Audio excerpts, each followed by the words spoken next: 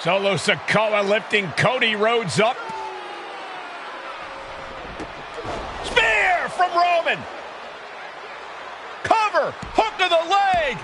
Cody somehow survives. Are you kidding me? How? How did Rhodes survive? Desire is how, Corey. Grit is how, Corey. This is how bad Cody Rhodes wants to finish his story. What the? It can't be.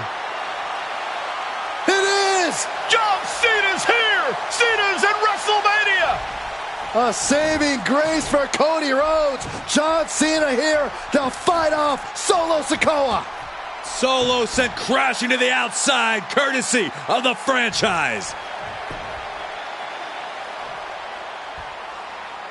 And an attitude adjustment. The tribal chief has been dropped.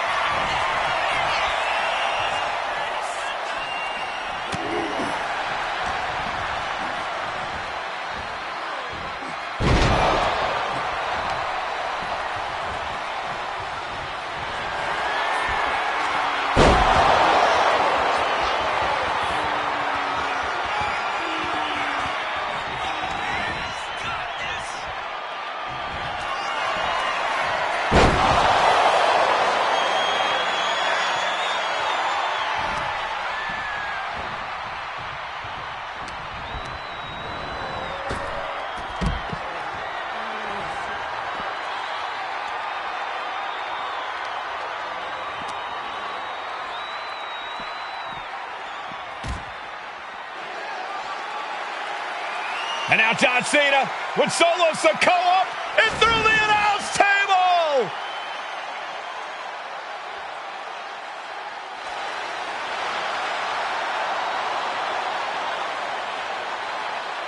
Oh, hold on, guys. Hold on.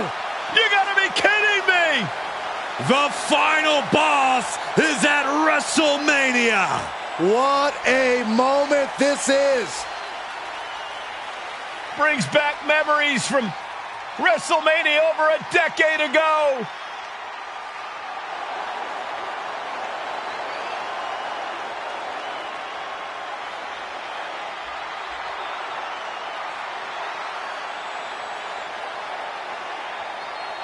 Now this is a WrestleMania moment.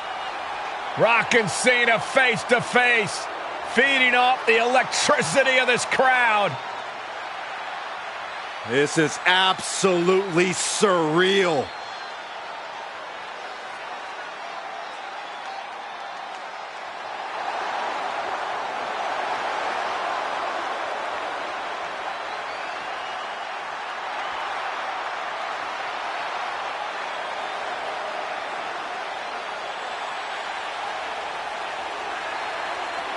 Oh, and Rock with a rock bottom!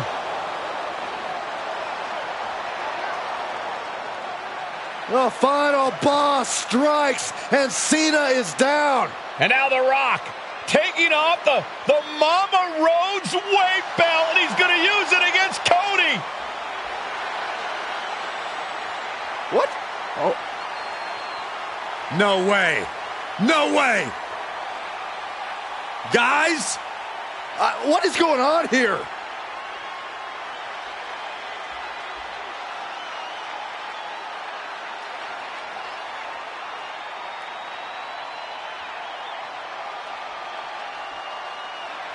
We know that music all too well, but It's Seth Rollins! And a Superman punch by Reigns intercepts Rollins, who's out here in the old Shield gear.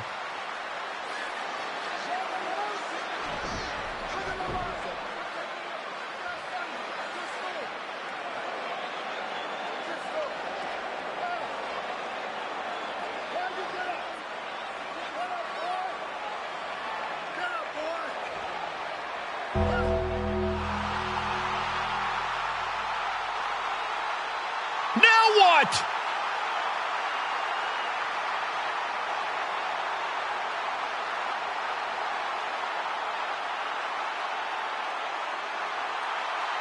oh my Undertaker's gosh! in the ring! Oh my gosh!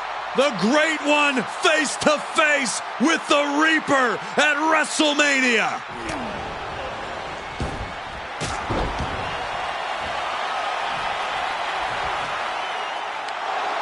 Undertaker with the Rock. Choke slam. The Undertaker's back in WrestleMania. Unreal.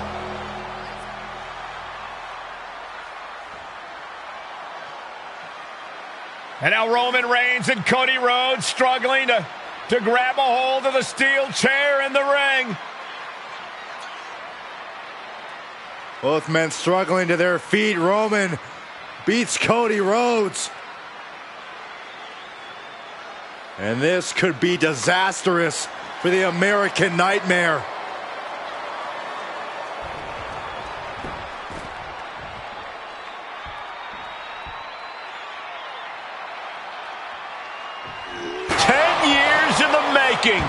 The Tribal Chief putting a ghost of his past to rest.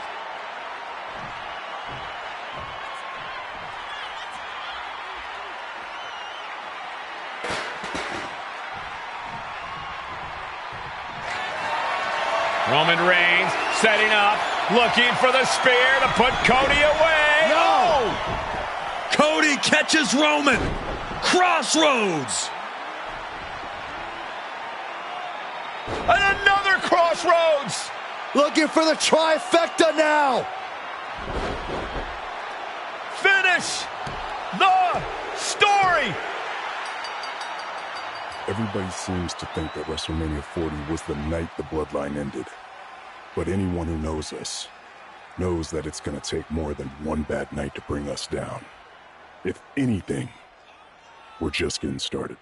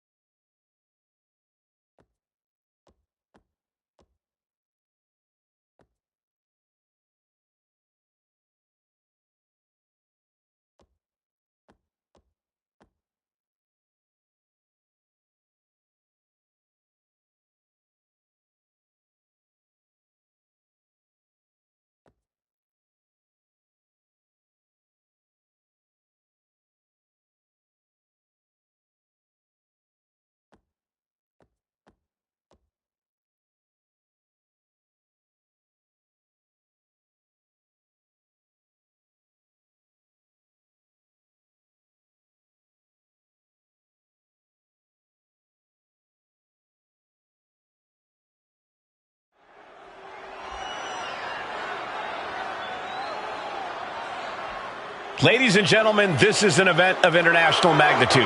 Photographers from around the world as they are documenting Yokozuna's every move. Coming down the aisle with Mr. Fuji is the challenger from Polynesia Islands, weighing 500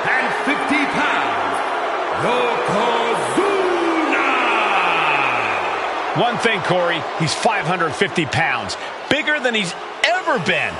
And I understand Hulk Hogan trimmed down so he can have more speed, more endurance. But I'll tell you something, Hogan's got to take him out early. This is going to answer a lot of unanswered questions from WrestleMania 9. A lot of pressure on the president of WWE for what he did. But this is Yokozuna versus Hulk Hogan. Let the winner be the winner. One thing's for sure, Hogan will be quicker.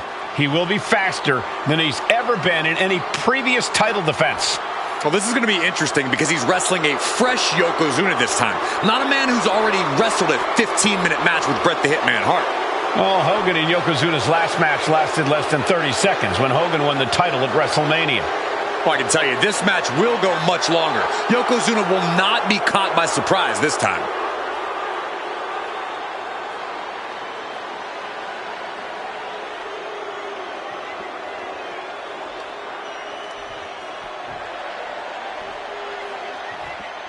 Listen to this! What a phenomenal ovation for the WWE Champion! His opponent, coming down the aisle with his manager, the Mouth of the South, Jimmy Hart, from Venice Beach, California, weighing in 302 pounds, the WWE Champion, Hulk Hogan! You can feel this facility shake, literally moving. The rafters shaking with the ovation of the WWE Champion Hulk Hogan. Hulk Hogan thrives on these people. He thrives on the Hulksters, the little Hulksters. This is what keeps this man going. Hulk Hogan's relying on the fans. He wants to hear them cheer. He wants to draw strength from them. But Yokozuna's focused. He has not taken his eyes off Hulk Hogan. He is ready, believe me. The Hulkster ready for war, and you can bet, ladies and gentlemen, it will be warfare here. Well, he's been saying for weeks that he is going to be the first man to slam Yokozuna. Oh, nobody slams Yokozuna. Well, we'll see. Hulk Hogan wanted to prove it was not a fluke that he beat Yokozuna. And now we're going to find out if it was a fluke or not.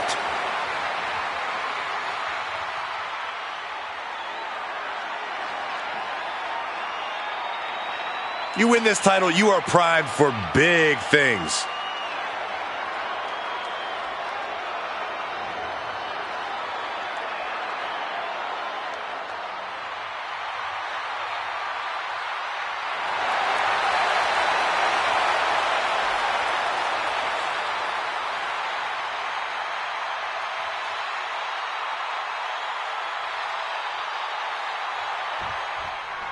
Michael Cole alongside Byron Saxton and Corey Graves, emanating from King of the Ring, 1993. Yokozuna is fuming over his embarrassing WrestleMania loss to Hulk Hogan. Now, Yokozuna has vowed to reclaim the WWE Championship and wipe Hulkamania off the map. Indeed, the last time these two shared a ring, it was disastrous for Yokozuna. Mr. Fuji issued a challenge to Hogan on behalf of his client, and 22 seconds later, Hogan was the new WWE Champion. But that night was mired in controversy as Yokozuna had just been to battle with Bret Hart to win the title. This is going to answer a lot of questions from WrestleMania 9. This is Yokozuna versus Hulk Hogan, and we're going to find out who's the true champion. Look at this. This can't be good. Ring-shaking powerbomb. This is an event of international magnitude. Byron, photographers from around the world, including a large contingent from Japan, are documenting Yokozuna's every move. A lot of pressure on the former champion. There is no way Mr. Fuji and Yokozuna, back and forth we go. Looks like a hockey fight's just broken out. Nothing pretty here, just good old-fashioned fisticuffs. And Yokozuna just loves backing Hogan into a corner like this. Relentless domination of the champion. And Mr. Fuji looking on with much approval. There's no mistaking what that sinister smile of his means. Exhaustion setting in, and neither one of them is letting up.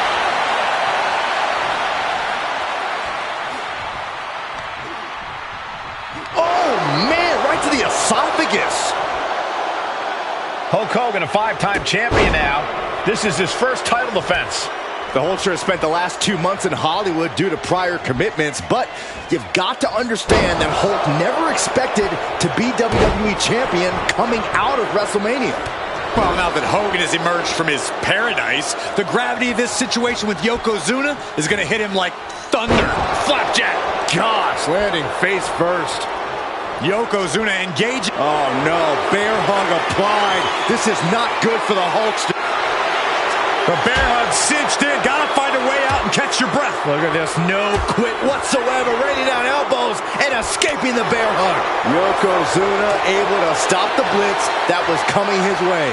But Yokozuna still has to do more to get this fully in his favor. You can see Mr. Fuji at ringside. He's shown he will do anything to earn his client the win. Indeed he has, but he might actually rein things in tonight. We saw at WrestleMania that Fuji's interference earned Yokozuna the win against Bret Hart. But when he tried it again against Hogan, it backfired. And not to mention that this time, Hogan has Jimmy Hart in the opposite corner. The mouth of the set. Yoko now. Belly-to-belly slam. That's got to be the end of Hulkamania. Jimmy Hart trying to rally. And a kick out by Hogan with authority. Hulk Hogan's not done yet. Hulk Hogan is coming alive. Yokozuna back to his feet. Big chop to Hogan. And Hogan's starting to hulk up here. How many times have we seen this over the years? These massive strikes from Yokozuna having absolutely no effect on Hogan. Hogan fired up. Hogan's ready to go. Hogan feeding off the energy of all the Hulkamaniacs. And here comes Hulk. And Yokozuna being backed up to the ropes. Big boot. I can't believe Yokozuna's still standing. Hogan continuing to pour on the offense. A second big boot, but Yoko still on his feet. Don't let up, Hulkster. Keep swinging, keep firing away.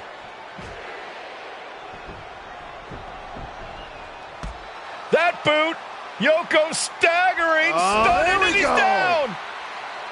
Drop the leg, Hogan. Drop the leg. Hogan, leg drop. Here's the cover on Yoko, who kicked out of the leg drop. What? Get Mr. Fuji out of there. Hogan feeding off the energy. Whoa, wait a minute.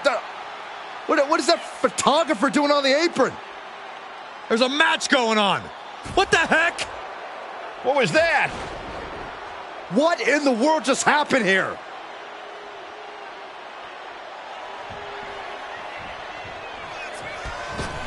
Oh, no. A big splash.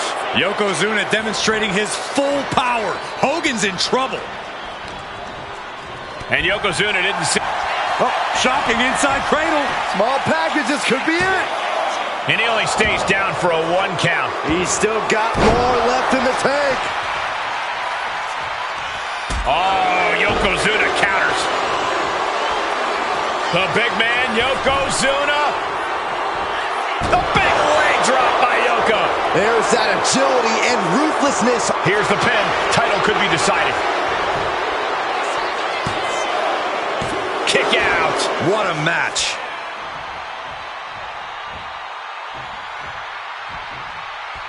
Ah, jeez. Got out of the way. Ooh, right to the throat.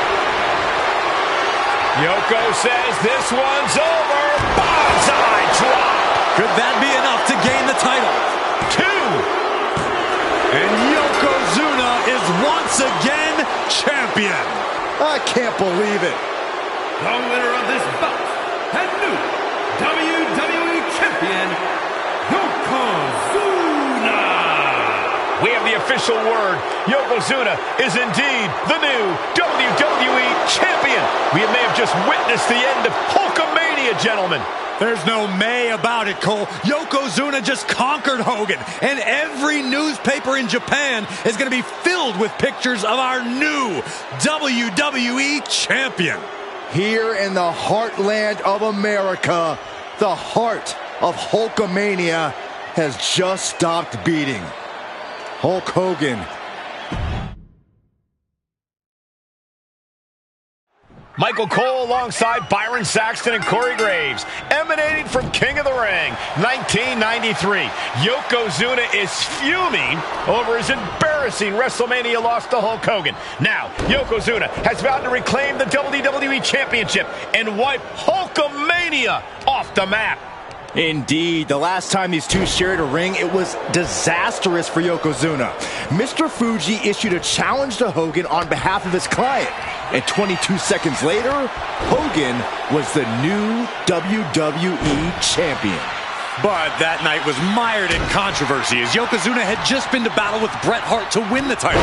This is going to answer a lot of questions from WrestleMania 9. This is Yokozuna versus Hulk Hogan, and we're going to find out who's the true champion. Belly-to-belly suplex.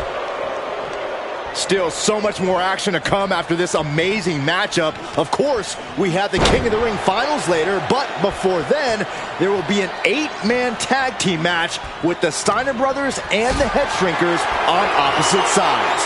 You want to talk about unfinished business from WrestleMania?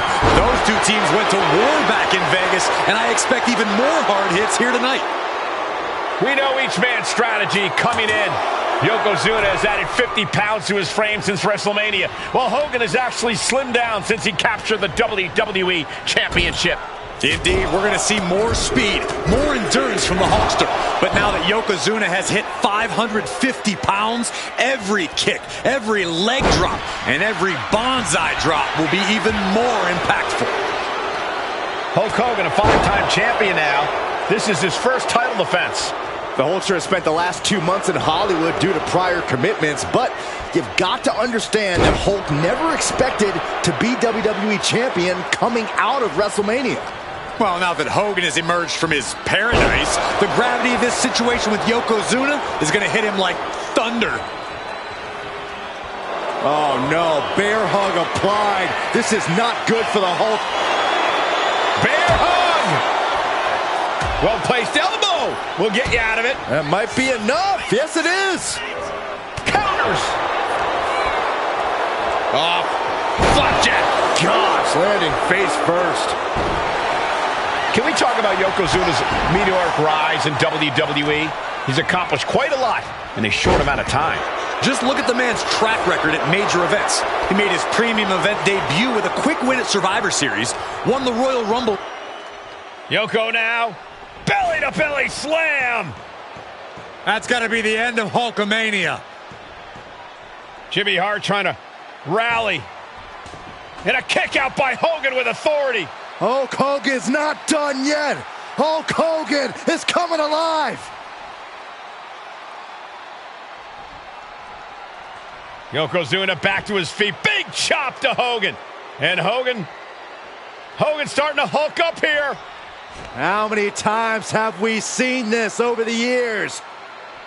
These massive strikes from Yokozuna having absolutely no effect on Hogan. Hogan fired up. Hogan's ready to go. Hogan feeding off the energy of all the Hulkamaniacs.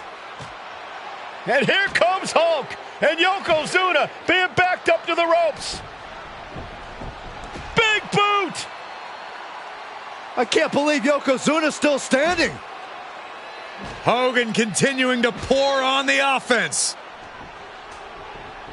A second big boot, but Yoko still on his feet. Don't let up, Hulkster. Keep swinging, keep firing away.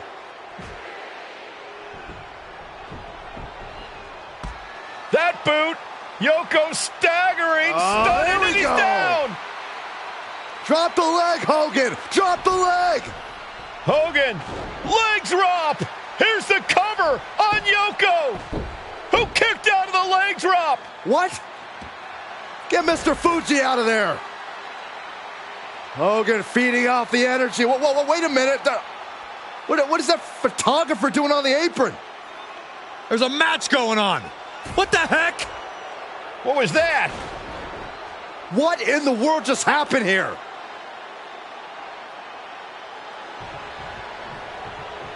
Yokozuna on the move. Devastating leg drop. Into the pinfall for the victory. Digging deep for a kick out. He just won't give up. Big reversal from the Hulkster. A masterful display of defense from both wrestlers. Driven down. That might have put it away. 2. No, stops the count at 2. There's some shock in the arena after that kick out. Oh. Really just laying it in.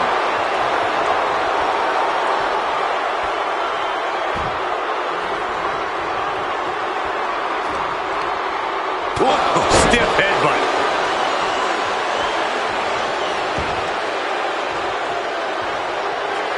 Yoko says this one's over. Bonsai drop. Can the champ recover from that? The cover. The champ avoids a 3 count. That was a matter of a fraction of a second. I don't think anyone inside this building was expecting a kick out after that move from Yokozuna. Put in the corner now. Crucial turnaround there because he was falling behind. Good chance for Hogan to gain his wits about him. Rapid fire Samoan drop. And Yokozuna's maintaining the advantage now. Yokozuna Firing with a straight shot there. Answering back. Ooh. The fight is on, and it's furious. It looks like we've got ourselves a brawl here. just teeing off with that fight forever vibe. What impressive determination from both competitors, keeping at each other no matter what. Each exchange just sapping the energy from these two. The willpower, the sheer guts of these two. A move made synonymous with Hulk Hogan. Leg drop. That is how a true champion defends their title. And a kick out. What on earth? Unbelievable. Kick out at one. And into the cover. Unbelievable. More like inhuman. We've seen more UFOs than people kick out against Hogan, guys. We're in uncharted waters, and frankly, so is Hogan. Quite the battle brewing here between Hogan and Yokozuna. This is exactly what the... From way up. Oh, ouch. Wooden step ahead there. Sky high. Oh, that got turned around on you. take off. These two have learned each... This might be it. And Yokozuna is once again champion. I can't believe it. The winner of this bout and new WWE Champion, Yokozuna. We have the official word. Yokozuna is indeed the new WWE Champion. We may have just witnessed the end of Hulkamania, gentlemen. There's no may about it, Cole. Yokozuna just conquered Hogan, and every news...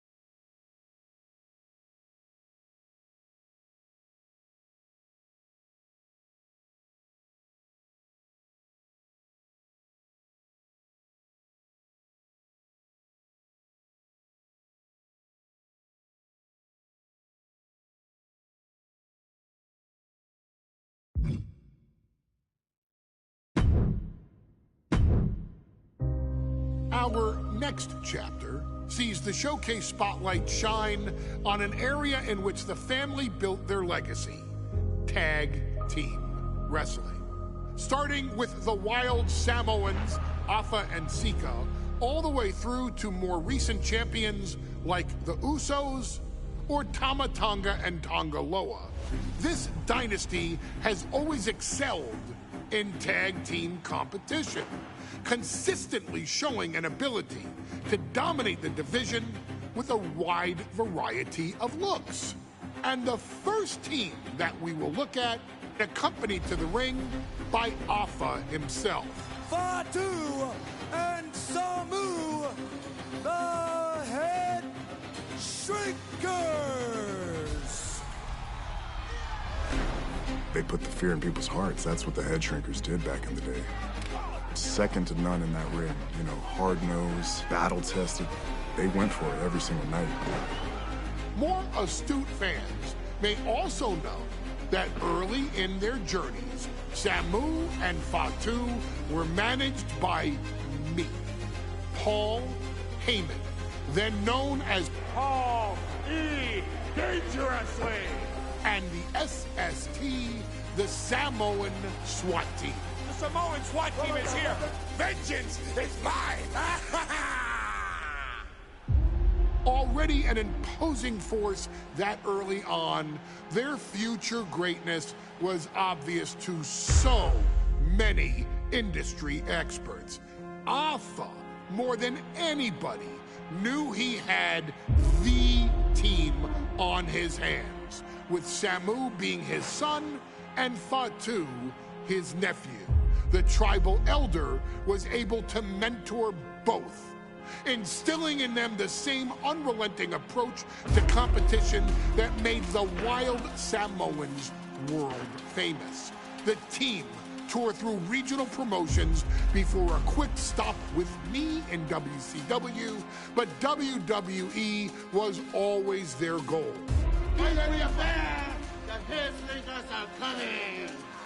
Upon arrival, it was clear that the dynasty's next generation had indeed arrived, immediately drawing comparisons to their world-renowned predecessors. 10 years before it became cool to say, Samu and Fatu displayed ruthless aggression in the ring, overwhelming opponents before the bell and continuing the non-stop attack until their hands were raised in victory. Deceptively agile for men of their size, they brutalized the opposition with devastating dives from the top rope.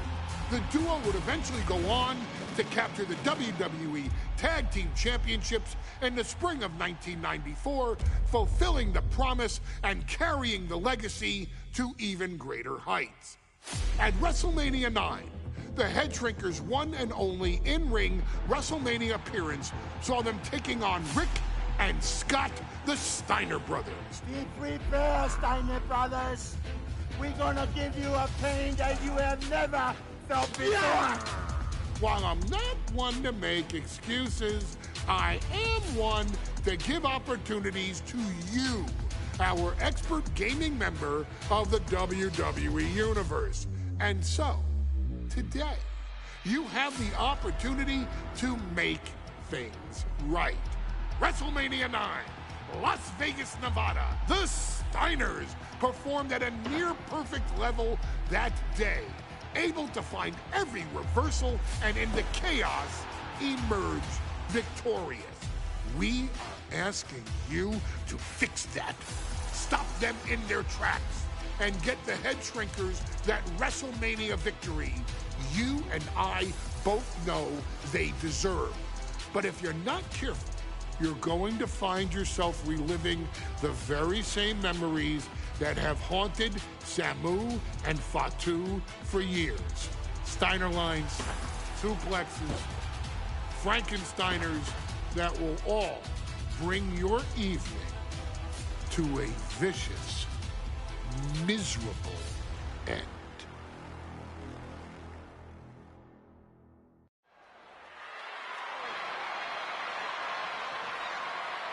One of the toughest teams in WWE history. Nearly 600 pounds of pure savagery. Is a tag team match set for one fall. On the way to the ring, accompanied by Alpha at a combined weight of 565 pounds, Samu and Fatu, the Head Shrinkers. Fair warning, this one may not be too pretty, guys. You talk about rugged individuals. These are two tag teams that can really bring the fight to anyone that steps in their path.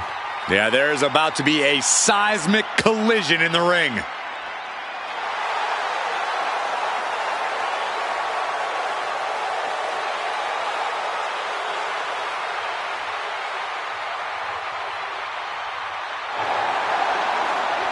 This match means so much to the Steiners and to the Head Shrinkers. Well, the whole world is focusing on WrestleMania 9, and the last thing you want to do is come up on the short end. Pride is on the line, and as is a stake to the claim of being the toughest team in all of WWE.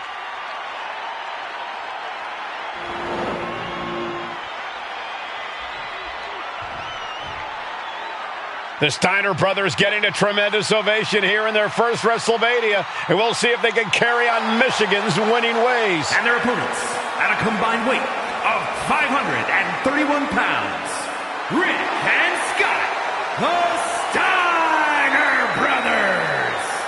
The Steiner brothers are one of the most promising tag teams we've ever seen in WWE.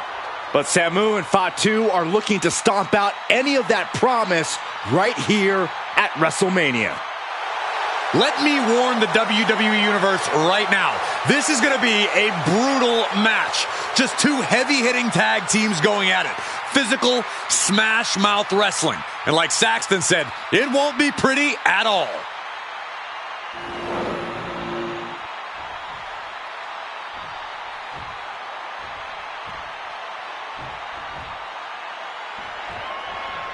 Big fight feel in Las Vegas as Gladiators face off here at WrestleMania 9.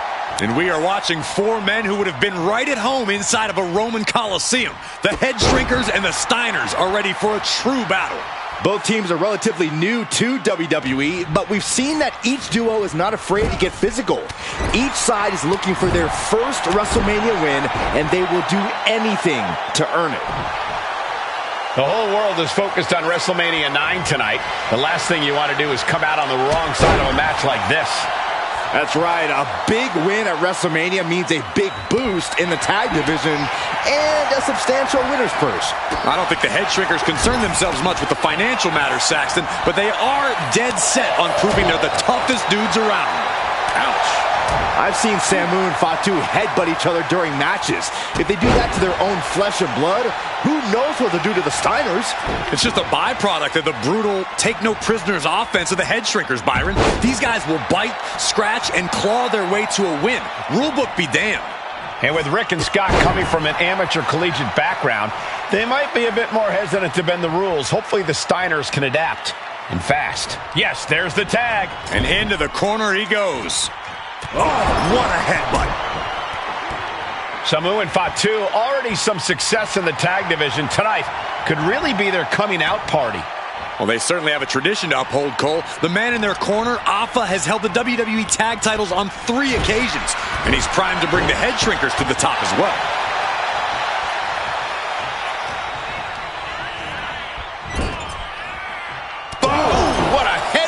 And now Scott is getting beaten down. Seeing some high-impact offense from Samu and Fatu thus far.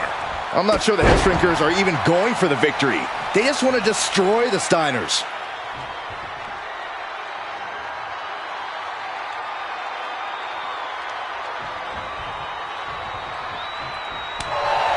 The Head Shrinkers and Steiners are two of the brightest young teams in WWE, but they both come to this match with a few years of experience in WCW. The Steiner brothers earned many tag accolades in WCW, but Rick and Scott have their share of singles titles too. Meanwhile, Samu and Fatu were never quite able to break through before WWE. You know that has to serve as motivation for the Head Shrinkers tonight. Clothesline! What impact! Samu dishing it out now.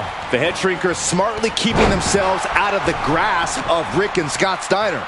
There is a method to the madness of the Head Shrinkers. And he got there. He made the tag. Power slam! As we find ourselves surrounded by all this pageantry, do you think either of these teams is feeling the pressure of their first WrestleMania? I can tell you that Samu and Fatu truly did not care. Alpha has turned these men into double leg takedown. Gonna stack them up here. Look. Turns it around and the shoulders are down. He calls off the pin attempt, maybe wanting to try something else.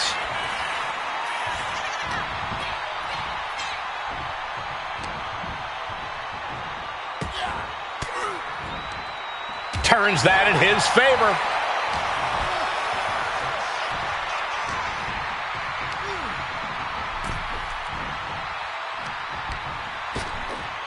Oh my gosh, with one hand. I honestly can't believe we just saw a human being tossed like that. And now propped up in the corner. Had it scouted. Now can capitalize. Before this match began, you heard the Steiners speak backstage. Scott saying, quote, "Me and my brother are going to go out with a game plan and do what we do best, and that's wrestle." That's all well and good for the Steiner brothers, but Alpha has gone on record saying that his men are looking to tear Rick and Scott's heads off.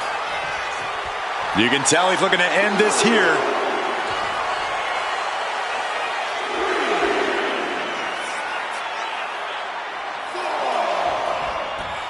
Heading to the top turnbuckle now. Blast off all the way to the outside. From up top, right onto the target, outside. That is kicking things into a whole new gear.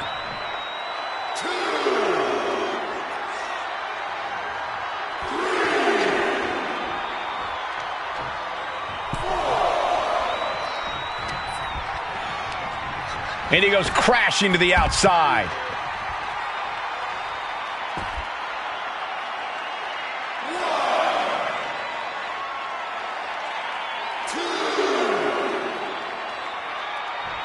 Getting to his feet, but he doesn't know what's waiting.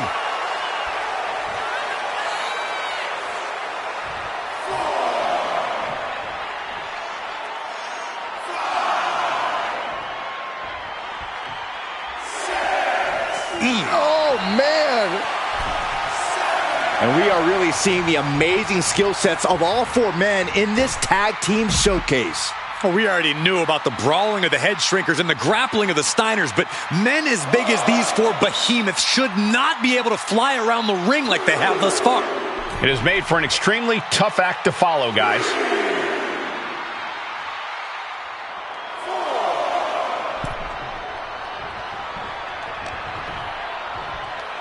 Uh-oh, headbutt. Nothing fancy there.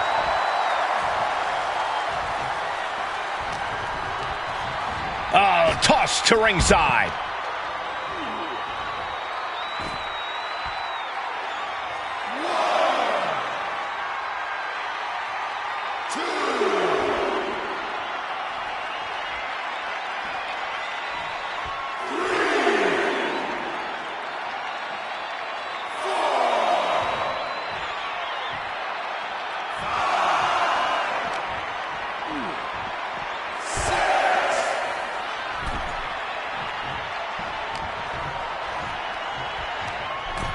Sidewalk slam! Almost drove him through the ring.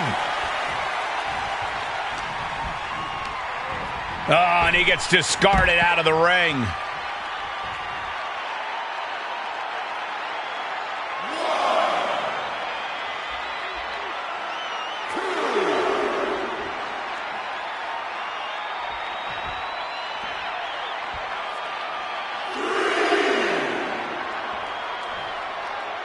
The WWE Universe is pouring more fuel on his fire right now.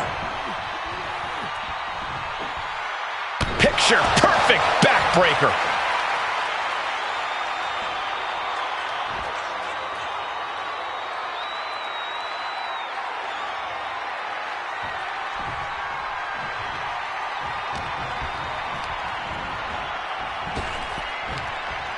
Hellacious power slam. Oh, kick right to the spine.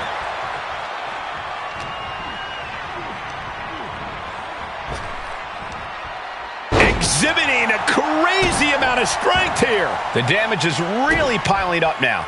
I think we can consider this the beginning of the end, gentlemen. Placing him in the corner here. What a collision! Rick is losing grip of this match now. Samu's really on top of his game right now. finishing power slam.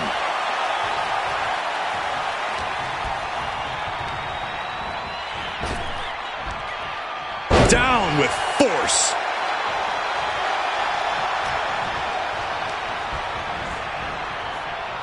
Pulled back into the hip toss.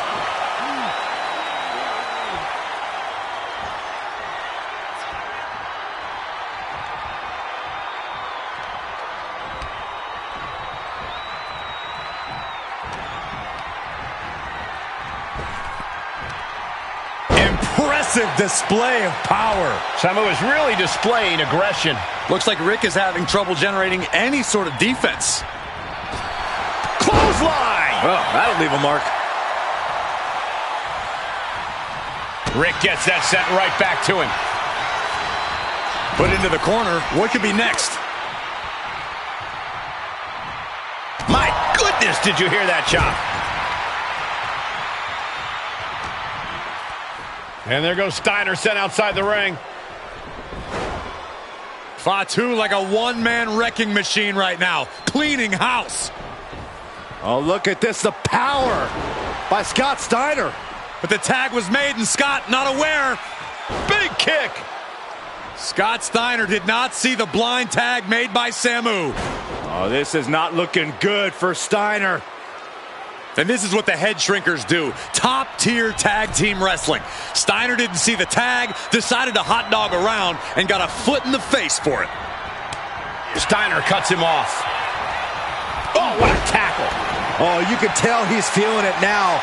This fight is pumping him up. Uh-oh.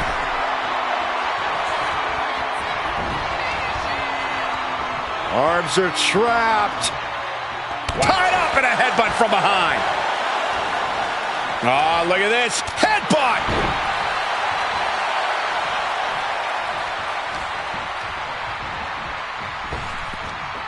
Big back body drop. What elevation. Samu setting himself up top.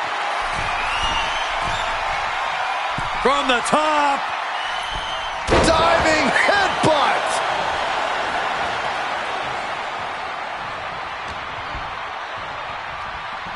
Look at this. Oh, and a backbreaker.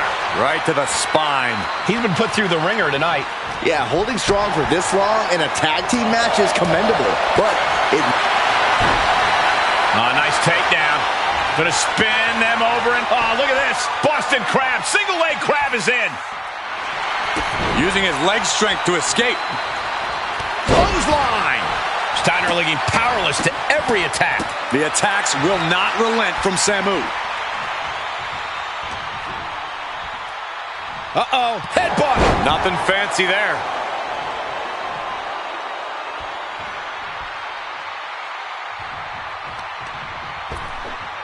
Ripped in the hard way. Big forearm. Whoa, stiff headbutt.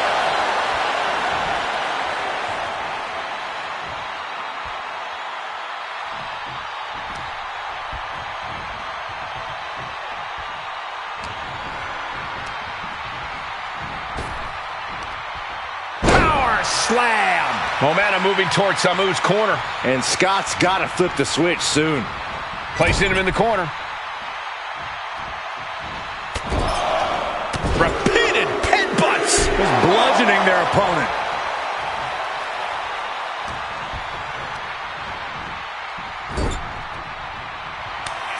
Here's the tag. Tandem offense on the horizon here. They have their opponent driven down face first. That's it. No way the Steiners come back now. Makes the cover. And the head shrinkers get the win. Here are your winners, Samu and Fatu, the Head Shrinkers. And what a huge win for the Head Shrinkers tonight. Samu and Fatu making their family proud and proving themselves as top contenders in the tag division.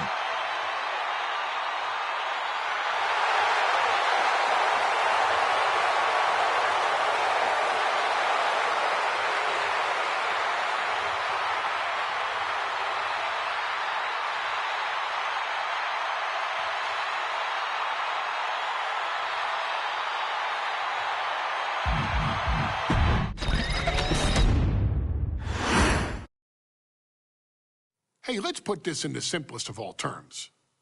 Dwayne "The Rock" Johnson is the biggest celebrity on the face of the planet today. Now, whether he's a blue chipper, the people's champion, or as we know him right now, the final boss, The Rock has always commanded all of the attention in the arena since the very first moment he made his WWE debut at the 1996 Survivor Series.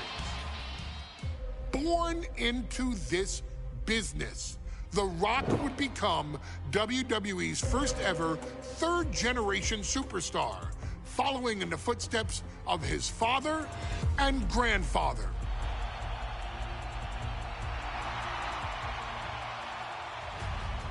Who had competed in WWE rings before him. Dwayne had a huge responsibility. There's a legacy, and you have to take it so seriously. Even with incredibly high expectations, the Great One surpassed them all, along with the usual achievements if your name is The Rock: 2 Intercontinental Championships, 5 Tag Team Championships, 8 WWE Heavyweight Championships, a Royal Rumble victory, not even to forget the fact that The Rock once led an entire nation. The Rock has one of the more noteworthy feats in WWE history, earning WrestleMania victories over Hulk Hogan, Stone Cold Steve Austin, and John Cena. Each of these men are known as the faces of their respective era. Each of these men found out what happens when you go one-on-one. Oh, you know the rest. Of course, The Rock rivaled Stone Cold Steve Austin's popularity during the vaunted Attitude Era, tearing opponents down with rock bottoms and people's elbows while tearing them apart on the mic with cutting one-liners and catchphrases that are still recited to this day. If you smell, know your role and shut your mouth. He ended CM Punk's 434-day title reign as WWE Champion at the 2013 Royal Rumble as well, after having only competed twice over the previous 9 years, displaying the always-ready mentality and physical conditioning on which he has built his global brand. But you don't need me to rattle off The Rock's resume to you, now do you? Of course not. The man is an occasion unto himself. He has headlined the biggest events against WWE's most iconic superstars and has always found a way to, how does he put it? Layeth the smackdown on some jabroni's candy ass. I couldn't have said it better myself, although I think I may have just done that. But indeed, he has. On a Thursday night in February of 1997, The Rock, still known as Rocky Maivia, would find himself challenging for the WWE Intercontinental Championship. Only a few months into his tenure, he would be matched up against a face that would ultimately become one of his most familiar and hated rivals, Triple H, Hunter Hearst Helmsley. Seemingly overmatched by a more seasoned opponent, a youthful Rock would demonstrate all the traits that have come to define him in the years since. Tenacity, high IQ, and that legendary Samoan strength to ultimately surprise Helmsley and kick off the first championship reign for Rocky Maivia. It would be the first step of a journey that has ultimately led The Rock into the pantheon of WWE's elite. So now it's all in your hands. It's up to you to showcase the undying drive that makes The Rock the hardest worker in the room to deliver a shocking upset against the Greenwich snob himself. guide The Rock to victory over Triple H at a very special Thursday, Raw Thursday, to give the first jolts to what would become the most electrifying career in sports entertainment.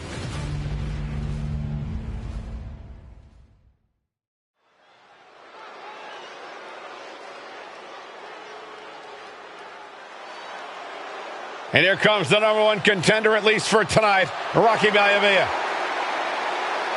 The following contest, scheduled for one fall, is for the WWE Intercontinental Championship.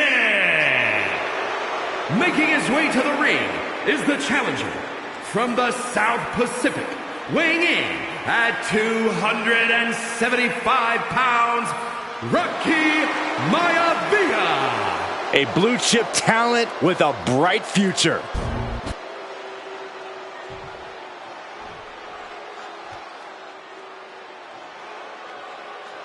On his way to defend the Intercontinental Championship, Hunter Hearst Helmsley. His opponent from Greenwich, Connecticut, weighing in at 246 pounds, the WWE Intercontinental Champion, Hunter Hearst Helmsley. Helmsley is scheduled to face another challenger at an upcoming show this Sunday, and he's taking the risk, stepping in here against the newcomer, Rocky Maivia. Well, you can consider it risky, you can consider it overconfident, but any way you look at it, it's a dangerous move by Helmsley to take on an athlete who has been on a real roll. Rocky Maivia has been successful thus far in WWE, and Rocky is focused. Rocky is only thinking about tonight. Saxton, just curious, have you ever exercised your right to remain silent? I am tired of all this talk about Rocky Maivia. Yeah, he's been on a roll, but it could all come to a screeching halt tonight at the hands of Hunter Hearst Helmsley.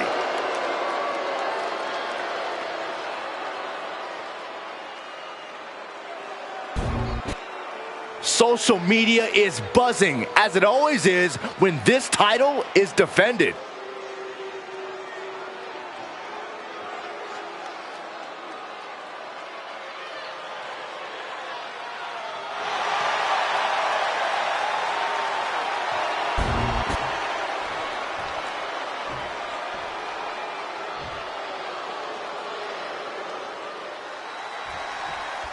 The Intercontinental Championship is on the line here between two superstars who don't have anything nice to say about one another.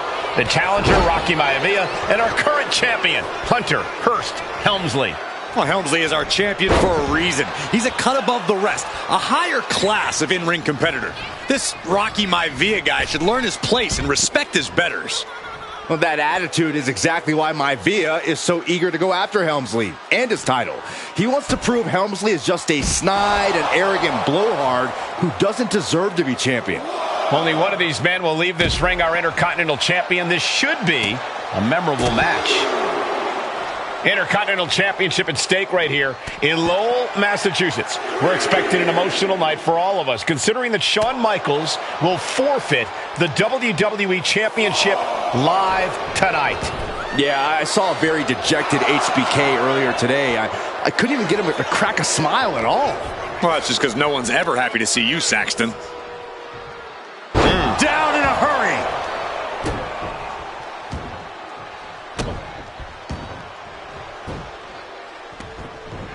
And look at this now, yes, applying the submission hold. Coquina clutch. And yes, he's able to get out of this dire situation.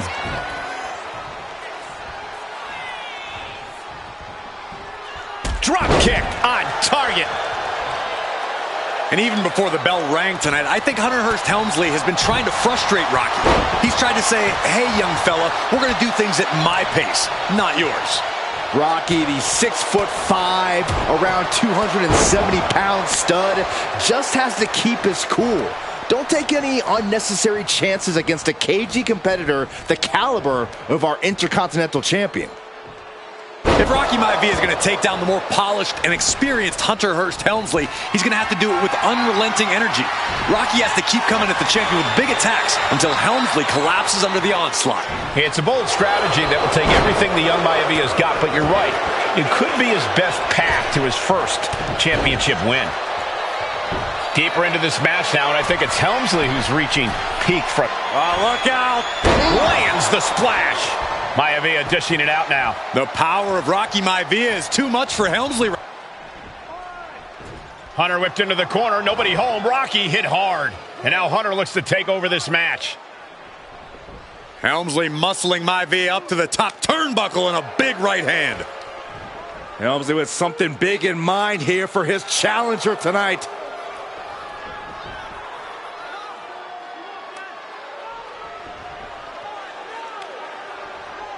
Well, this is just blatant disrespect from the arrogant champion. Almost daring Rocky. Hey, you really want my title? You really think you're going to be Intercontinental Champion? Up to the top. Hooking Rocky into a superplex. This could be it. Can Hunter capitalize? This could be it. Hook of the leg and a cover, and Rocky stays in it, getting his shoulder up. Still not enough to put out the flame of Rocky Maivia. Hunter has to be asking himself, what else do I have in my arsenal?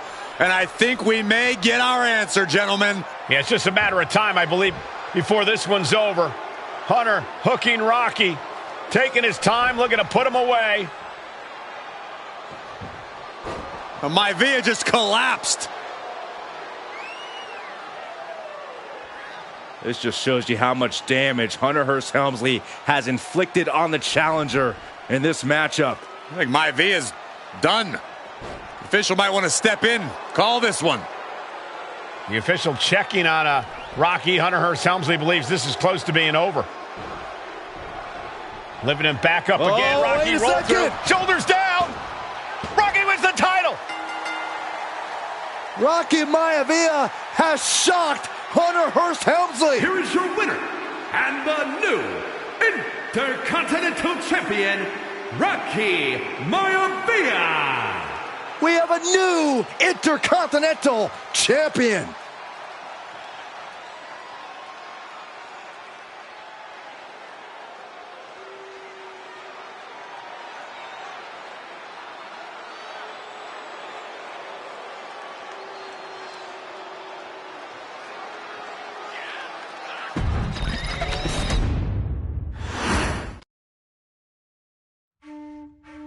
In a family of elite combat athletes and top-tier performers, the final boss has always stood out, even when he was just a blue chipper. But there wouldn't be a final boss, there wouldn't even be a bloodline if it wasn't for The Rock's grandfather, the High Chief Peter Maivia. You can think of him as the first boss. Predecessor to the tribal chief. He is one of, if not the foundation for our family. The Anoa'i Fatu Maivia wrestling dynasty. I don't think there's anybody more responsible for what's going on now than the High Chief himself. Peter Maivia isn't simply one of the two principals behind the sacred blood bond. He's also an incredibly decorated professional wrestler who traveled the world and won titles everywhere he went. New Zealand, Japan, Europe, and here in the United States, where he enjoyed especially successful runs in Hawaii and California. Maivia would eventually find his way to WWE, engaging in legendary battles with the likes of superstar Billy Graham. His larger-than-life personality would win the WWE Universe over in short order, as it had throughout his entire career. In the ring, High Chief Peter Maivia was a potent blend of brawn and grappling technique, often muscling his opponents down to the mat through a variety of joint locks and then switching to more painful holds once grounded.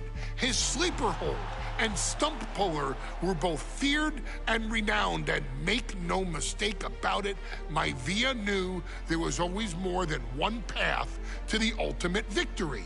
Out of the ring, High Chief Peter Maivia also ran one of the most successful wrestling promotions on the planet, Polynesian Pro Wrestling, based out of Hawaii, showing his mastery of the business in every aspect. His induction into WWE's Hall of Fame class of 2008 was supremely deserved, forever enshrining Peter Maivia as the legend he always was. And now, we present to you the opportunity to walk in the boots of the legendary High Chief Peter Maivia, facing off against one of the most legendary WWE rivals, George the Animal Steele. You will settle this score once and forever and showcase the overwhelming strength of Peter Maivia, which has ever since remained as a hallmark for every single solitary member of this bloodline. Steele is no easy battle, though. He thrives in the chaos, one of pro wrestling's true madmen. He'll even try to eat part of the ring if he thinks it'll help him break you down. So do your best and honor High Chief Peter Maivia properly with a resounding victory.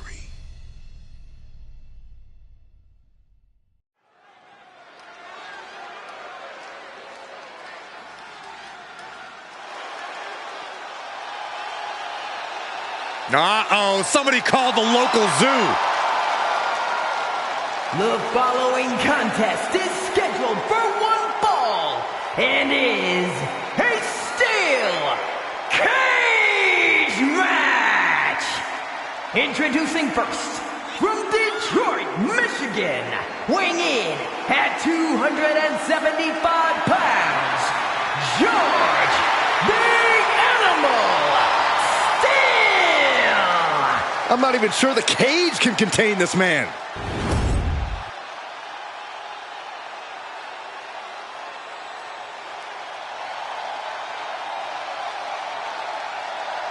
And strolling down the aisle, the opponent of George Steele, Peter Maivia. Always a chaotic matchup.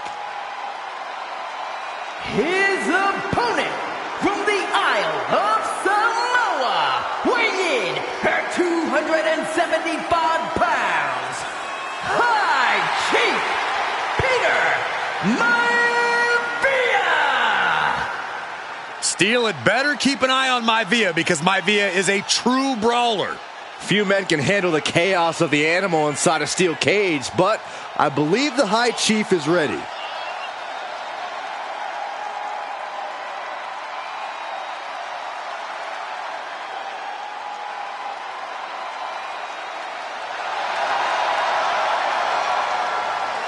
Maivia carrying such pride into the ring. Very stark contrast to Steele. We'll see which prevails tonight.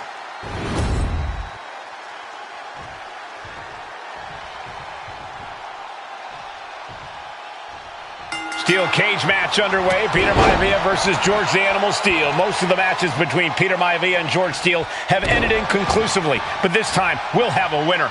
These are two very different men, Cole. The High Chief is a man of great pride and respect for the ring, while Steele is, well, he's an animal. I can't think of two opponents with more opposing styles. You said it, Corey. Let's just hope this one gets taken care of in the ring tonight. When a man like Peter Maivia signs up for a match with the Animal, he doesn't know what to expect, just to expect anything in the world. Peter Maivia knows full well that he's in for some unusual treatment tonight. In fact, Steele often has trouble finding opponents due to his erratic nature. But when it comes to competition, the High Chief wants to prove he's worthy of that name. Peter Maivia will take on any competitor, no matter the difficulty. Momentum is all with Maivia now. Yeah, and Maivia has really figured the Animal out here.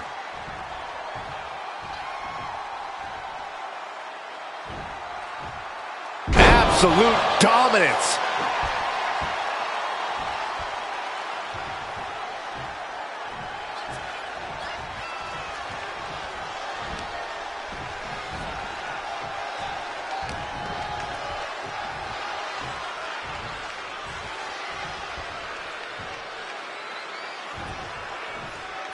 Suplex brings them down. Gentlemen, we've touched on the differences between Maivia and Steele as competitors. One man based on order, the other on chaos, but it's reflected in their looks, too.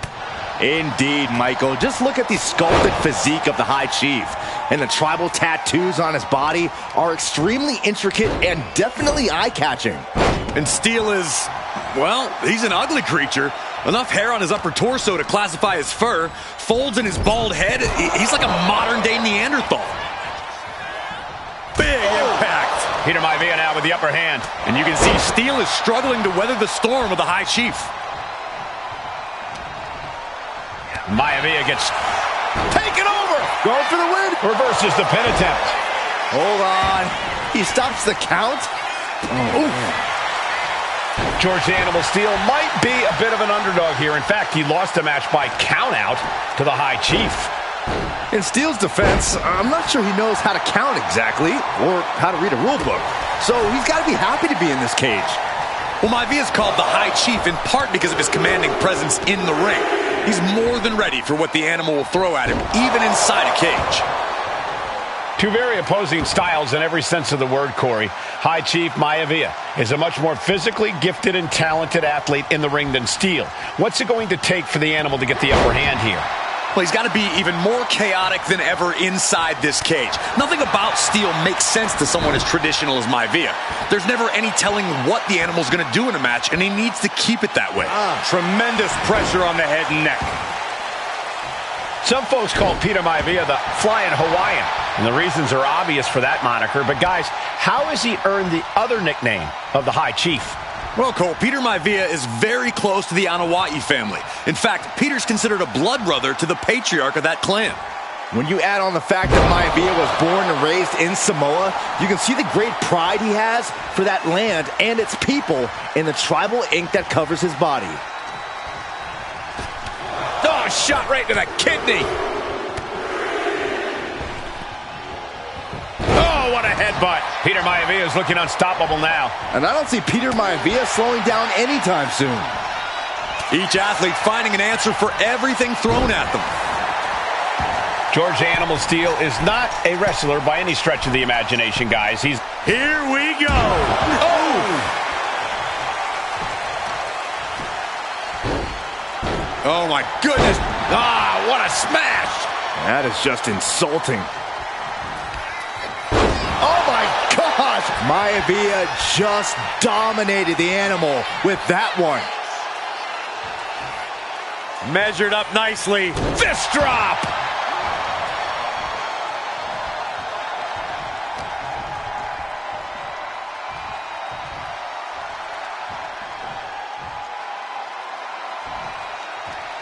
Vertical suplex. Peter Maivia very tough, but he also has movie star good looks. Quite double leg takedown, got the shoulders countered into a new cover. I guess it was time to switch gears. What is he doing? George with great awareness. And that was a well-executed attack. Momentum is all with Maivia now. Can Steele recover from this adversity? Oh, stiff uppercut. Uh-oh. The headbutt to the gut.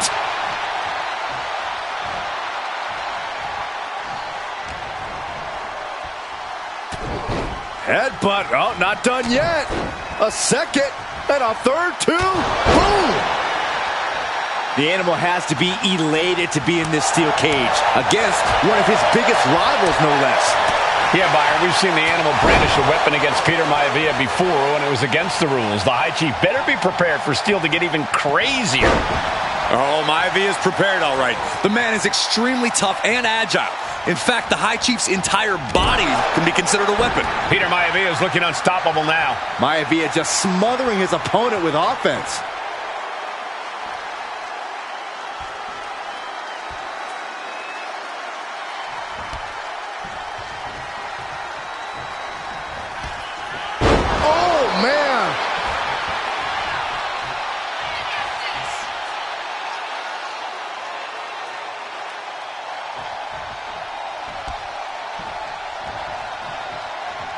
What's Maivia got here? Oh, that might have just broken something. No way Steele's coming back from that. Maivia has Steele in his sights, looking to put the animal down. He's trying again. Backbreaker, good grief. Does Peter Maivia have this sewn up? 2 count. And the High Chief defeats the animal. Here is your winner, High Chief Peter Maivia. Anytime these two have faced off, it's been eye for an eye. But the steel cage has finally delivered a decisive victory for the High Chief, Peter Maivia. George Steele is one tough animal, but the way Maivia faced him in the cage tonight just reinforced what everyone already knew, that the High Chief is one tough Samoan.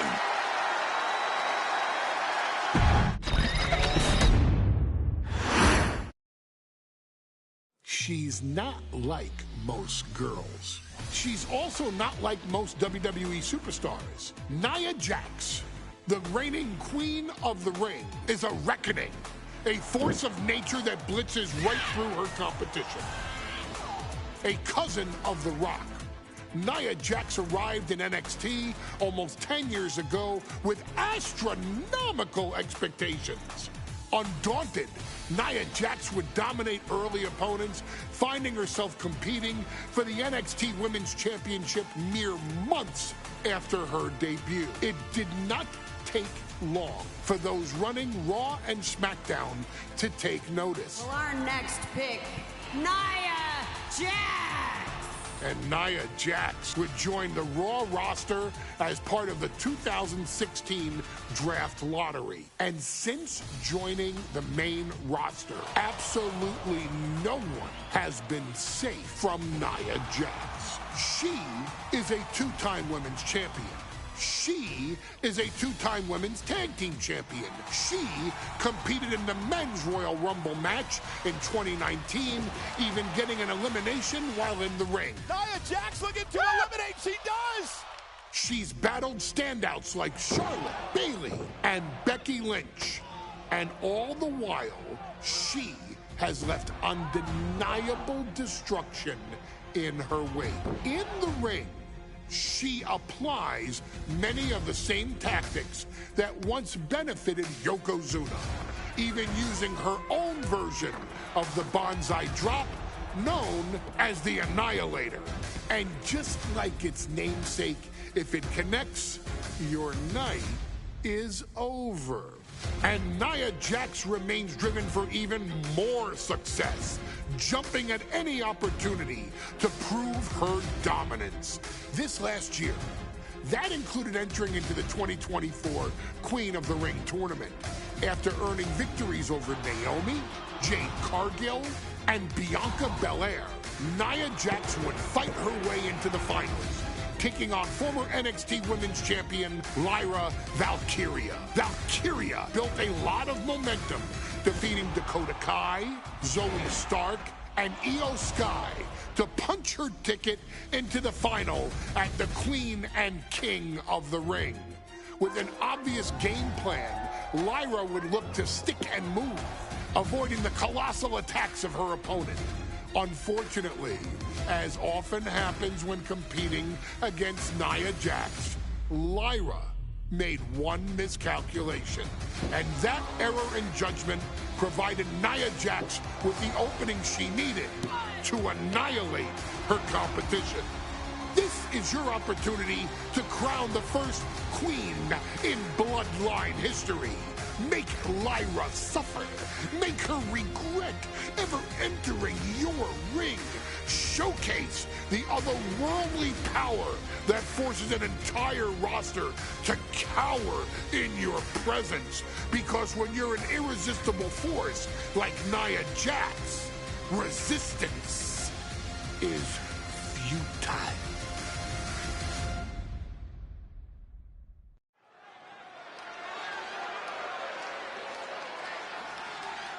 And now a dark horse will face an unforgiving titan in hopes to don the crown. Lyra Valkyria versus Nia Jax in the Queen of the Ring Finals.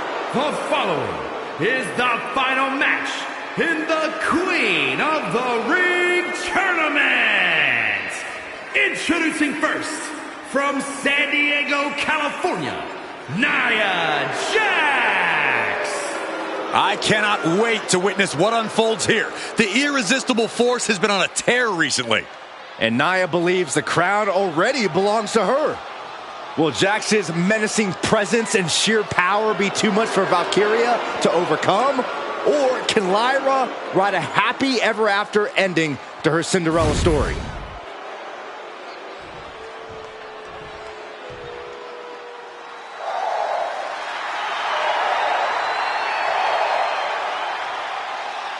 Lyra Valkyria fancies herself a Morgan, which is an Irish goddess of war. As they were on the battlefield, they used to take the shape of ravens to fly around and decide who would live and who would die. That is what Lyra Valkyria is bringing to the ring here tonight.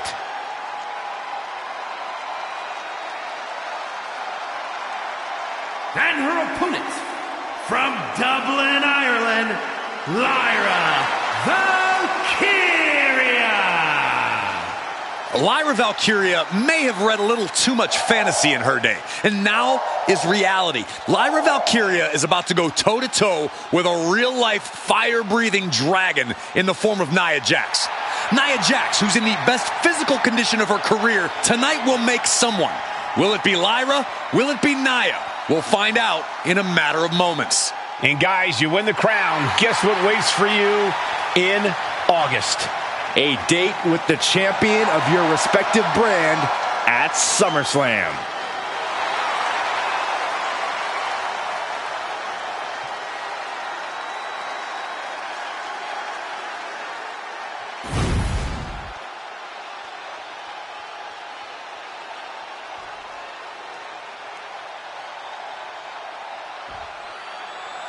And there will be a coronation taking place. And Nia now misses wildly. Lyra goes up over the top. Nia's got it caught, though. Lyra trying to rely on her technique to bring down the irresistible force, but having no luck at the moment. I'm not sure this is going to work either. Jax just entirely too strong, but whoa! That was interesting. Oh, nice athleticism by Valkyria. Even Jax might be a little impressed. I wouldn't go that far, Saxton.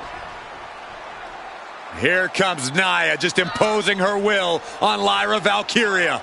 Again, Lyra showing how resourceful she is, applying the sleeper to Nia Jax. Lyra tried to hold on. And now Nia Jax in control, and she's going to look to put Lyra away. Nobody home! Sent outside the ring, and Valkyria's got a chance. Huge window of opportunity. Right now for Lyra Valkyria to strike. Lyra may actually pull this off. Lyra may become queen. Lyra has the advantage. She has Nia reeling. But Lyra can't win Queen of the Ring with Jax on the outside. This match has to end in the ring. Lyra says she feels alive every time she flies, and that's what Nia has to avoid tonight, keeping Lyra grounded. The woman thinks she's a bird, Cole. What do you expect? It's symbolism, Graves. Oh my gosh, with one hand. Not the prettiest thing you'll ever see, but it sure looks effective from here. Nia Jax, Lyra Valkyria facing off in the finals of the 2024 Queen of the Ring tournament. Who will take home the crown? Measured elbow drop. Oof. Oh!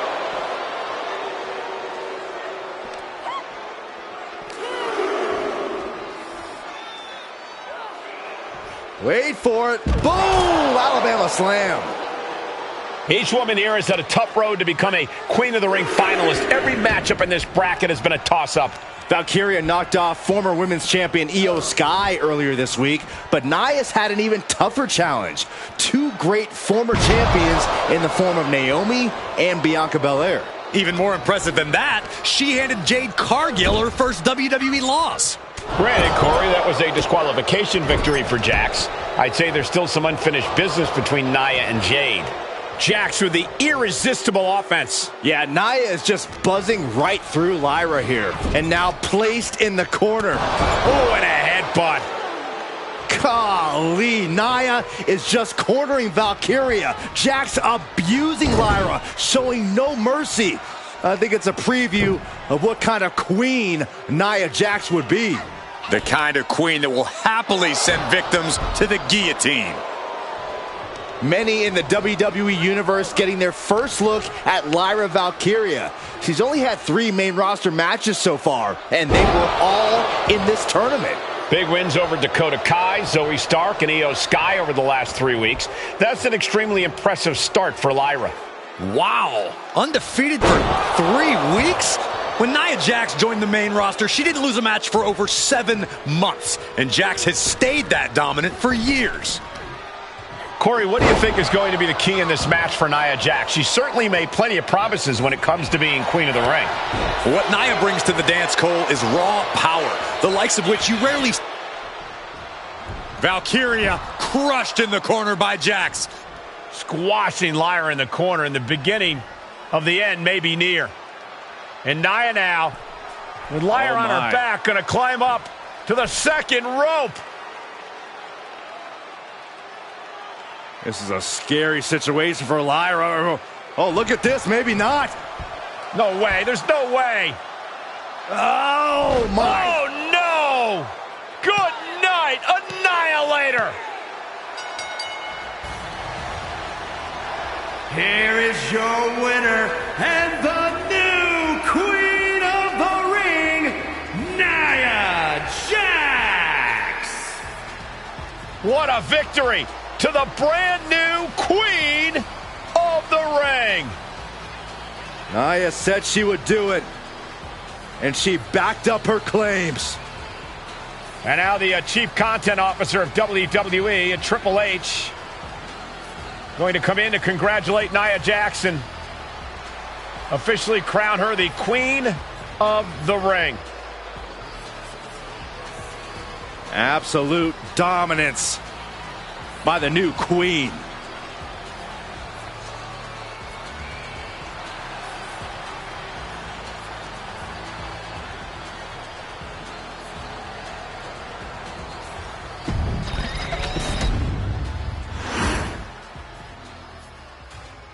I'm sure you will agree with your wise man. Many WWE superstars say they will do whatever it takes in order to achieve success. Quite often, it's a bunch of BS. But if you're lucky, you may run into someone who is willing to look out for the group. Someone willing to make sacrifices. And for this family, there was no one better than Rikishi. After the Head Shrinkers run in WWE came to an end, Rikishi, then known as Fatu, would go on a journey of self-discovery. This journey would lead to him taking on the name Rikishi, a subtle nod to his cousin Yokozuna, as well as an opportunity to start fresh with a global audience. Well, my dad, when he became the Rikishi character, when you think about Samoan wrestlers, right, or mean, or aggressive, he made it like his own flavor, right? He had the blonde hair, still carried the aggressiveness, but I think he just wanted to add like a little flavor to it. It became even more popular to our culture. Rikishi blitzed WWE from the jump, devastating opponents with new tricks and winning people over with his fat-ass dance moves. That Rikishi is fat, all right. P-H-A-T. And with this wave of newfound momentum came even more success, with Rikishi capturing the WWE Intercontinental Championship and displaying incredible athleticism in iconic moments like when he dove off the top of the steel cage. The year 2000 belonged to Rikishi. But little did anyone know, Rikishi held a dark secret regarding a decision he'd made not for his own benefit, but for the benefit of the family. It was at the 1999 Survivor Series that Stone Cold Steve Austin was hit by a car in the arena parking lot, forcing him from the main event later that night for the WWE Championship. For nearly a year, All of WWE was consumed with figuring out who was driving that damn car and why Austin was targeted in the first place. The verdict came in. The car was driven by Rikishi. Rikishi would stand strong. Stone Cold Steve Austin. I didn't do it for me. I did it for The Rock. What?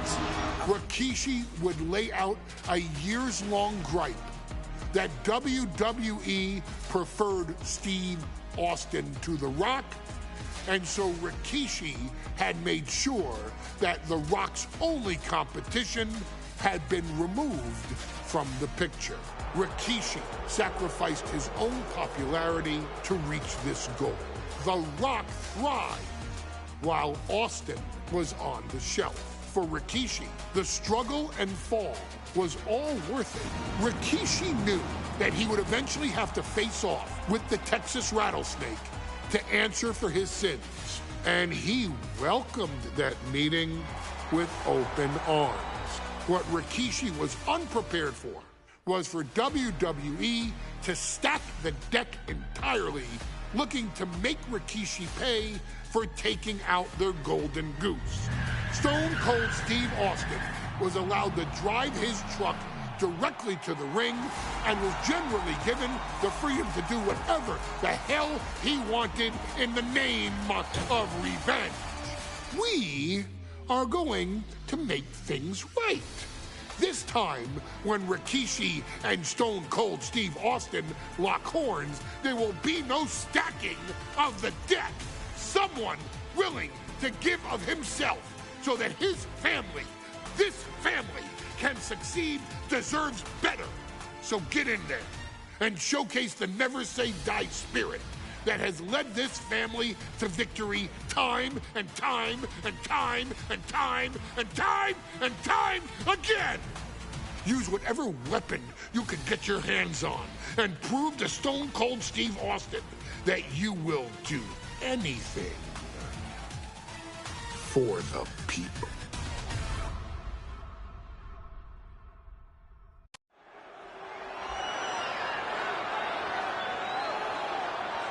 Is it legal to not show up? Rikishi has brutalized Austin lately. Austin will be here, Byron. I just refuse to think anything else. The following contest is scheduled for one fall and is a no-holds-barred match. Introducing first, from the Isle of Samoa, weighing in at 424 pounds, Rikishi! We have learned more about Rikishi in the last couple of weeks than we knew about him his entire career here in WWE. He said he ran over Austin not for himself, but for The Rock. Right, and now he's coming out here, and I guess if Austin doesn't show up, the general manager is going to have to come out here and declare this is a forfeit, and Rikishi's going to win it. This man makes me sick.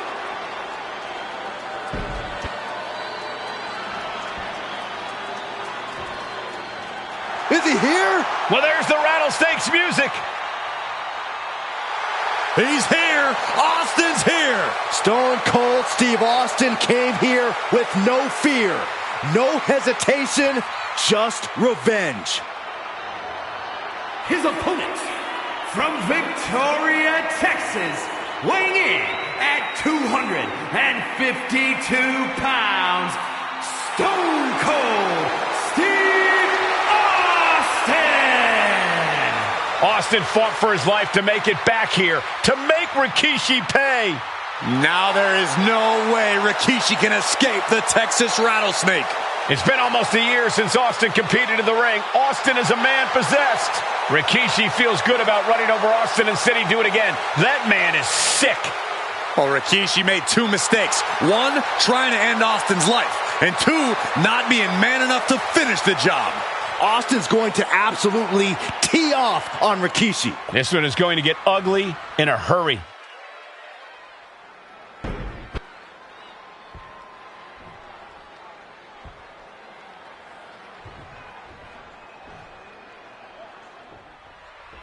We now know the sick, demented side of Rikishi.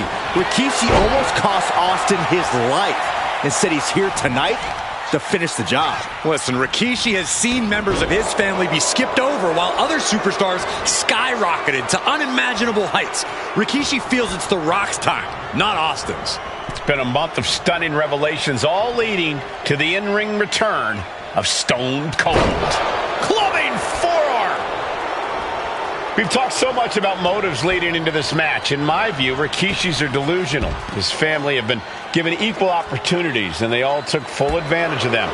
Yeah, my blood boils at the propaganda Rikishi's been selling. But I tell you about the most legitimate motive in this story, and that is payback for Stone Cold.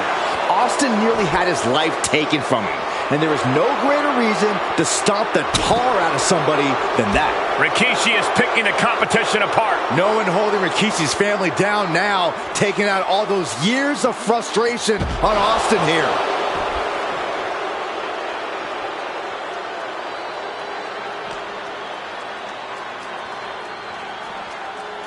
Choke slam! Planted. And though The Rock wants nothing to do with this altercation, we have to mention the sadness Rikishi has brought to him. Rock might be innocent in this whole ordeal, but I feel that somewhere inside his soul, The Rock is happy with what Rikishi's done. The Rock is proud to have Rikishi and his family. No, Corey, what kind of lies are you trying to spread? We've heard Rock say Rikishi deserves what Austin is going to bring him. There's no family pride in that statement. I'm just saying that blood is thicker than water, and it's been an easier ride for Rock without Austin in the picture, and that's thanks to Rikishi.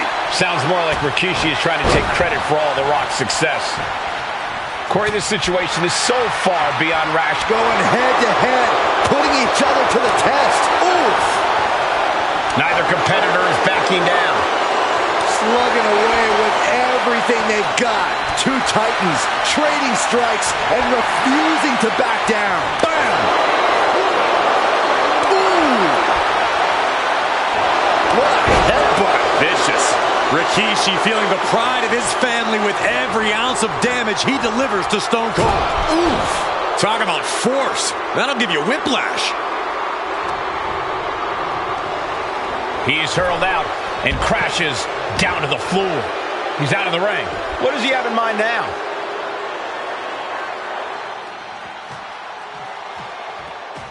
Austin and Rikishi trading heavy artillery on the outside, and here comes the rattlesnake. Stone Cold Steve Austin fired up and revenge on his mind. You got to think about how bad Austin has wanted this ever since Survivor Series last year. Been dying to get his hands on Rikishi. All of that venom, all of the vitriol inside of Austin being unleashed on Rikishi right now.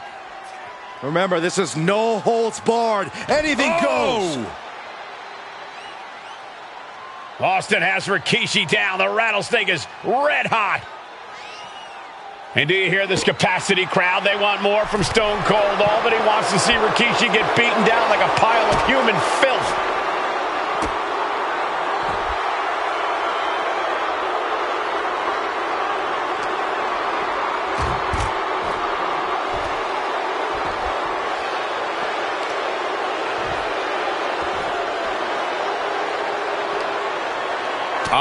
Oh, look at the well-placed elbow right on the mark. There has been a lot of vitriol coming from fans towards Rikishi these past few weeks, and this Albany crowd is continuing that pattern of disdain. You think Rikishi cares about the fans, though? No, not at all. He truly believes he's done something for his family, for his people. His family's respect is the only respect he's desperate for. Stone Cold reverses. Oh, what a knee lift.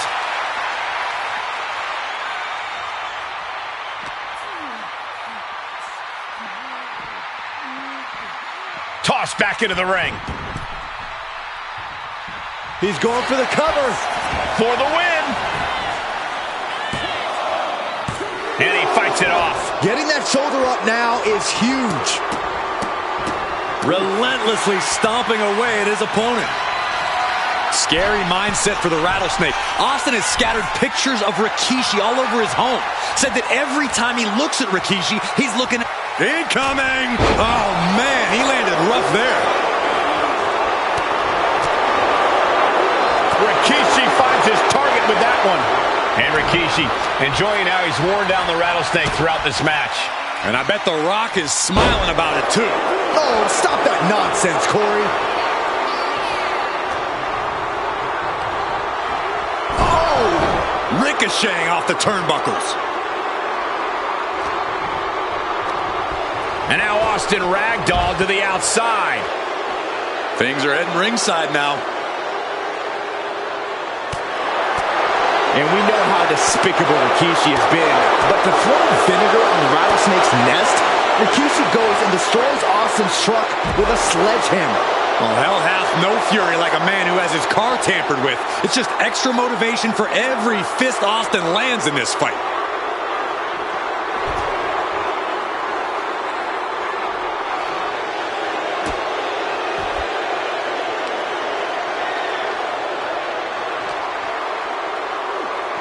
Sent crashing into our desk. Yeah, we might want to think about moving out of here. Boom! This battle is spilled into the ringside area and is drawing dangerously close to our table. Hard landing. And Rikishi lately has been calling himself a visionary, a pioneer. All a bunch of garbage, if you ask me. Well, those aren't self-imposed labels, Cole. Those labels are coming from the family. And Rikishi slows Austin down with a thunderous right. Austin's in trouble. And now steel chair. Oh, and Austin, he just averted disaster there. And now Austin gonna deliver the punishment with the steel chair.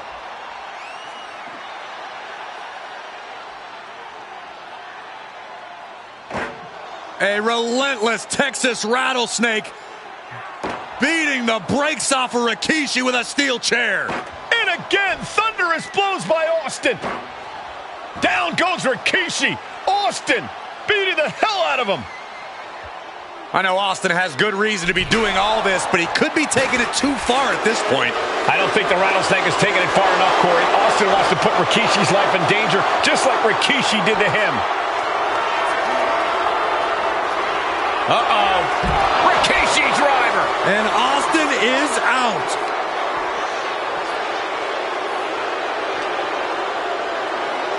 And he tosses him back in now.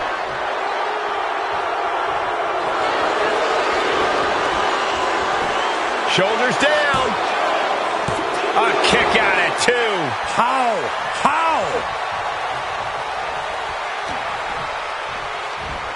Ooh, earth-shattering spine buster.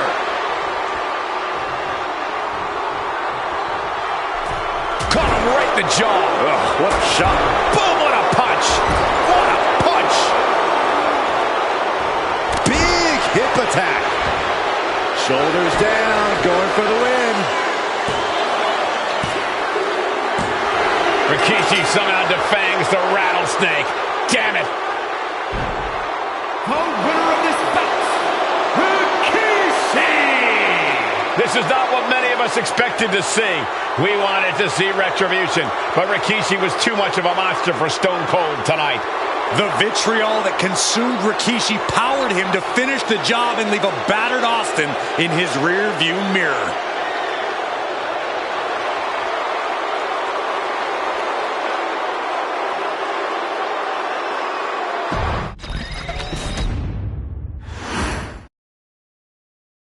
His arrival signaled impending doom.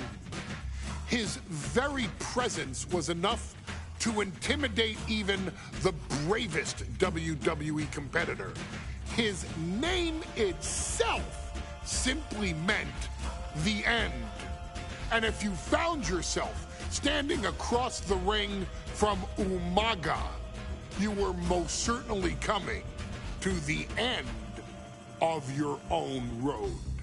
The younger brother of Rikishi, Umaga, was every bit the Samoan bulldozer that his nickname would suggest, mauling opponents with ease, relishing the chaos that he created.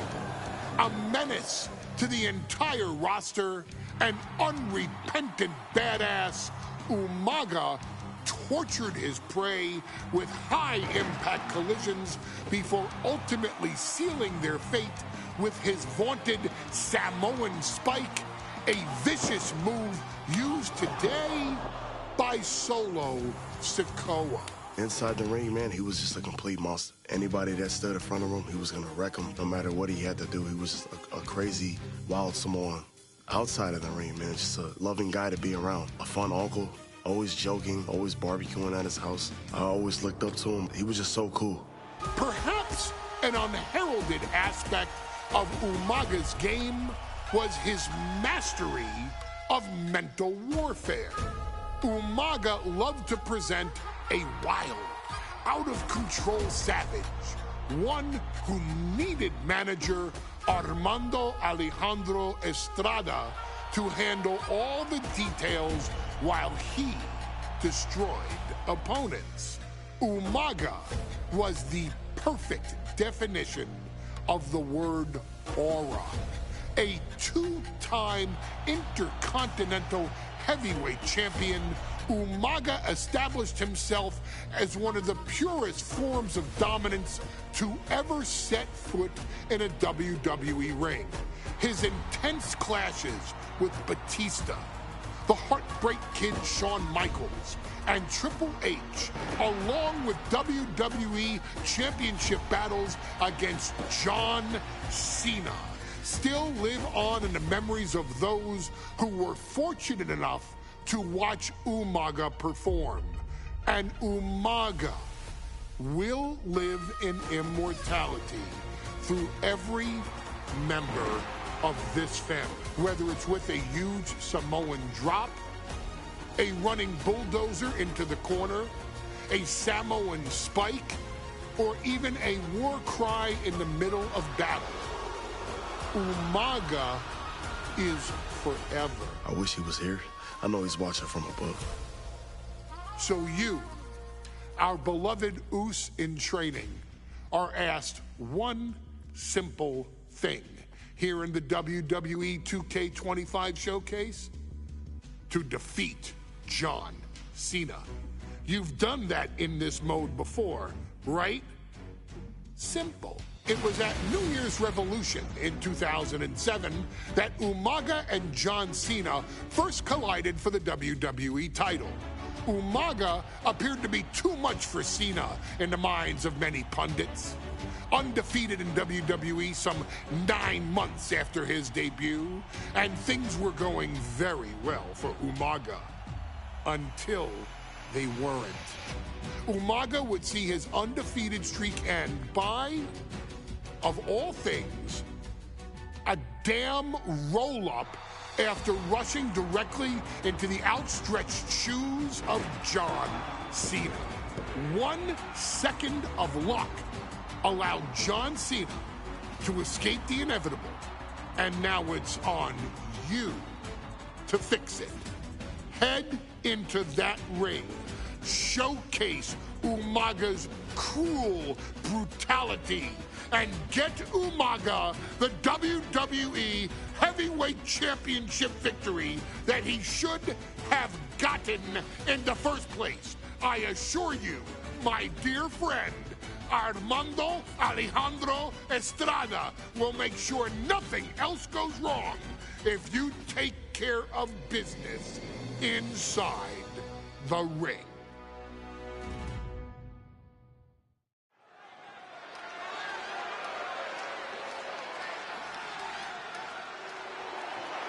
Well, ladies and gentlemen, here he is. He could be the next WWE champion, the near 400-pound Umaga.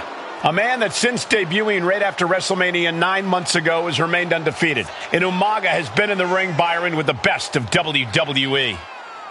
This man looks, moves, and sounds like a movie monster.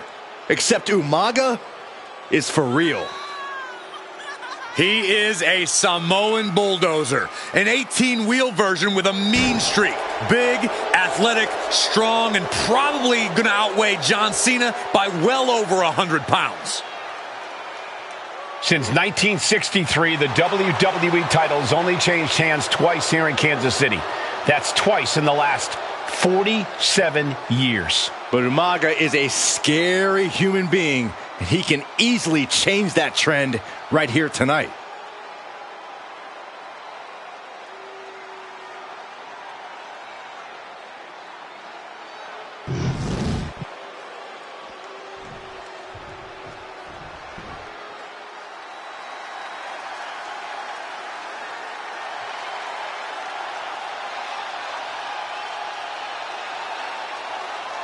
A phenomenal ovation in this arena because the champ is here. John Cena has a gigantic challenge awaiting him in the ring, but Cena doesn't have a reverse gear. Absolutely not. The champ only goes one way, and that's straight at you.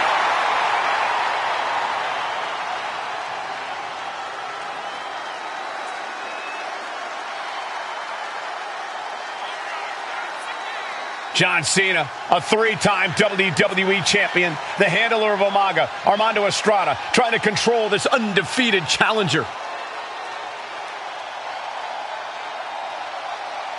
Once the bell rings, these two are going to go at each other full force.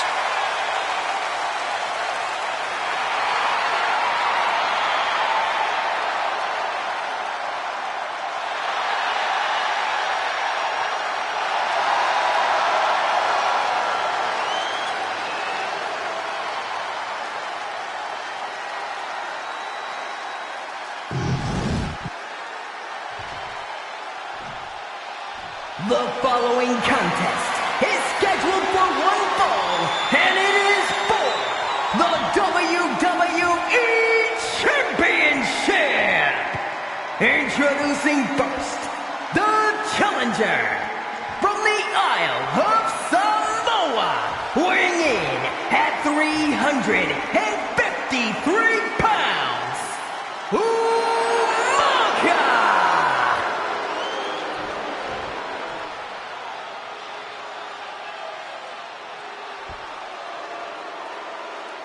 And from West Newbury, Massachusetts, weighing in at 248 pounds, he is the WWE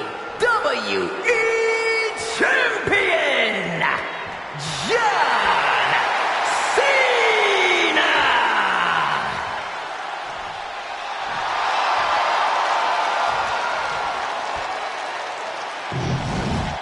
The energy in this arena is palpable. These competitors know exactly what's on the line.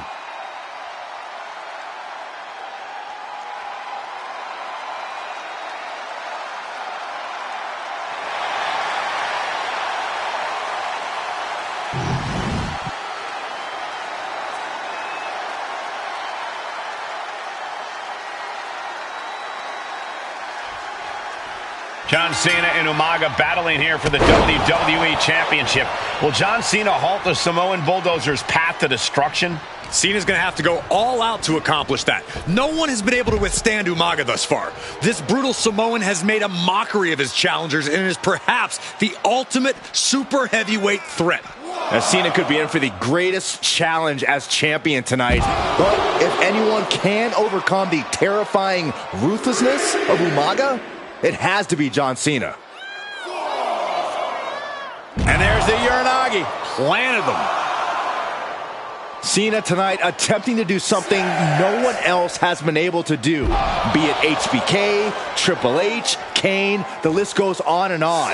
No one has been able to beat Umaga. Since debuting in last year's WrestleMania, he's never been pinned, never been submitted. Umaga is a man who's decimated every single thing in his path.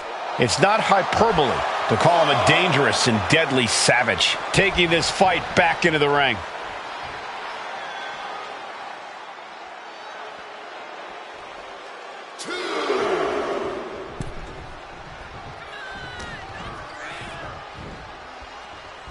Superstar setting up. Side slam.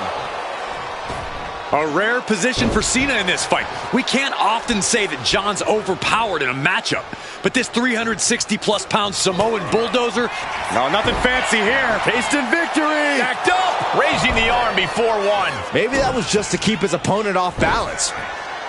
No question John Cena has his work cut out for him taking on Umaga, who's been aptly named the Samoan bulldozer for his relentless offense. Yeah, and while Umaga may not be as refined in the ring as other superstars, his ruthlessness more than makes up for the difference. If Umaga can connect with some truly merciless attacks, then Cena and his title reign could quickly be in trouble. An uninterrupted surge against Cena here. Cena has no response for Umaga's savage and brutal offense. Umaga is truly a specimen to marvel at, Corey, and his handler, Armando Alejandro Estrada, knows he has a thoroughbred on his hands. There's a difference between thoroughbreds and Umaga, though, Cole. Thoroughbreds can be tamed. Umaga cannot. Estrada can only serve as a mouthpiece for Umaga. He can only help direct Umaga's blind brutality. I think even Estrada knows no one can control the Samoan bulldozer. Scoop slam into the ropes. Man.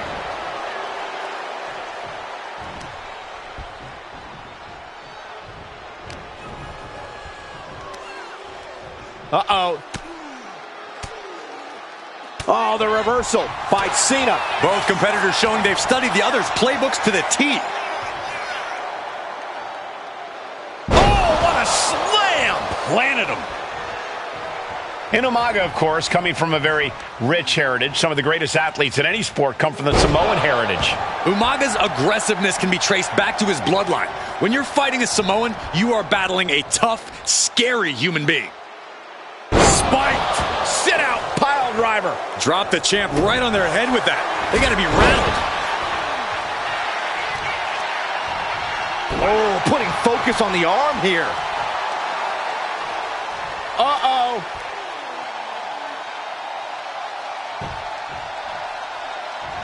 He catches Cena with a counter. Superstar setting up. Uranagi. Man, oh man. And I could look at Umaga and he reminds me of Yokozuna. His unmatched thickness and size is an orthodox offense. Look at Umaga's thighs, his calves. They give him a great power and a great base. It makes him almost impossible to knock off his feet. He's thick, he's strong, he's nasty, and he won't be slowed down. Pop-up Samoan drop. Brutal attack from Umaga. He smells Cena's blood in the water.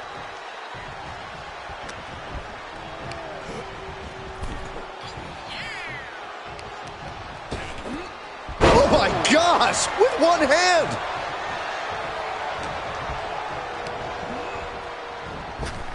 Spinning heel kick.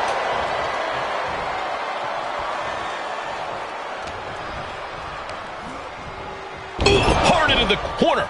Man, did you see the whiplash off the turnbuckles?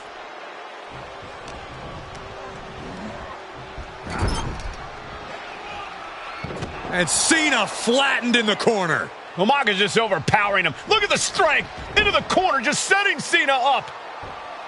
You have to start to ask yourself, is the end of John Cena near? I think so. Look out! What a headbutt. No one has been able to stop Umaga. No one.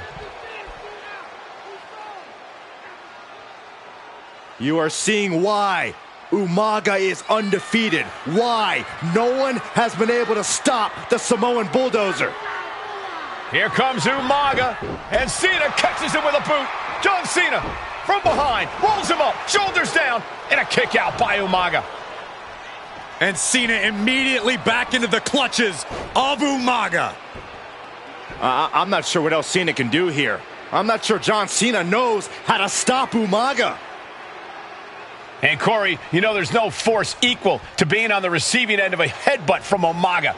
It's in Umaga's DNA. Generations have perfected the art of using their own skull as a weapon that could stop an elephant. And a senton to the gut. Sometimes I look at Umaga and it just scares me. I think he forgets that he's even in a championship match. Estrada is very aware of it, but Umaga sometimes looks oblivious to what's going on other than the fact that he knows he's supposed to hurt his opponent. Having no conscience is what has set Umaga apart. If he gets confused and the bloodthirst takes over. This'll do it. Umaga. Oh, and a Samoan spike. The challenger might have what it takes to win this. The champ isn't going down easy. What a display of stamina. The champ showing they are truly worthy of it. This'll do it. Umaga. Samoan spike. That might have just sealed the deal on us having a new champ. New champion. An undefeated champion. Here is your winner and the new WWE Champion, Umaga!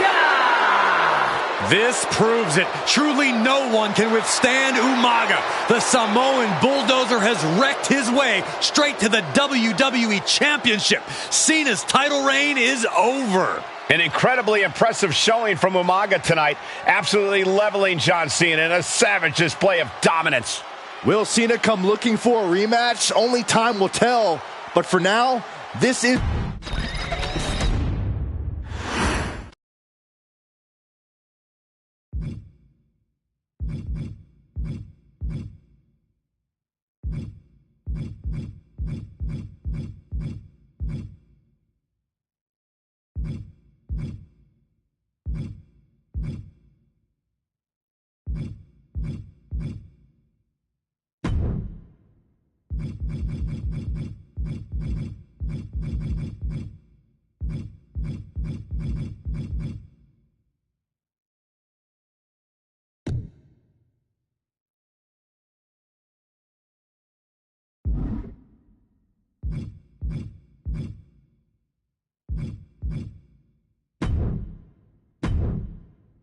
Hey, in WWE, things move really fast.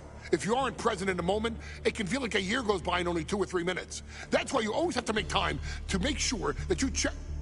Hold on. Did I just hear myself say 3 minutes?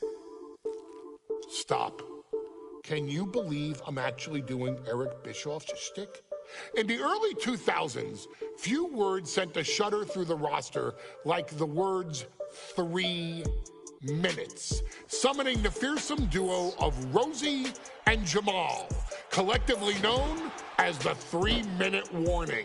Initially hired by the aforementioned Raw general manager Eric Bischoff to interrupt anything he didn't find to be entertaining. You're just not entertaining me. 3 minutes are just about up. The two instantly made their mark in WWE with their complete and total decimation of anyone that was targeted. Their formula was really simple. 2 bruisers with surprising quickness who took pleasure in throwing opponents all around the ring with reckless abandon. And the trail of bodies left in their wake remains a testament to their devastation. Rosie, older brother of your tribal chief, Roman Reigns, and Jamal, who would in time develop his skills further and take the name of Umaga, were about instant gratification. They treated matches like a race, seeing how much damage they could fit into the shortest time possible. The 3-minute warning with my brother and my cousin, it was just one of the coolest gimmicks of all time to me. It was catchy, you know what I mean? Like, you kind of knew what was happening. And I feel like we all remember when the 3-minute warning hit for the first time. You know, the whole Den TV area just lit up. Every match was a train wreck, as the two would use their size to overwhelm most opponents, coupling that with incredible tag team maneuvers to increase the carnage to its maximum levels. That approach, maximizing damage while minimizing time, was a 3-minute warning signature. The team itself saw its run in WWE last for a little over a year, but in that time managed to make such an impression with the WWE Universe that it still resonates today. They are proof of the impact anyone can make if they capitalize on their opportunities, as 3-minute warning did every single time. It was a short-lived gimmick, but it was a really cool gimmick, and I just think it shows the versatility of, hey, if you need us to go out there and tell you a Broadway story, I'll cover 2 hours if you like. But if you need us to come out in 3 minutes to make an impact, we can do that too. But you gotta be really good to be thrown in there with the very, very best in the industry. I'm getting all pumped and proud, for my brother and my cousin right now, just thinking about it. Here in the WWE 2K25 showcase, we have selected another team that embodies the same mindset in Akam and Razor the AOP. Similar to Jamal and Rosie, these two look to inflict the most pain in the most efficient manner. Like 3-minute warning, AOP happily dispatches when summoned. Like 3-minute warning, AOP features 2 Goliaths who will hurl your body from pillar to post before finally bringing it all to a most painful conclusion. It's up to you in this Extreme Rules contest to beat the AOP to the punch and showcase the Wrecking Crew approach that made 3-minute warning the premier bruiser squad in all of WWE.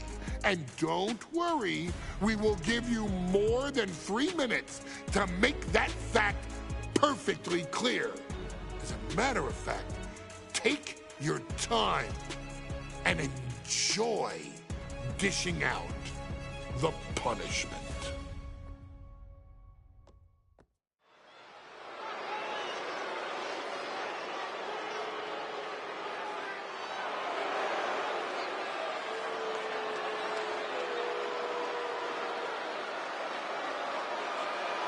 AOP is here, ready to wreak havoc. And they want to prove 3-minute warning has nothing on them. 2 roughneck teams ready to use this Extreme Rules stipulation to the fullest.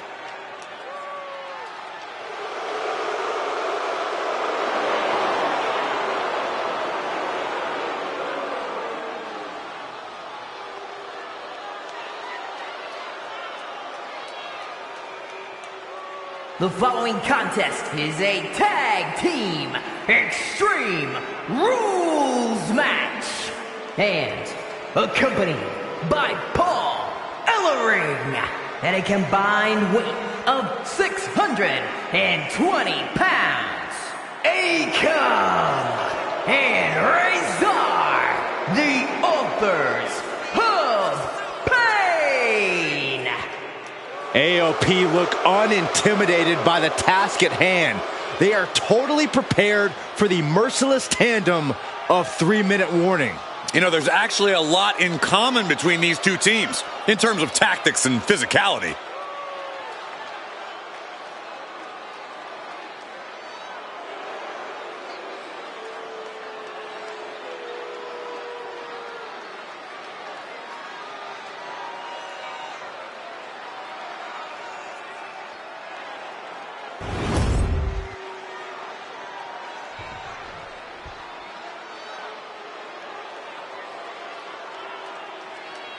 And guys, the authors of Pain now have 3 minutes. And at a combined weight of 770 pounds, Rosie and Jamal. 3-minute warning. Authors of Pain versus 3-minute warning is a recipe for brutality and ruthless carnage. And that's in a regular match, Cole. This is Extreme Rules. These two hit squads are going to tear each other apart. 3-minute warning made a career out of demolishing anyone who got in their way. Why would AOP be any different? Because that's exactly what AOP does too. They play the same game as 3-minute warning.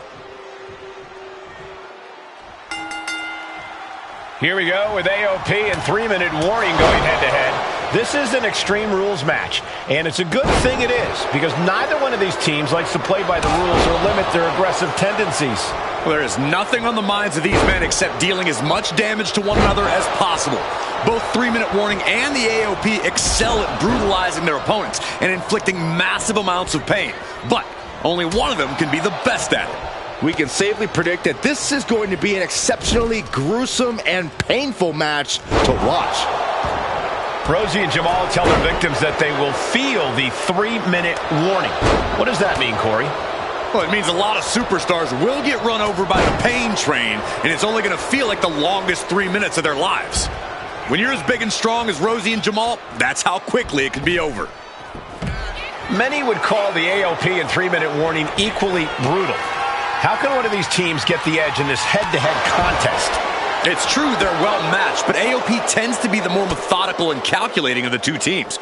If AOP can get control of the pace and smother 3-minute warning's chaotic in-ring style, they'll be in a position to win this. Power with a sidewalk slam. Great athleticism. And now gets tossed into the ring. He's reaching under the ring for anything useful. I don't know what his plans are with that table, but it's going to hurt. Boom! Clothesline. Pay special attention to Rosie in this matchup. 6'5", launching. Oh, man. Akam now undertaking a barrage. 3-minute warning laying waste to the AOP. STO takedown.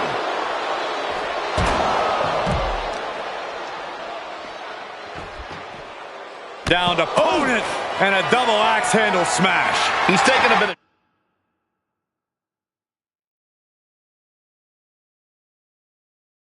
damage from these blows.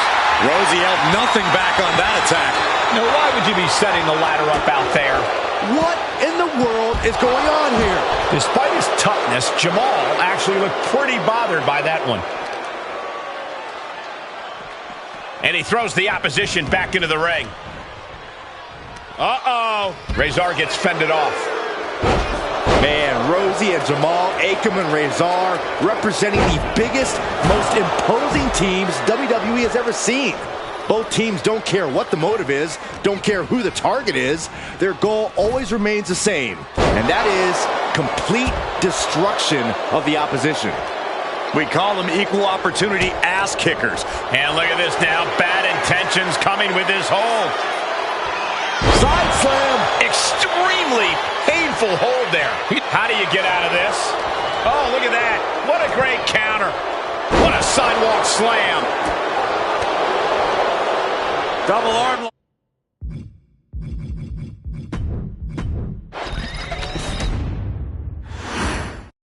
Here we go with AOP and 3-minute warning going head-to-head.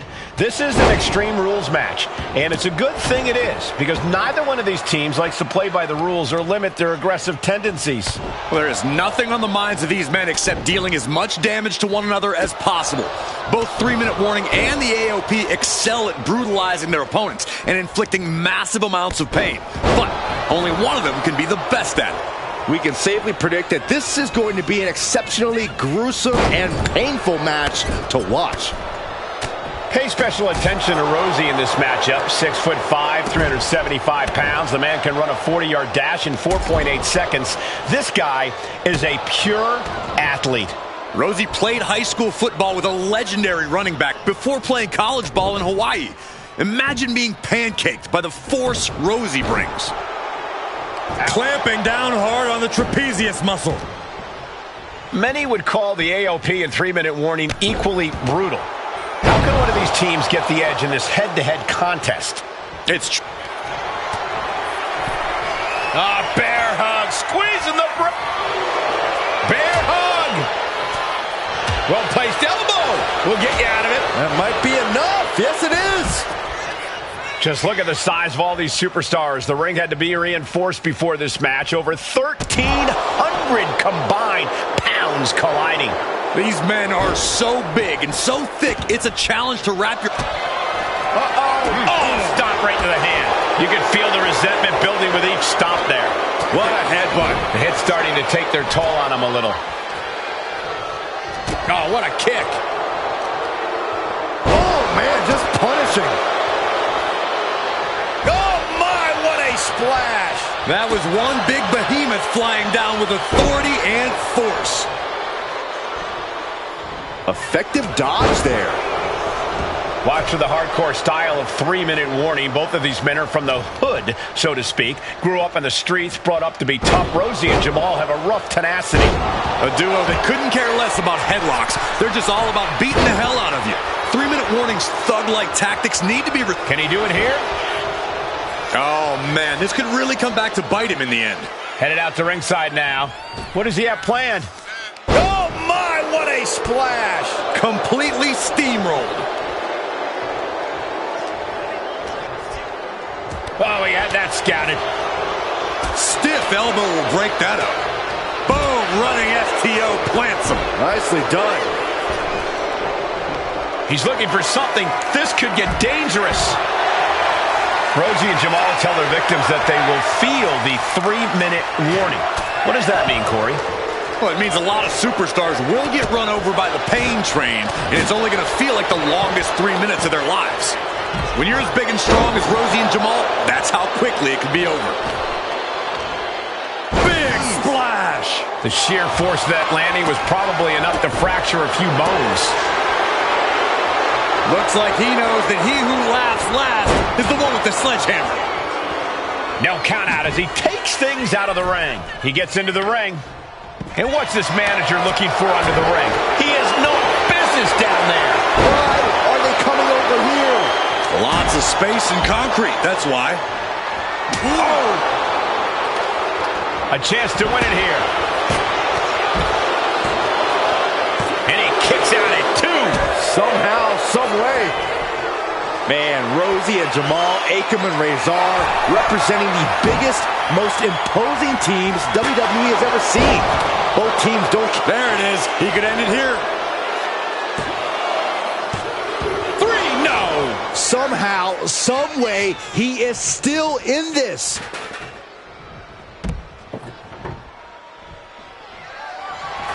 He's headed out to the ringside area. This is getting out of control. You gotta be kidding me. The table! Rosie escapes the attack. And I don't know how much longer this can continue. Yeah, this is troubling. Can only hold on for so long now. No idea how he's even able to continue in this. Kick right to the face. 3-minute warning might just be done messing around. Planted face first. And he gets delivered back into the ring. Headbutt. Cover late in the match. That's gotta be it. Rosie and Jamal survive Extreme Rules.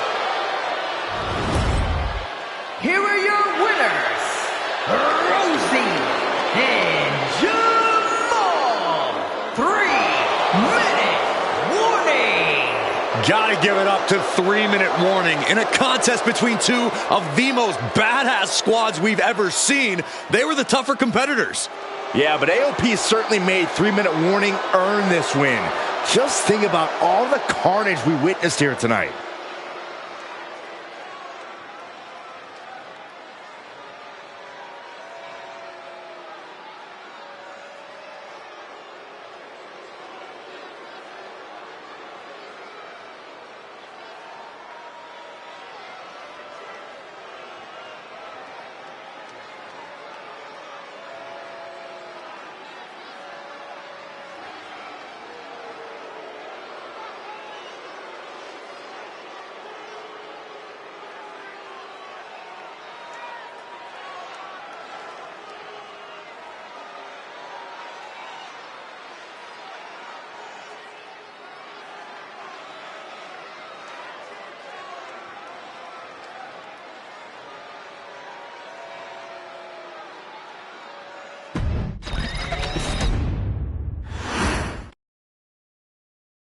We've come to the part of the showcase where we get to talk about Tamina. Ever since walking in WWE, shoulder to shoulder with the Usos, Tamina's alliance with this dynasty has never been in question. I remember watching Monday Night Raw and I seen Tamina debut with my brothers. it was a pretty cool, dynamic, right? Two of my brothers and Tamina. Together, Tamina and the Usos helped each other navigate through a trial-filled first year in WWE, making sure they all survived together. In later years, Tamina has formed alliances with both Naomi and Nia Jax, honoring this family's connection. While Tamina has looked to create her own name in the industry, she has never missed a chance to acknowledge her place in this family either. Trained by Afa and Sika, the wild Samoans, Tamina was instilled with the same instincts that have carried each member of this family to wrestling glory. Her in-ring approach is similar to many in the bloodline. Quick striking, high-impact attacks, and smothering holds. As capable with a super kick or a big splash as anyone else, Tamina has maintained a remarkable level of success in her WWE career. A constant contender, Tamina has competed for the Women's Championship on many occasions. She's also held the Women's Tag Team Championships along with 9 separate reigns as the 24/7 champion. Tamina has proven capable in any environment against any opponent. Tamina is always the perfect test for a rising contender. Defeating Tamina proves that you're at the top of your game, and she will always expose those who aren't quite ready yet. Taking her lightly is the easiest way to book your visit to the local medical facility. Tamina has taken part in many memorable moments, but in the 2K25 showcase, we're going to give you the chance to make history. In the first ever women's Money in the Bank match, Carmella, of all people, would walk out victorious after letting someone else do all the work. Tamina, Becky Lynch, Natalya, and Charlotte Flair were all robbed of a great opportunity that night by Carmella. So this is your chance to make it right. Showcase Tamina's grit and take out the other 4 ladies in this ladder match to become the first ever winner of the Women's Money in the Bank. Carmella might still sneak out with the win, but if she does, she's doing it on her own because we're not allowing anyone else at ringside for this match in our showcase.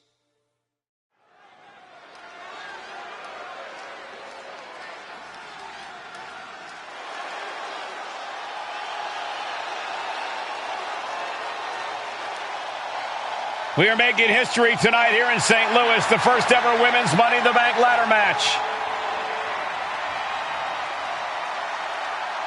The following is the first ever Women's Money in the Bank ladder match. Introducing first, from the Queen City, Charlotte Flair. Charlotte Flair looking to become a Triple Crown champion. Every title, every opportunity she has put in front of herself, she has seized. This is a night where careers change forever. You're right, Cole. You can feel it. Legends are going to be made. Careers defined. Hearts broken. This is Money in the Bank.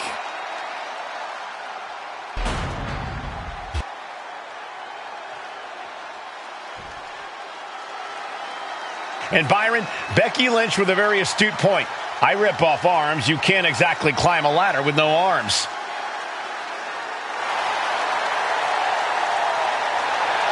Next, from Dublin, Ireland, Becky Lynch. To add to that, Michael, I talked to Becky earlier and I asked, "Are you nervous about this?" She said, "Yeah, I'm a little nervous, but I'm more excited than anything because I get to be part of history."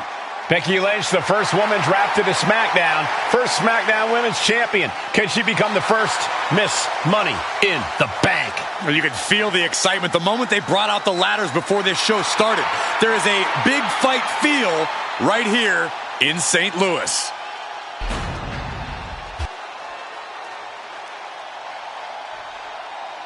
There's a big fight coming. Tamina, perhaps the most dominant superstar in this match. And I guarantee she is not fazed by taking on 4 different opponents in a ladder match.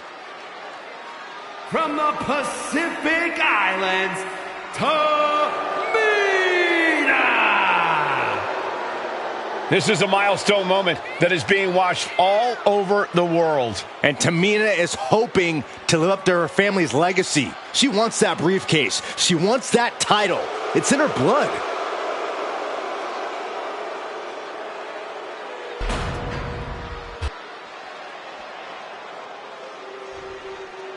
Mela is money, and she is as confident as ever.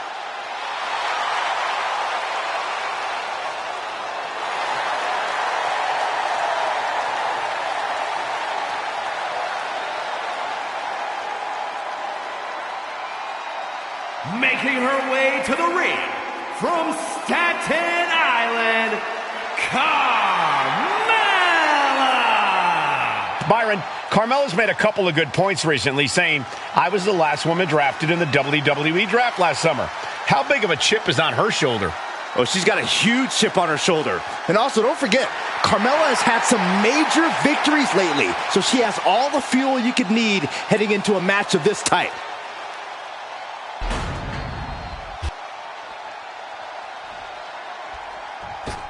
Natalya, another superstar who walks into this match thinking she has legacy on her side tonight.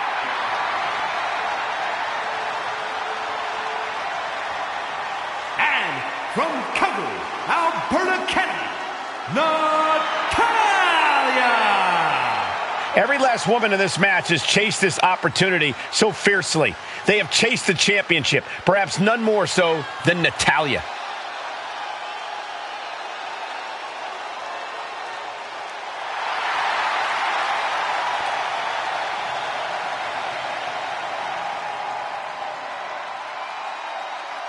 Winning Money in the Bank would certainly go a long way to helping Natalya prove she too is the best there is, the best there was, and the best there ever will be. Winning that briefcase is like taking the proverbial express lane to success. This new generation of female superstars are providing yet another milestone moment here. Tamina, Charlotte, Carmella, Natalya, and Becky Lynch are going to climb the ladder and retrieve the briefcase, become the first ever Miss Money in the Bank. Is there anyone more intimidating in this group than Tamina? I've said it before, it could be a coming out party for Tamina. This is her time to live up to her family's legacy. If Tamina wins the contract, it guarantees her first title opportunity in over 2 years. More than an opportunity, it pretty much guarantees Tamina will become the next women's champion. Focus that attack at the base. Can't put together much offense with no base. Such a dangerous setting for all these superstars. Ladders are everywhere. Each competitor is only limited by their imagination. Your head has to be on a constant swivel. Ladders will be used as weapons. Anything can happen to get that briefcase. Tamina landing heavy offense on Charlotte. Charlotte thought tonight would be an ascension to her throne. Tamina's here to ruin that dream. Is this the right time? Is this the career-making moment? And looking at the playing field, the majority of these women love to utilize their submission offense to put opponents away.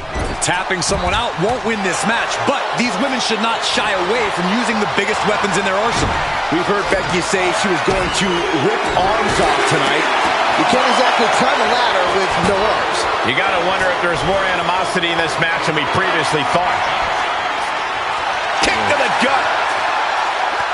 And Lynch was scouted there. Running power slam! Look at this. That move was a thank you shot to the so-called benevolent queen. Yeah, Tamina displaying a higher level of aggression. Into a sidewalk slam. A contract that can change lives hanging above the ring. Probably the most profitable opportunity in our sport. 15 out of 17 superstars has successfully cashed in the Money in the Bank contract. A surprise cash-in has only failed once, and the other failed cash-in was alerted to a week in advance. You are almost certain to become the next SmackDown Women's Champion if you grab the contract tonight. Lift it up. What's next? Running power slam! And Becky's confidence looked rocked after that. Tamina sidesteps that. Superstar setting up. I'm worried our announce table will soon be in the line of fire here. Who cares about the table? What about us? 3 second-generation superstars competing in this match. Carmella, Charlotte, and Tamina. And Natalya, of course, a third-generation superstar. Women bred for these kind of moments. Any of these women will add a significant chapter to her legacy if she can become the top. Oh, elbow drop! Oh, piercing elbow. Ooh, headbutt from the rear. Big forearm. Whoa, stiff headbutt.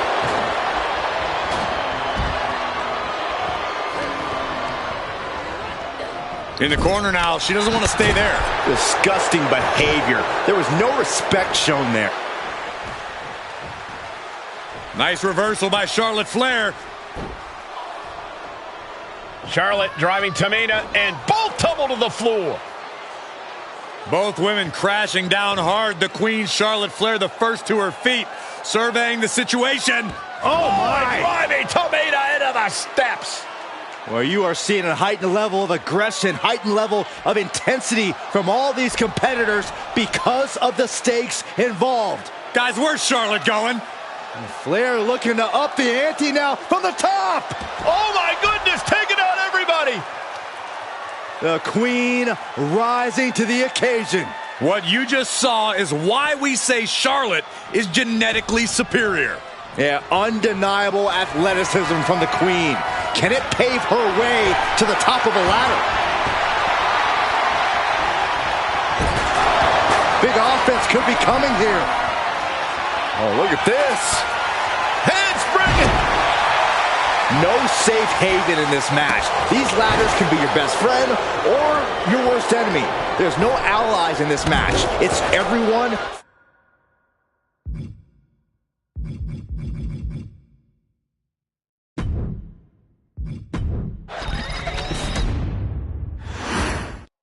Charlotte, Becky Lynch, Tamina, Carmella, Natalya, all with a chance to make history. All with the opportunity to be called the first ever Miss Money in the Bank. The revolution that became an evolution only continues in the women's division. One of these women will climb the ladder and earn the opportunity of a lifetime. Nice suplex. The contract that can change lives hanging above. Oh, what's coming here? Submission move being applied. Boom! Arm ball applied. You can practically feel the... Trying to maneuver out and successfully. Oh, wow, impactfully, too. And now headed to the outside.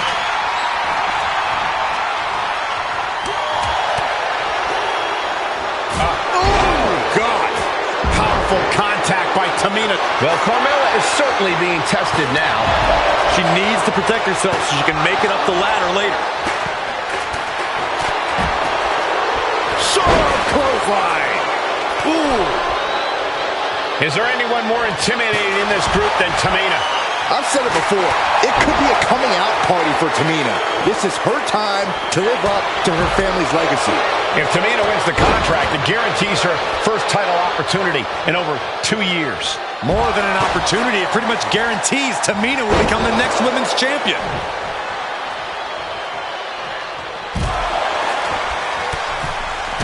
Up and over, all the way to the floor. Looks like they do not want them inside the ring anymore. Time to venture outside the ropes. Oh! Samoan drop.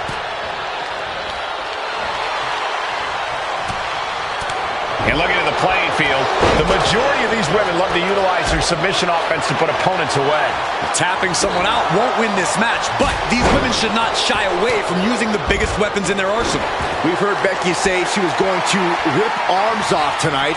You can't exactly climb a ladder with no arms. Uh-oh, guys, she is bleeding now. Now the sight of her own blood can either fuel her with adrenaline or allow fear to creep in. Taken head over heels. She got put to the test there. Up handle suplex.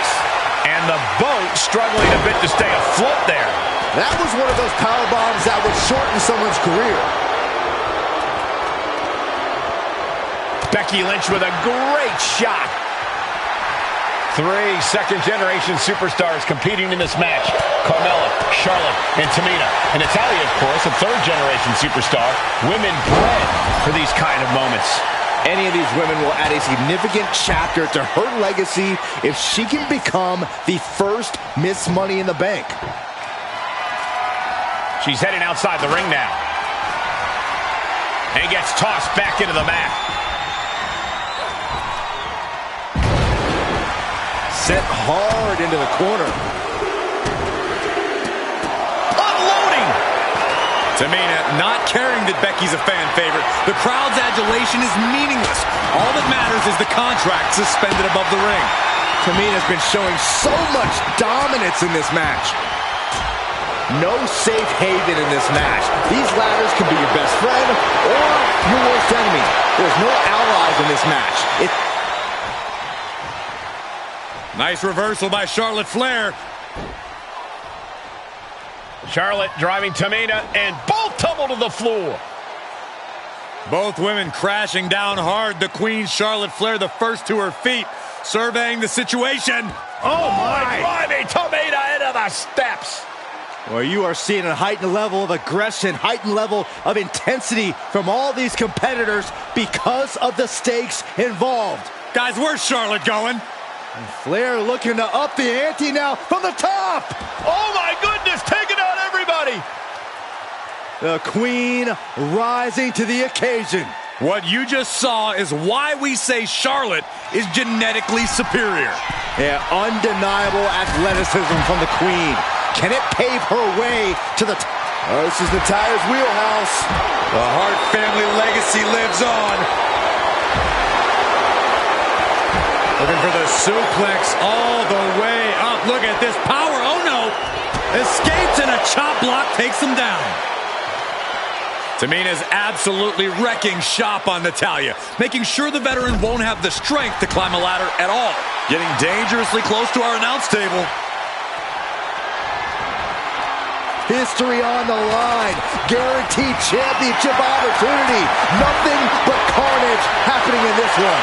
5 women fighting for their key to destiny. Willing to go through hell for it. Forearm to the face. Oh, nothing fancy about that.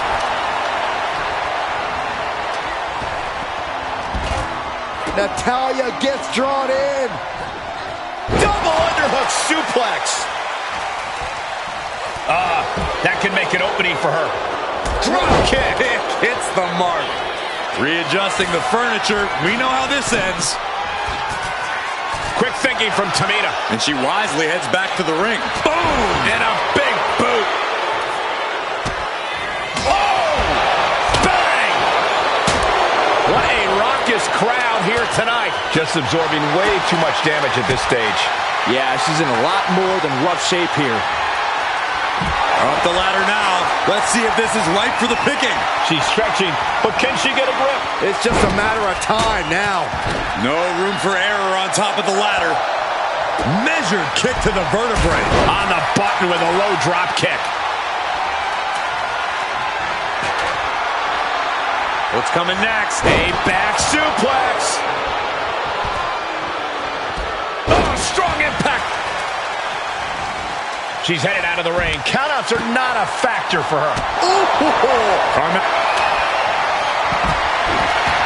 And Carmella with a takedown, looking for a cone of silence submission. It's locked in. She is an excruciating. And she breaks her own submission hold. We don't see that often. That can either psych out her opponent or come back to bite her. Headed up that ladder, center of the ring. Wheelbarrow face buster. Man. Full focus on obtaining the prize. Any opening could be the opening. You just have to go for it. Tamina might have it here. Are we about to see the first Miss Money in the Bank? Have to finish the job now. That's it. Tamina has the briefcase. Tamina is Miss Money in the Bank.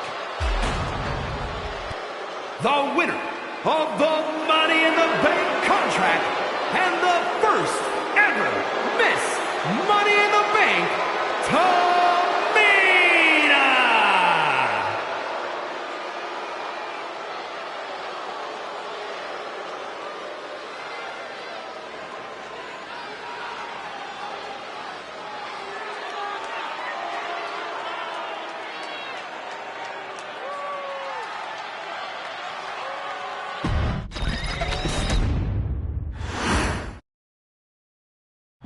Any member of this family that enters the professional wrestling business knows about the expectations that are going to be on their back.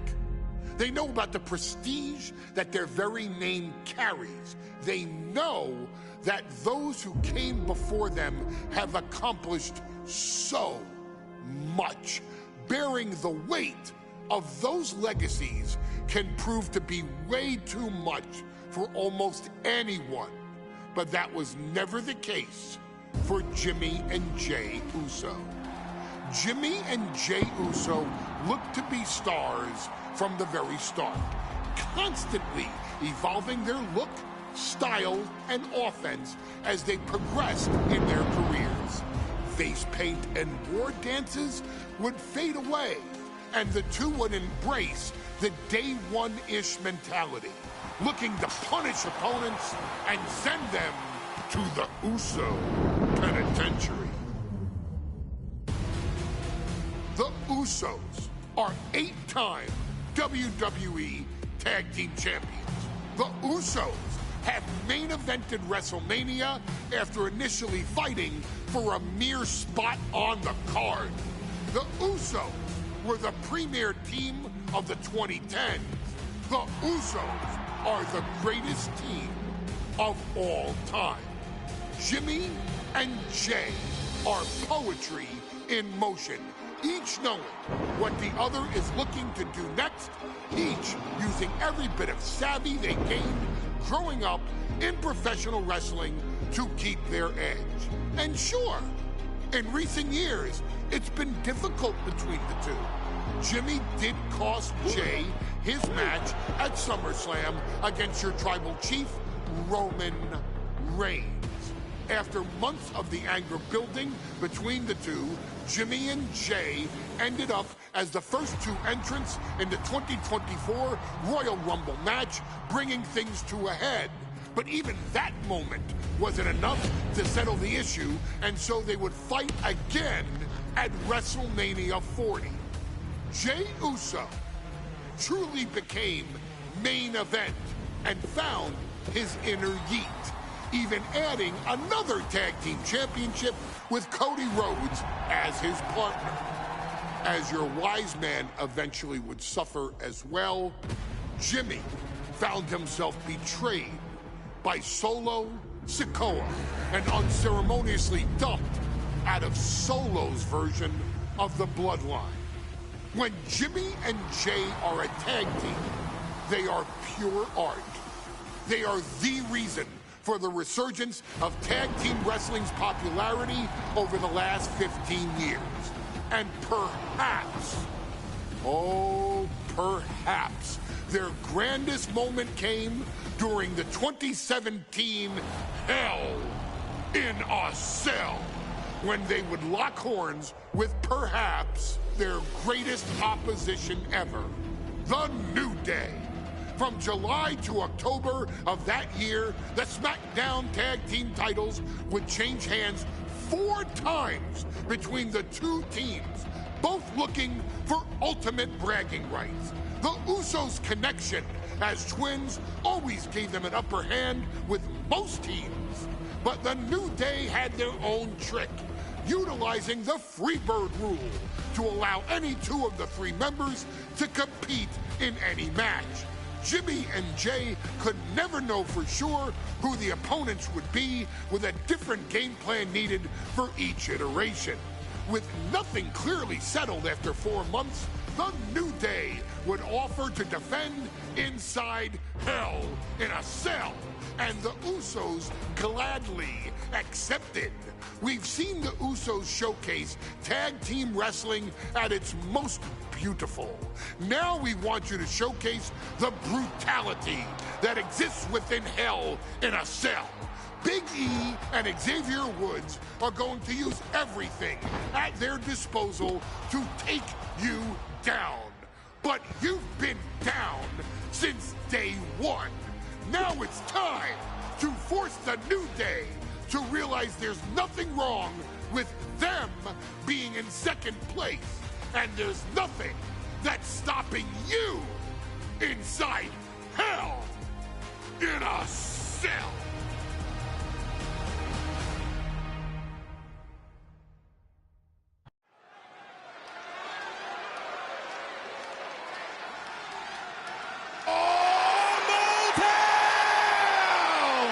Don't you dare be sour! Clap for your world-famous four-time champs and feel the power! Are you prepared to kick off Hell in a Cell with the four-time tag team champions?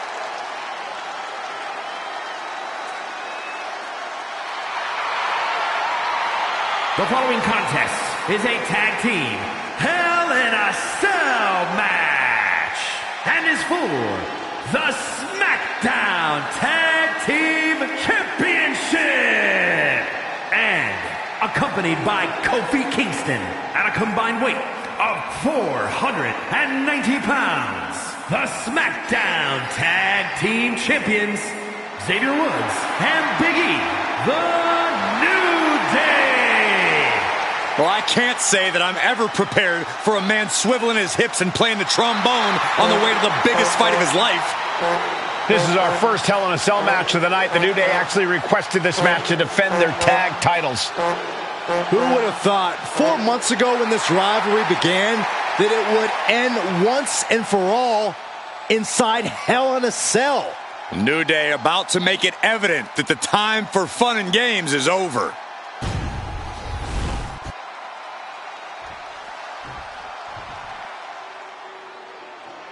This is the first time that tag titles will ever be defended inside Hell in a Cell. And at a combined weight of 493 pounds, Jimmy and Jay, the Usos. Tonight in Detroit, the Usos welcoming New Day into the penitentiary. This is going to be like a Chow Hall beatdown. In every sport, you hear about super teams. Well, tonight, we're seeing two super teams of the modern era. This is going to be special.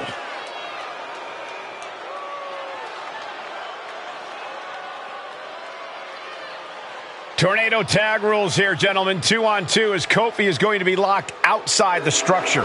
Pinfall or submission needs to happen in the ring, but we all know this fight's going to go everywhere before that happens.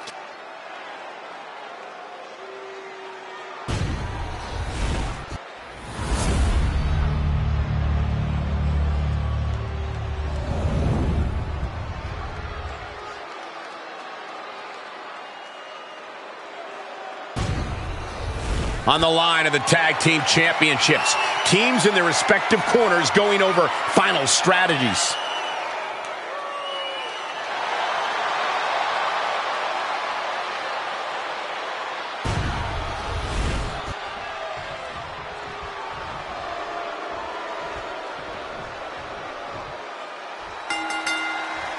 Remember, this match is under Tornado Tag Team rules. A 2-on-2 match with the pinfall or submission has to happen inside the ring. In the Hell in a Cell, no tags, no countouts, no disqualification. The Usos and the New Day came into this match expecting and prepared to raise the bar, raise the level of competition, and make history. This is going to be unforgettable. Boom! All the talking we've heard leading into this match, we've heard the Usos call the New Day, quote, 3 clowns on a tricycle. Look, the Usos love the trash talk, but they deliver. And don't act like the New Day don't throw verbal jabs either. We had Big E earlier saying how he's going to drop some gloom and doom of biblical proportions. A prophecy Big E is fully capable of backing, too. Slides under the ropes, back into the ring. Down to Hogan, and a double axe handle smash. Look at this. Oh, that hurt. Tossing their opponent like they're nothing. How about the strength of the champ? Just flinging off the challenger. Just one right after the other. Can't be stopped. I have a feeling the Usos' objective is to send the New Day looking to seal the deal, guys. And it looks like the New Day lost a bit of that focus there. Destructive offense from Jimmy. I can't believe the ref didn't get 2 here. Kick to the back. Corey, a few weeks ago, we saw the New Day walk out of SmackDown as champs in a street fight. A match the Usos handpicked, but this environment is totally different. There's nowhere to run, nowhere. From the top. Diving headbutt. More offense like that, and we could be looking at a new champ. And now he's back into the ring. Ah, jumping knee strike. Lights out. There was some power behind that punch. Boom. Nice. And Jay is channeling the energy of this crowd. Elbow drop. What's coming next? Back suplex. Very nice. The champ is pinned. We might have a new champion here. And it's a kick out at 1 for the defending champion. He's not even close to being done yet. Nice takedown. Stack them up. The pin for the championship. Gets his shoulder up before the 2 count. Still no end in sight here. Knew what was coming there. Oh, clothesline. Moving into the ring. Out of the ring, still surrounded by the hell that is the steel structure. Super kick! Oh, man.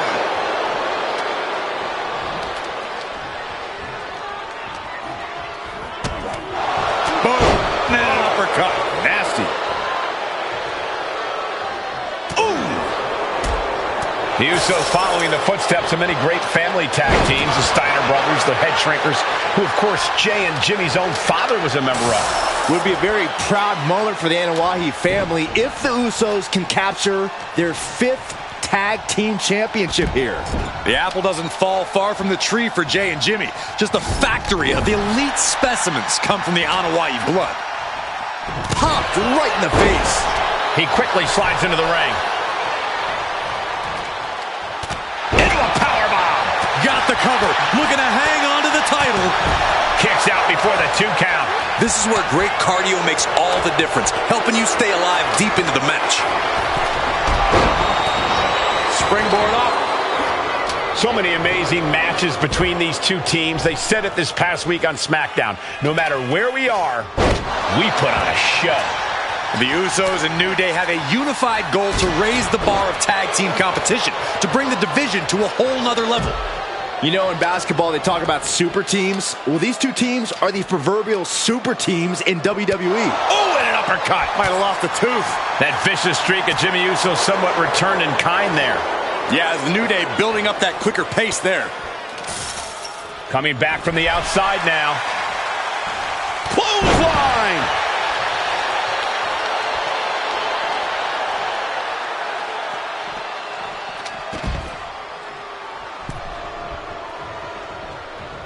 Usos and New Day going at it inside Hell in a Cell, and Jey Uso set outside the ring, and now the New Day on the attack. Big E, as aggressive as I've ever seen him here tonight.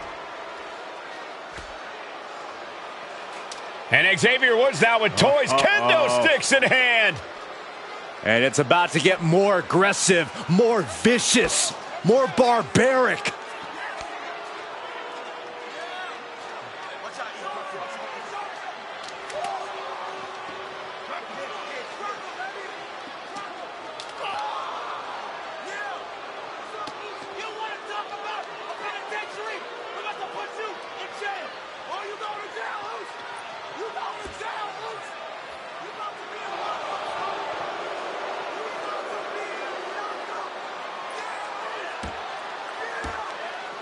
I've never seen this vicious of a side from the New Day. It's what Hell in a Cell does to you.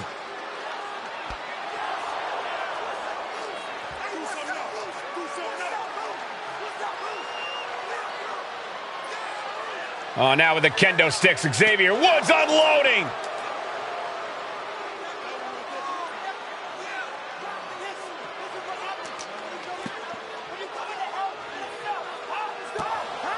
Well, you're saying it, Byron.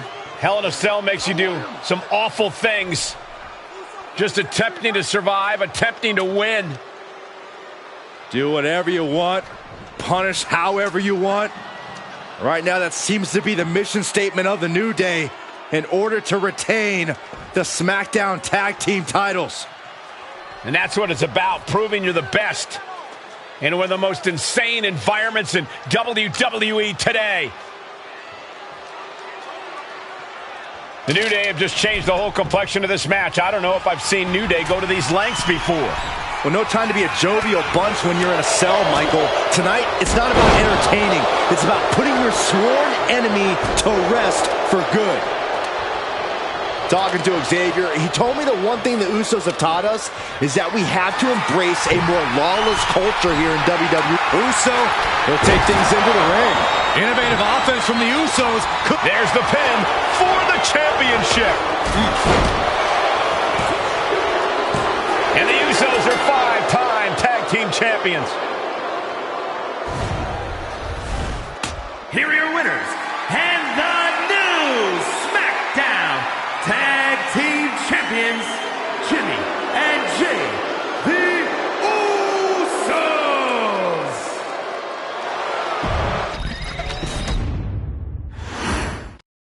The cell door is locked.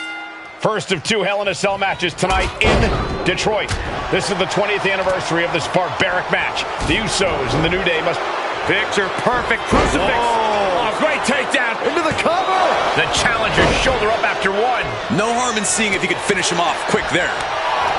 Usos challenging the New Day for the SmackDown Tag Team titles. New Day chose this Hell in a Cell match. Very heated rivalry at the top of the Tag Team division. So many amazing matches between these two teams. They said it this past week on SmackDown. No matter where we are, we put on a show. The Usos and New Day have a unified goal to raise the bar of tag team competition, to bring the division to a whole nother level. You know, in basketball, they talk about super teams. Well, these two teams are the proverbial super teams in WWE. I have a feeling the Usos' objective is to send the New Day to the hospital. Well, two teams so familiar with each other, some innovation with weapons almost becomes a necessity. This cell is meant to contain all these superstars, but that's not to say this cell can't inflict unimaginable damage on those who step inside. We're going to see these teams tap into their barbaric nature. 20 years of Hell in a Cell, and this structure still surprises me with the ways it can torture every part of your anatomy. New Day refer to this as their power lineup when having Big E involved in it. Usos and New Day going at it inside Hell in a Cell, and Jey Uso set outside the ring, and now the New Day on the attack. Big E, as aggressive as I've ever seen him here tonight. And Xavier Woods now with toys, kendo sticks in hand. And it's about to get more aggressive, more vicious, more barbaric.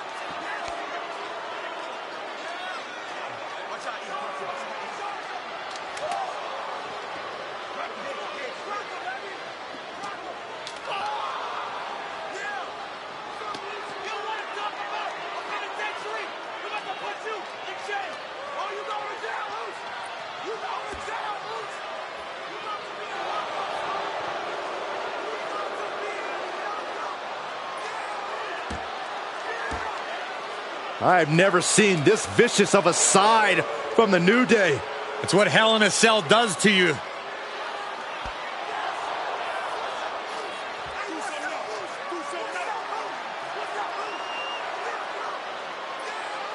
Oh, now with the kendo sticks, Xavier Woods unloading.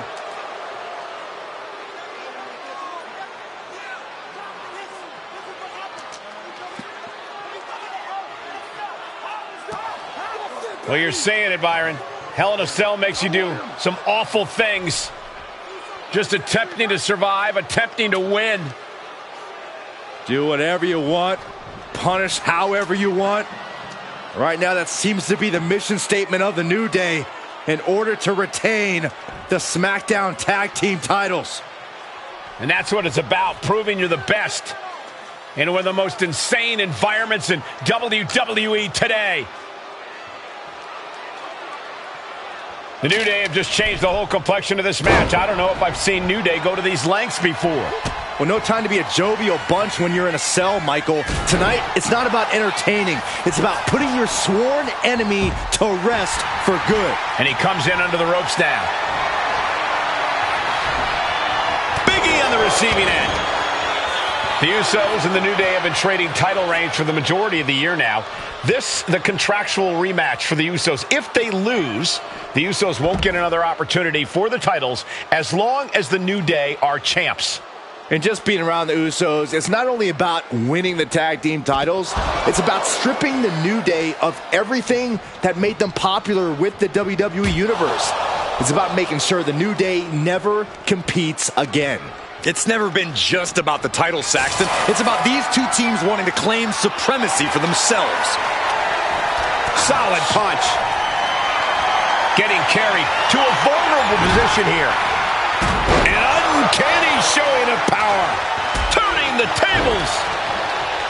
Talking to Xavier, he told me that one thing the Usos have taught us is that we have to embrace a more lawless culture here in WWE. A more lawless culture in this rivalry. And that could be the reason the New Day chose to have this match in the Hell in a Cell. It's been such a chaotic rivalry. Therefore, only this kind of lawless match could finally put an end to it for good.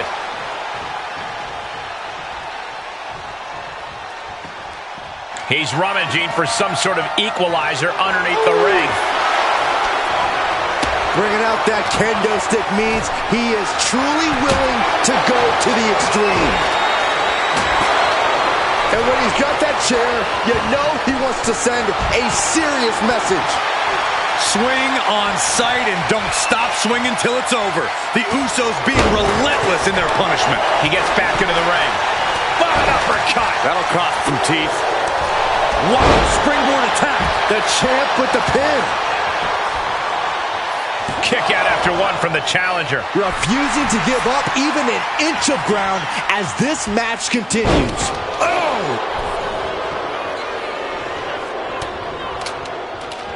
Foot to the midsection. These attacks are clearly adding up on the champion. The effects of the cell come for everyone. You can only stay safe for so long.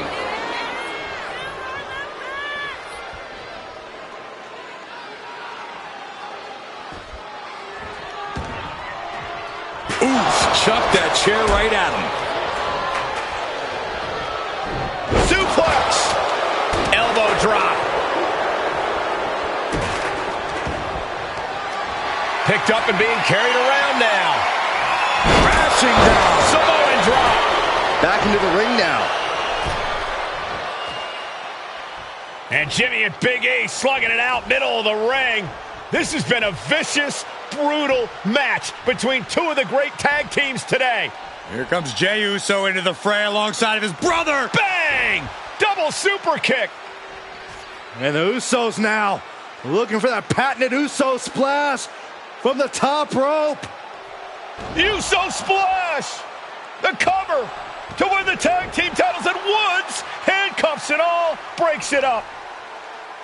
At the last possible second, Xavier Woods saving this match for his team. Credit to Woods for his never say die attitude, but Xavier Woods is outgunned right now. And look at Woods still fighting back. Yeah, with the handcuffs, using the handcuffs as a weapon. That's smart.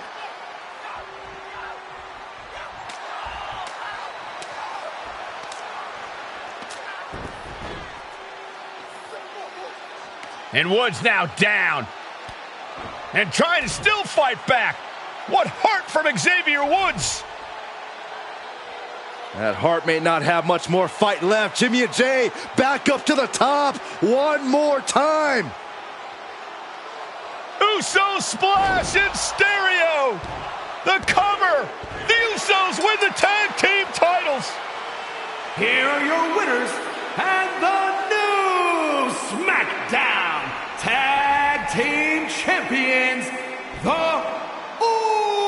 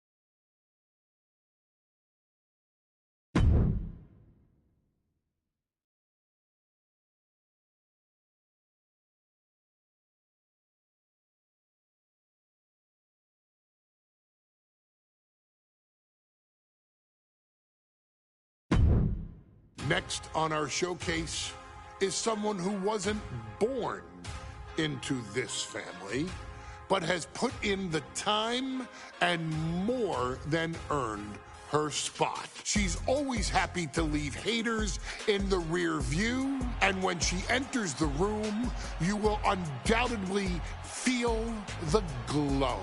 Of course, I'm talking about Naomi, who many of you may know has reigned as Jimmy Uso's wife and queen for over 10 years. There's the old saying that behind every good man is an even better woman, and this could not ring more true than Naomi, who I will say is an absolute treasure. Jimmy will frequently speak during old bloodline planning sessions about how much her support and love drove him to improve as a superstar, always stressing her importance not only to the WWE Women's Division, but to his career and his life as well. In the ring, there is no denying Naomi's skills. The former women's tag team and two-time SmackDown Women's Champion has the mental tenacity to push through the toughest part of any match and possesses breathtaking physical skills. Naomi uses her dancing background to constantly innovate with her offense, resulting in some of the most beautiful moves you will ever see, unless you're on the receiving end of them. Naomi is an inspiration to so many of our younger members of the WWE Universe, showing a new generation that anything is possible if you just put in the work and never stop believing in yourself.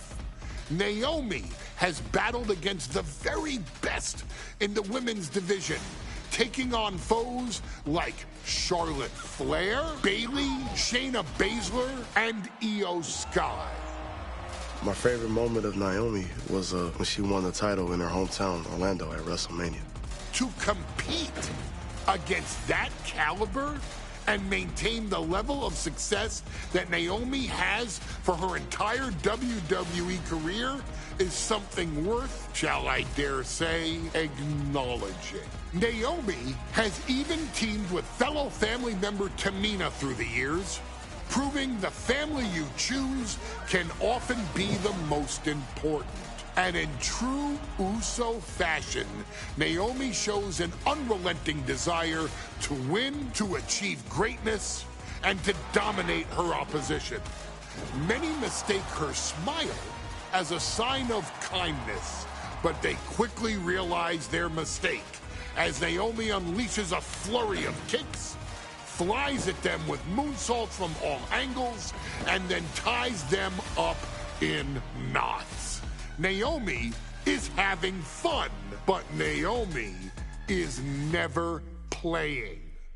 And now, we take you back to the 2020 edition of Super Showdown, which saw Naomi challenge Bayley for the SmackDown Women's Championship. Unfortunately, a ridiculously lax referee decided it was just fine for Bayley to basically do whatever the hell she wanted. Bayley's, oh my gosh, she's trapping Naomi's legs in her shirt. And Naomi wound up suffering an embarrassing loss after Bayley used wardrobe to her advantage. Well, Bayley, we can pretty much guarantee that trick won't work again. This is your chance to help guide Naomi to a third SmackDown Women's Championship, and to do it by defeating one of the greatest competitors WWE has ever seen.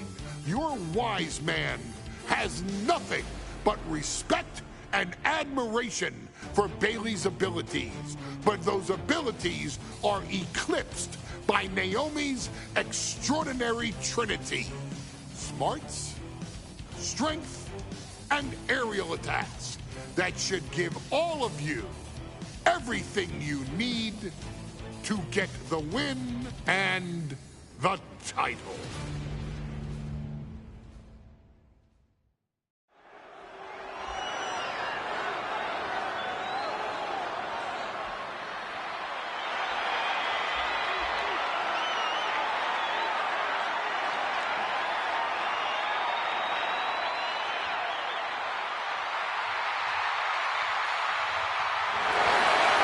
Gentlemen, it's glow time! I got an idea, Saxton. Why don't you glow home? No, I cannot, Corey. When asked earlier this week about this matchup, Naomi said it is an honor to be here, an honor to make history, because for the first time ever, a women's championship will be defended in Saudi Arabia. Naomi certainly has momentum on her side, and as we've seen in recent weeks, it appears as though Bayley has at least a healthy respect for Naomi. Well, so much of Naomi's career has been predicated on making history.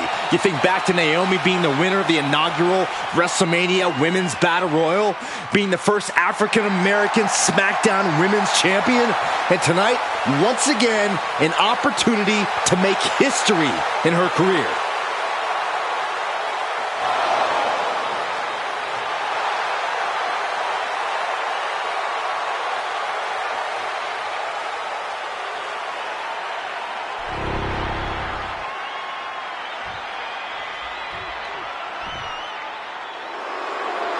And gentlemen, when Bayley was asked about this history-making match tonight, she said, of course I'm part of this, because history is made by winners.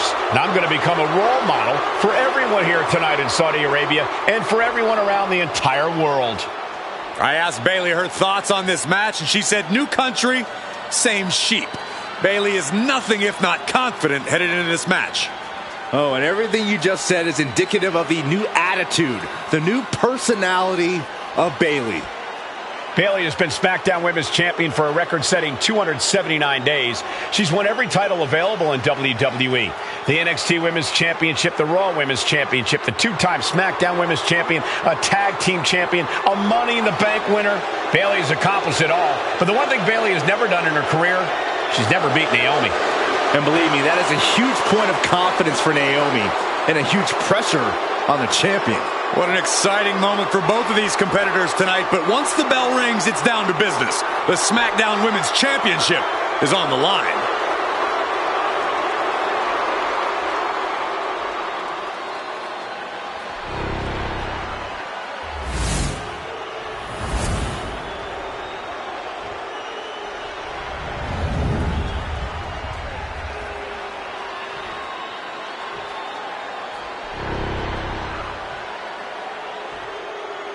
The following contest, scheduled for one fall, is for the SmackDown Women's Championship.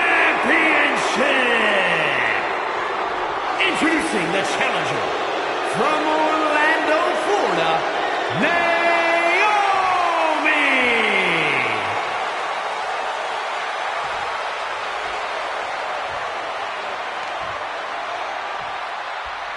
And her opponent from San Jose, California, she is the SmackDown Women's Champion, Bayley.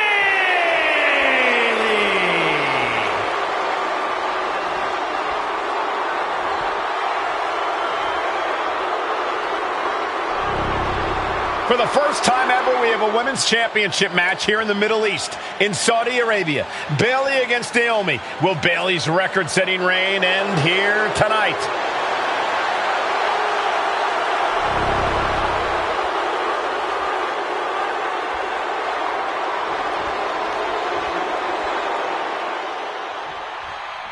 Guys, a very important component of this match. Bayley has won every title available in WWE.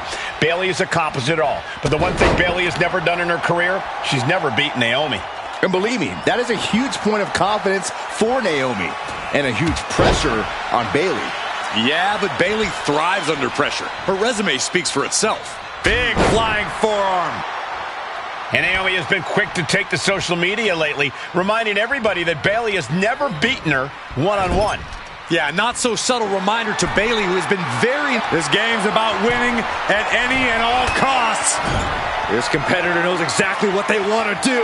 Perched on the top rope. Here it is. Superplex. Believe me when I say you cannot overstate the amount of pain that causes someone. Taking things to the outside, but got to make sure to heed the officials' count. Oh, pretty drop kick. Naomi's heading up top. From the top, elbow drop. And Naomi has taken the upper hand. And Naomi continues to somehow have Bayley's number here. Naomi has tested her mettle in recent weeks, as the road to this championship opportunity was a difficult one. Needed to defeat former SmackDown Women's Champion Carmella. We know Naomi has a heavy desire. Here we go! Oh no, went big and pays for it. Rolled the dice and got snake eyes. What a disaster. Missing completely on a very reckless move. Up high. Whoa, look out. That's going to be on highlight reels for a long time. Incredible courage to even attempt that. Naomi going for broke. And this high-risk offense from the challenger might be catching the champion by surprise. The challenger being the aggressor here, but remember, the title can only be won by pinfall or submission inside the ring. A factor to consider in this match is that Naomi took some time off to rejuvenate herself, to get her mind right, to refocus on her desire to once again be champion here in WWE. So this isn't necessarily the same Naomi the WWE Universe or Bayley is used to. And Naomi says that after taking time off, she's better physically and mentally than she's ever been in her career. And Naomi keeping Bayley on her toes, pushing the pace on the champion. Naomi moving fast, showing that superior athleticism. Bayley might not be able to keep up here. Byron, you've talked a lot about this change in Bayley and how people can't believe that this is the type of person she's turned into. Well, it comes down to career frustration. Whoa! Suicide dive! Unbelievable athleticism. Just going for it all and landing a direct hit. She's got something in mind here.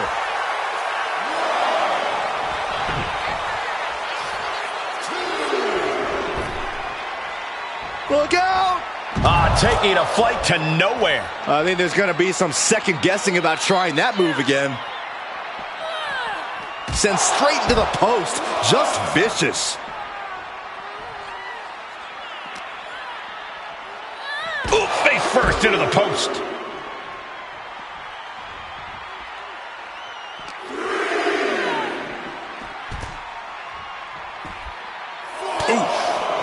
I don't think I've ever seen a champion feel as disrespected as Bayley has, Corey, because Bayley's talked a lot about how people think she's an afterthought as a champion. Everybody talks about Becky Lynch on Raw. They're now talking about Rhea Ripley in NXT. But Bayley has been the longest reigning champ in SmackDown history. And you read off all the accolades. Look out! Suicide dive! Took flight and landed a direct hit. Came in like a wrecking ball. I've never seen that hit so hard before. What do they have planned here? Kicks! Smashing the face right into the ground. And Bayley is really being knocked around here. Naomi picking up the pace against Bayley and keeping her all out of sorts. Hair whip! And I think it was you, Byron, who asked Bayley if she changed. And she said, I didn't change. I just did what I had to do, and look what I've done. Well, you're right. Love it or hate it, Bayley. Block the arm drag, rolls through, pinning combination. She's quick to get her shoulder up. Easy kick out there, but they'll get harder soon. Ooh, she counters right back on Bayley.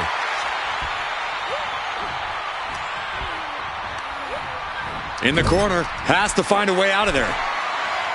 And here we go. Championship's on the line. Naomi's got Bayley in trouble up on the top rope. This could be Naomi's moment. Smart move by Bayley, protecting her title and going to the eyes. Oh, what a kick. Bayley is down and in trouble. Quick thinking by Naomi, looking to close this one out. Nobody home. Bayley wisely moves out of harm's way. What's Bayley trying to do here? What the? I think Bayley's trying to trap Naomi's legs in Naomi's own shirt. A great counter by Naomi. Naomi ducks underneath, and we got a standoff. Great match so far. Well, Bayley thought she had Naomi, but the challenger was ready. Well, the champion has to find a new strategy in a hurry.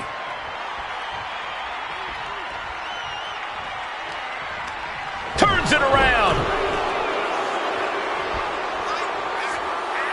Clothesline. Bayley realizes that Naomi wants to pick up the speed of the matchup. The champion refusing to allow that to happen. And Tajiri finds its mark.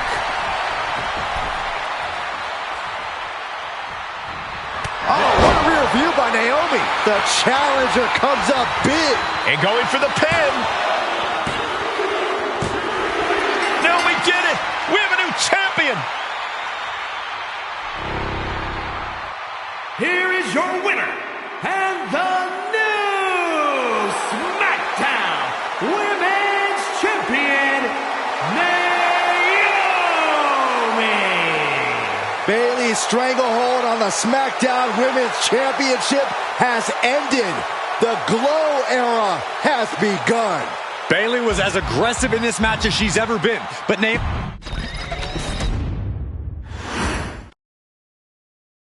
Ladies and gentlemen, if it weren't for the next two superstars in our showcase, none of this would be possible. Because without Atha and Sika, without the Wild Samoans, there truly is no dynasty. While it was their father who made the blood oath with High Chief Peter Maivia, it was Atha and Sika who built the family up, training generations of relatives, all with the single goal of becoming the best professional wrestler on the face of the planet. And while the two would together be WWE Hall of Famers, based solely on their work as trainers and cultivators of the next generation, their in-ring successes only add to their immortality. Atha and Sika formed WWE's most dominant tag team of the early 1980s, fighting their way to the WWE Tag Team Championship on 3 separate occasions. Opponents were often defeated before the bell even rang to start the match, falling victim to the aura and the intimidation factor of having to step into the ring with the Wild Samoans, accompanied by Captain Lou Albano. The trio formed a masterful group that was able to take all opponents off their game, be it through Albano's devious schemes or the overpowering nature of the Wild Samoans. WWE had never dealt with a team so primal, turning each match into a battle of survival.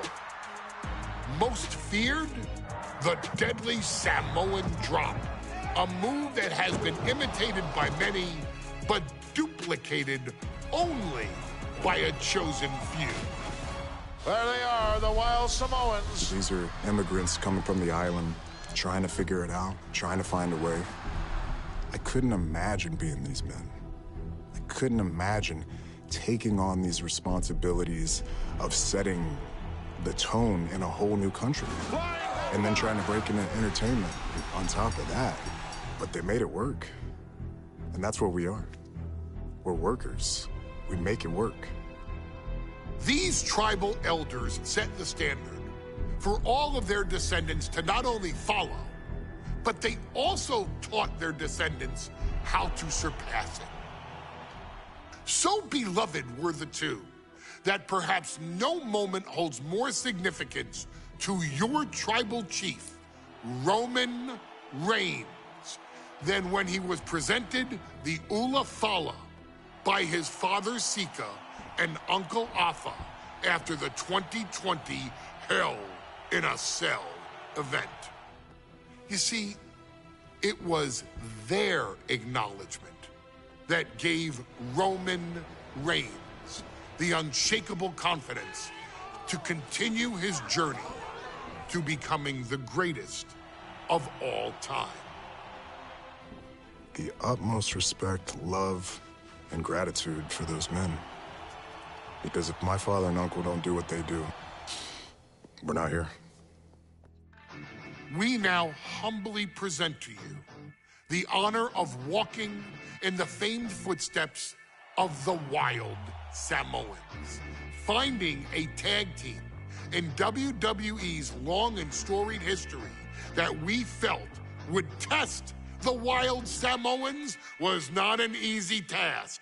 But then, a thought came to your wise man. Why not give the audience exactly what they want? Why not put the Wild Samoans against one of the greatest tag teams of all time? Why not present Afa, Sika, the Wild Samoans versus Bubba Ray and Devon, the Dudley Boys? And if we're going to go that far, let's do it in a tables match. Showcase that savage brutality that made both teams the eternal legends we know them to be. No pinfalls, no submissions, no rules. Just be the team that avoids being put through the table, and you will emerge victorious. And with these four men, you better believe that things are going to get extreme.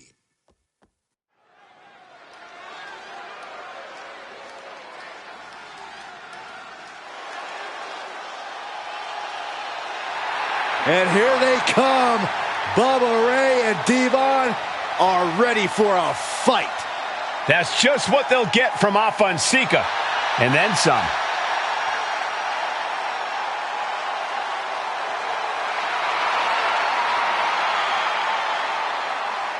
The following contest is a tag team tables match.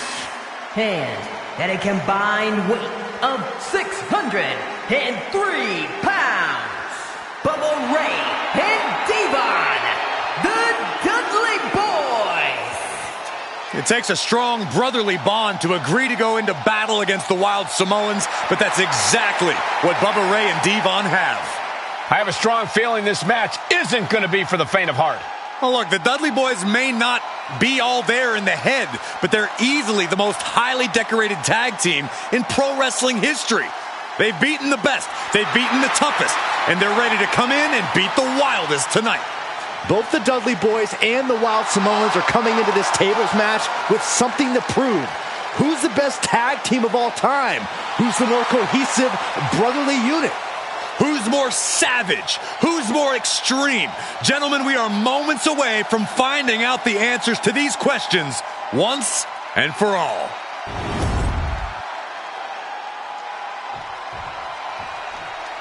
Guys, this is going to be a great one. You can feel the electricity already. I feel the excitement and some fear, too. Accompanied by Captain Lou Albano and a combined weight of 645 pounds. Alpha and Sika, the Wild Samoans. This tables match might be a dream match for many, but for both the Wild Samoans and the Dudley Boys, this is about to be one team's greatest nightmare. Alpha and Sika clearly not looking to back down here.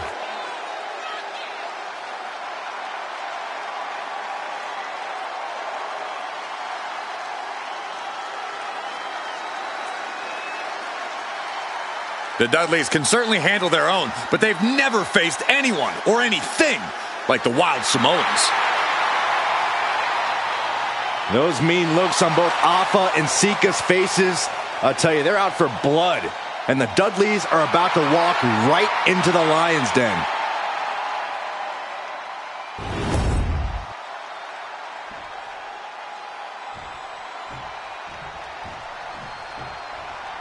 Two-on-two tables match here with the masters of the match, the Dudley Boys, taking on the Wild Samoans. There's always those thoughts in the back of your mind. My brother can beat up your brother. My brother can put your brother through a table faster. Finally, we get to see those thoughts become a reality. Saxton, I never want to hear about the inner workings of your mind ever again. I second that, but the Dudley Boys and the Wild Samoans are two teams who also clearly have a few screws loose. This should be intense. Oh, what a chop! Oh, man. And the Wild Samoans always have that gaze in their eyes, that look that makes you question their understanding of their surroundings. Yeah, and I have to wonder if Alpha and Sika are even aware of what the tables are for. I'm afraid they'll just keep on dishing out punishment, expecting a bell to eventually ring. Running hip attack, what impact! Oh, and back of the elbow.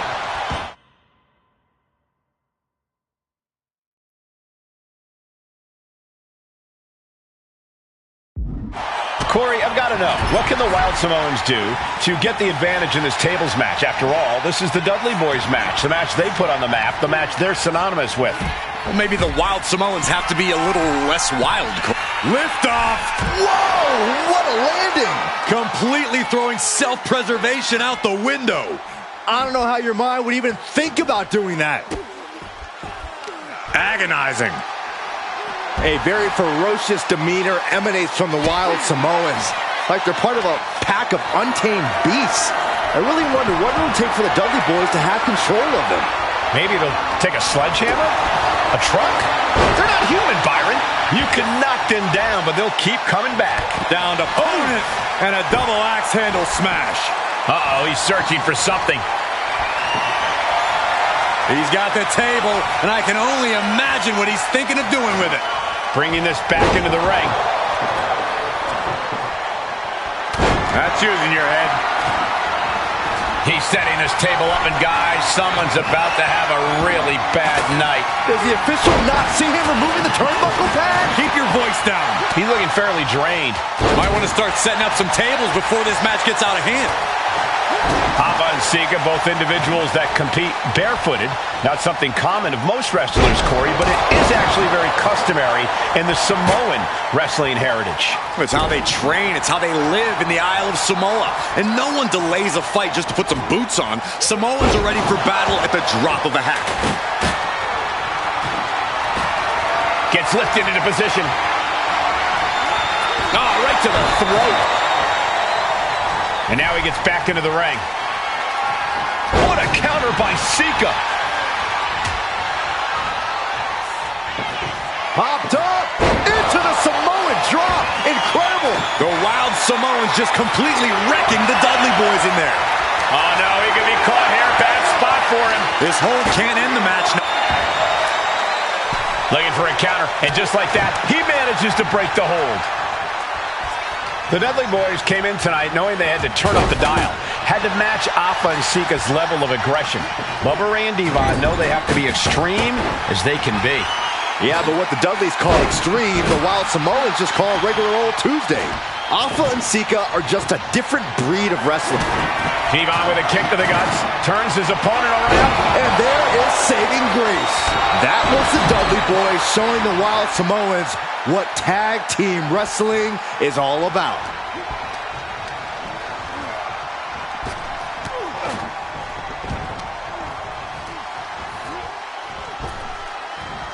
Oh my, sent flying. He has a kendo stick in hand, and this place just turned into South Swanson Street. I still can't get over the look I always see on the Wild Samoans. It's like they have a one-track mind towards savage brutality. They for sure answer yes to every question that makes up a scary tag team. Yes, they're rough. Yes, they're tough. Yes, they will maim. Yes, they will hurt. And yes, they will not stop.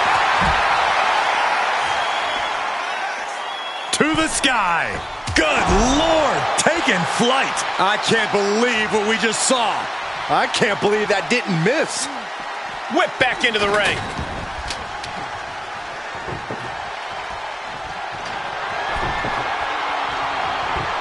Table is set up, oh boy.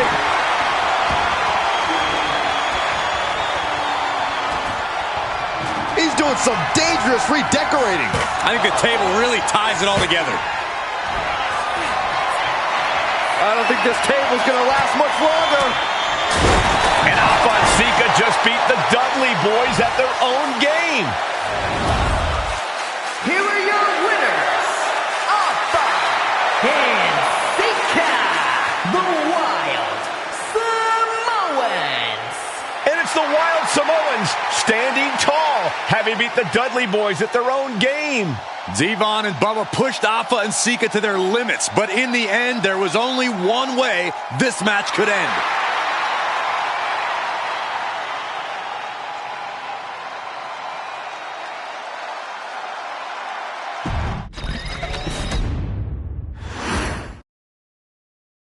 From the very moment he arrived as the enforcer of the bloodline, Solo Sikoa has taken every brutal, savage element of his predecessors and refined them into a near-perfect smashing machine.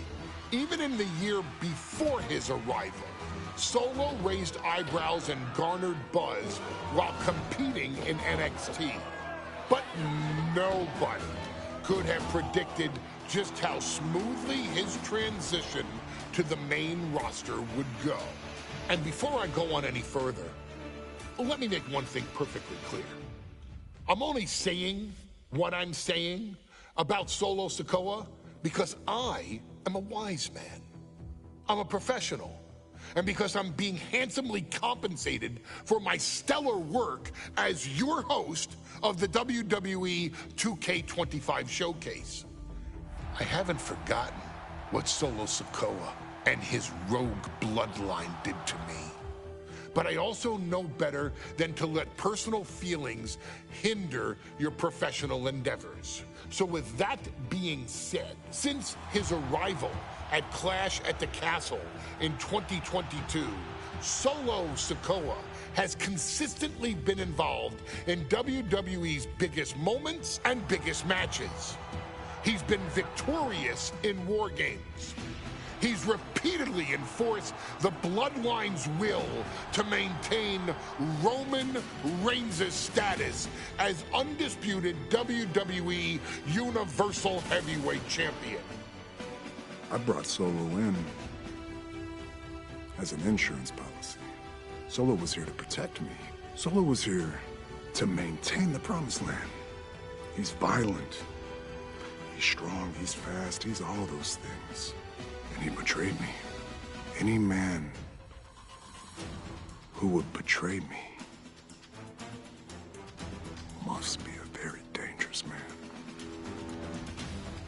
Solo defeated John Cena. Solo elected to betray your tribal chief, Roman Reigns, in an attempt to bestow upon himself the title of tribal chief. When I refused to acknowledge Solo as my tribal chief, you are not my tribal. He, Tama Tonga, Tonga Loa, and Jacob Fatu put me through a table in Madison Square Garden. And that led to opportunities to compete for the undisputed WWE Heavyweight Championship. It's led to more visibility with Solo's Rogue Bloodline ruling over SmackDown. Every choice Solo made only furthered his standing in WWE.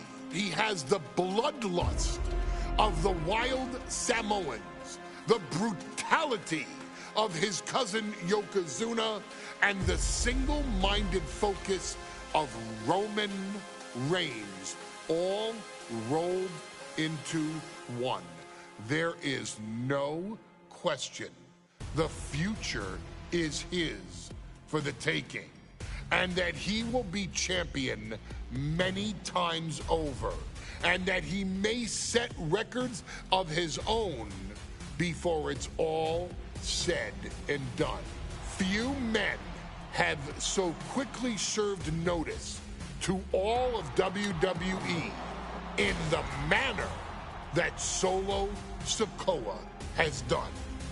Whether you want to acknowledge him or not is irrelevant. One way or another, Solo Sikoa forces you to do just that, or you will suffer severe consequences. One by one, each and every single superstar on the WWE roster is going to find that out. Solo will make sure of it.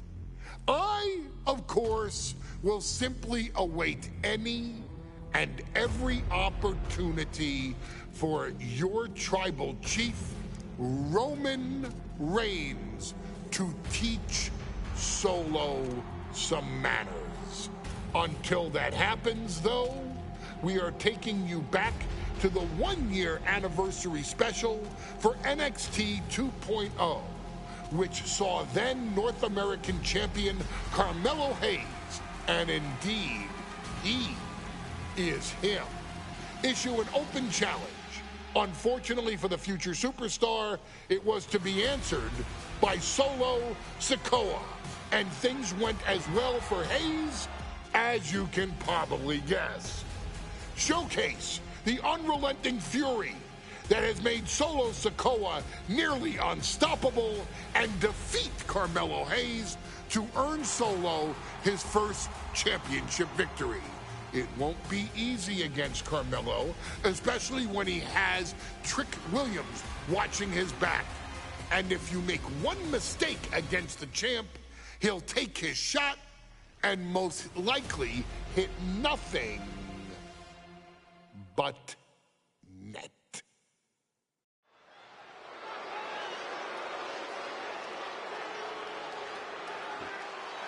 Here comes the A-Champ. The following contest, scheduled for one fall, is for the NXT North American Championship. Accompanied by Trick Williams, he is the NXT North American Champion, Carmelo Hayes. Mello and Trick looking so pleased with themselves after attacking Wesley. NXT 2.0 celebrating its first anniversary, all thanks to amazing talent like this man. Hayes has a look right now. He probably thinks he's getting the night off and another day on his North American title reign. Well, after what Melo and Trick just did to Wes Lee, who's going to have the guts to step up and take Lee's place?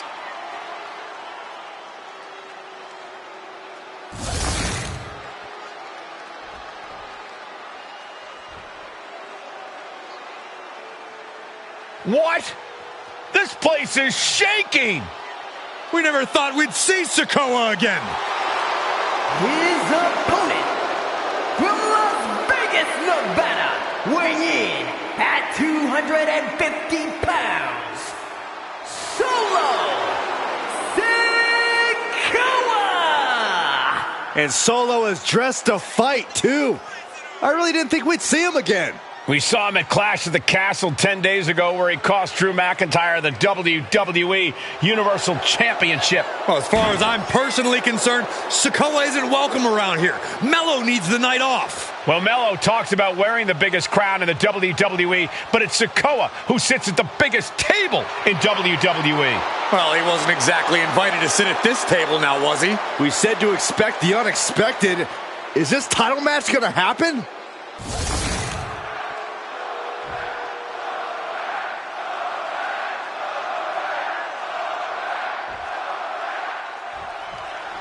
Now, this is a surprise. Carmelo Hayes seemingly had no challenger for his North American title, but Solo Sikoa just showed up here and said, I got next.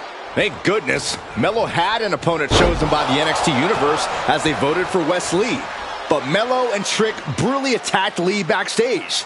Now we're being spared a Melo-bration and getting a real match. And I would have never expected Sikoa to show up. He just joined the Bloodline on SmackDown, and now he's in the main event of NXT. Can the Bloodline get even more gold tonight? Did you see Melo's reaction when Sikoa's music hit? Hayes looked like he saw a ghost.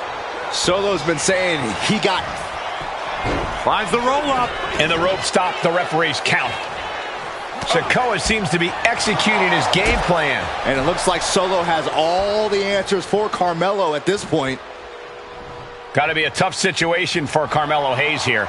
He's up against an opponent he could never have planned for. Oh, but there's a clear strategy, Cole. Solo Sikoa has an injury to his left knee.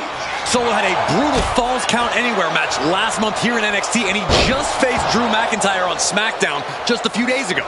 It's very unlikely that Solo's knee is 100% today. Melo needs to focus on further damaging that knee. And Sikoa is turning to the crowd for assurance.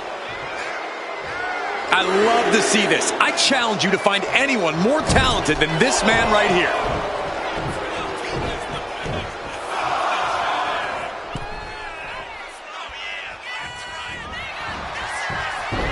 Oh, looking to end this. The schoolboy! Gonna take a lot more than that to keep this man down. Let me point out that this is brutally unfair to the A-Champ. He prepared for Wes Lee or a night off. Now he's not getting either.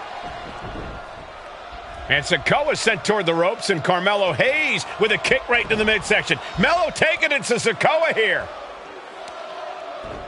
The power of Solo just a little too much for the A-Champ in this instance. What a chop. Trademark viciousness. Lack of mercy. That's what Solo Sikoa is all about. Into the corner. Big splash by Sikoa. Melo in trouble. Sikoa. Trick Williams making sure Melo got out of harm's way. Well, at least momentarily. Yeah, momentarily is right. Sikoa continuing to inflict more punishment on the champ. And Hayes takes out Williams on the outside. Solo standing strong. Solo not allowing the presence of Trick Williams to distract him whatsoever. Solo has the mindset to destroy anyone in the way of him in the NXT North American Championship. And he gets set back into the ring. Big clothesline. Trick Williams cheering on Carmelo Hayes. You cannot deny the impact Trick has had since he joined his childhood friend's side. Yeah, that decision to bring Trick Williams into NXT 2.0 changed the trajectory of Carmelo Hayes' career. Trick told Melo 12 months ago, forget about pandering to the NXT universe. So much for the submission hold. He just lets go. His grip strength might have run out. Uh-oh, this is not going to look pretty. Submission being He lets his opponent out of the submission. Yeah, but who knows what damage has been done. Oh, what a headbutt. On the mark. Down around into the schoolboy. Shoulders are down. Cover to be crowned champion. And what's this? Why'd he do that? What's going on? Trick Williams has been quite the difference maker for Carmelo Hayes over the last year. How many times has Williams helped Hayes and save that North American title? Yeah, but 10 days ago, Solo Sikoa did the same thing for Roman Reigns when he attacked Drew McIntyre at Clash at the Castle. Sikoa has blood on his hands, too. Mounting their downed opponent and firing off a series of blows. That last shot did major damage. Blood's running down his face. Oh, what a drop kick. On the mark. Stomping down. The champion into the pin. The count was stopped before it started. We're well into the match, and he still seems so fresh. It's almost unbelievable. Oh, man! Ouch. Downed opponent and a double axe handle smash. What a main event this has been for the one-year anniversary of NXT 2.0. And without this rebranding, Solo Sikoa may have never had the opportunity to show the world what he can do. And if Solo didn't have this breakout year, maybe his cousin Roman Reigns wouldn't have trusted him enough to be part of the bloodline. Oh, look at this. So ruthless.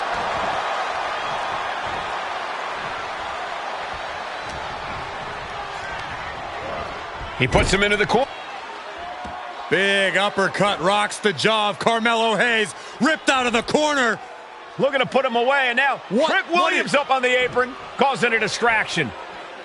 Trick paying dividends. Ooh. First 48. And that could be the turning point for the North American champion. Oh, Samoa drop by Sikoa. Cover now for the win.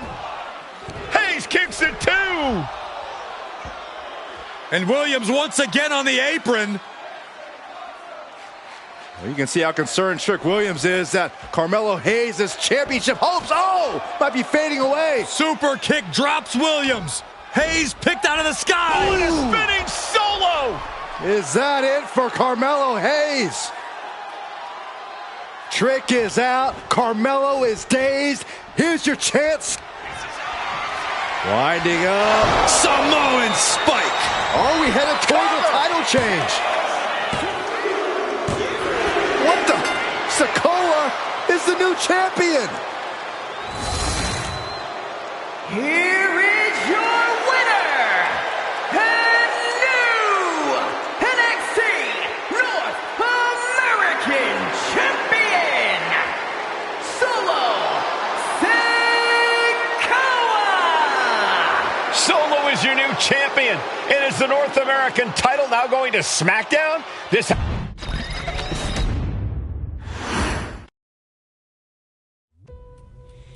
I ain't doing this one.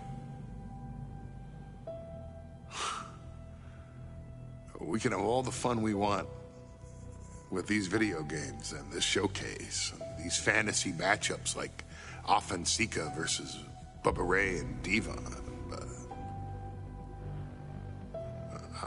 I'm not doing shtick about Roman Reigns and Seth Rollins. That's a little too volatile.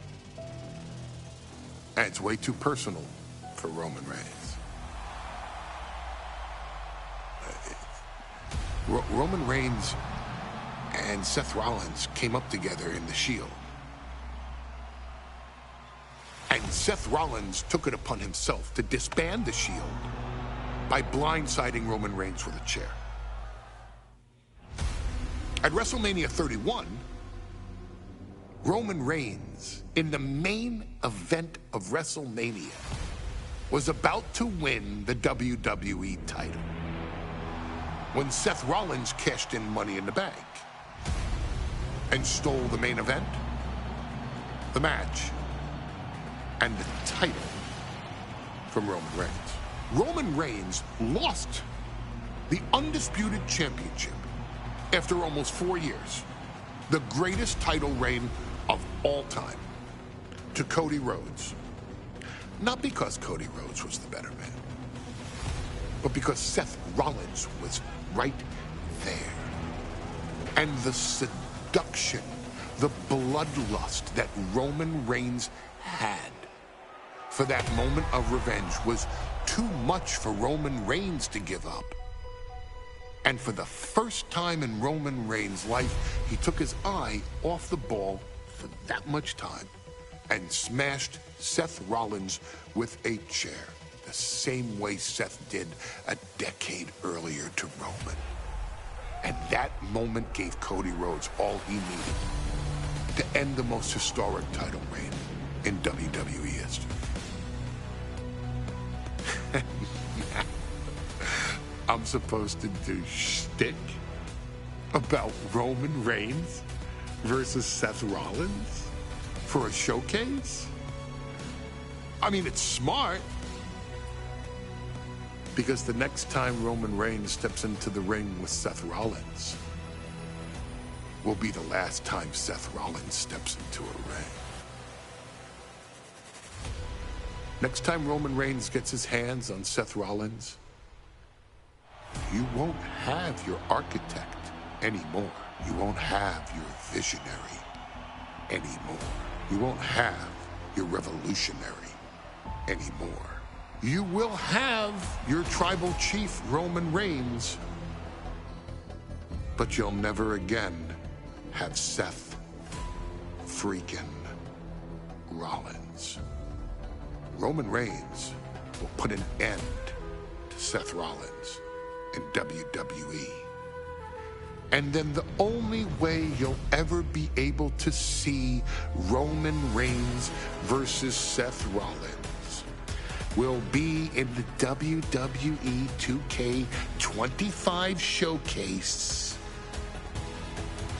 Roman Reigns versus Seth Rollins from the 2022 Royal Rumble. And that's not a prediction.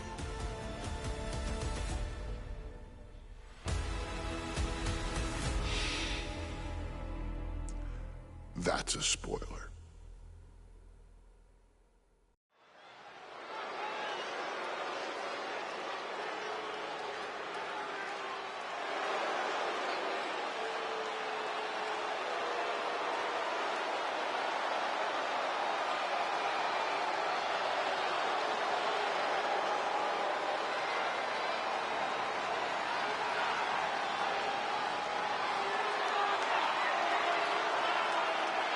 The big question as we kick off Royal Rumble, will Roman survive tonight? Well, the man who's walking down the aisle here in front of 44,000 plus is the greatest champion of all time, transcending the business. And tonight, it's personal.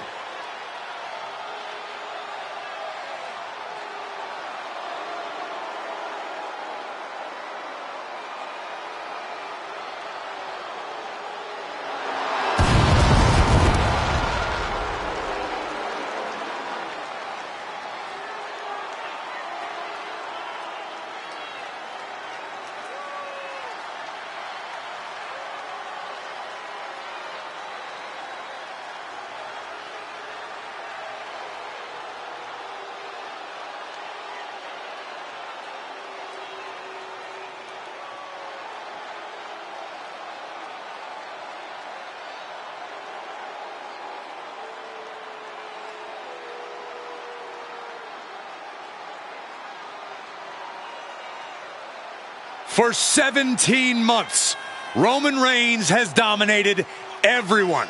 And luckily for Roman, he's had a special counsel and his cousins to help him keep cool, keep focused, and concentrate on the business at hand. Now Paul Heyman is gone, and the Usos are barred from ringside. And without those calming forces, Corey, cracks started to form last night in Roman's armor. No telling how Roman's going to handle things on his own. It's been years since he competed on his own. But that's the situation we're seeing right now for the Tribal Chief.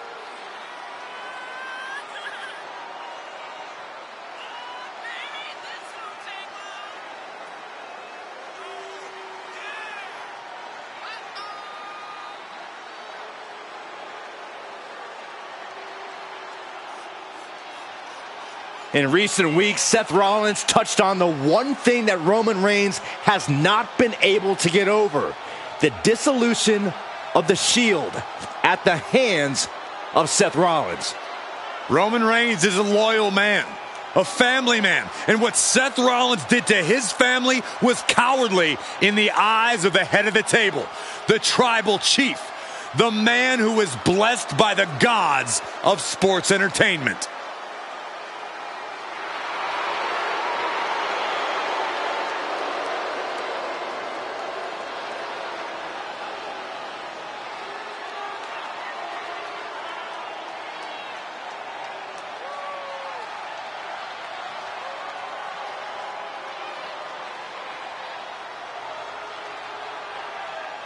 Corey, on SmackDown last night, we saw one thing that we haven't seen out of Roman Reigns. We saw Roman Reigns lose his cool.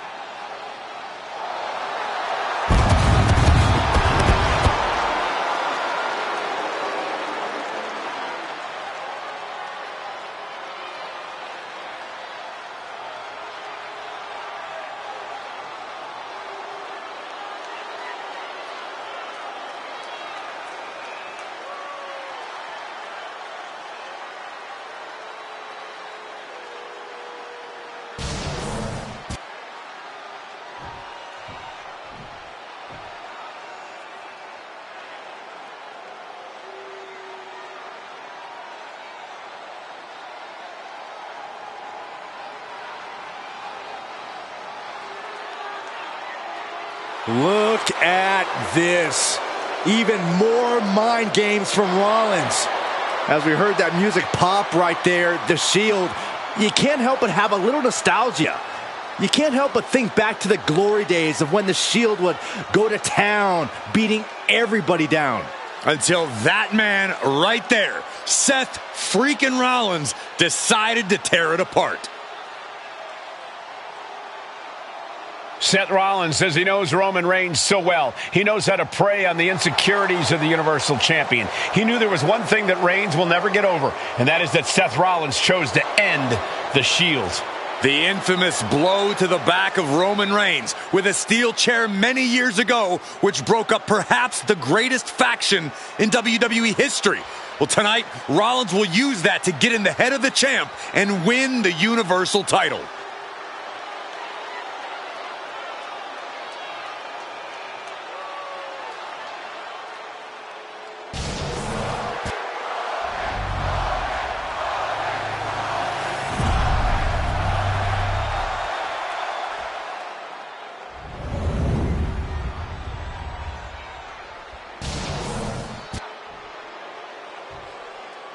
The following contest, scheduled for one fall, is for the Universal Championship.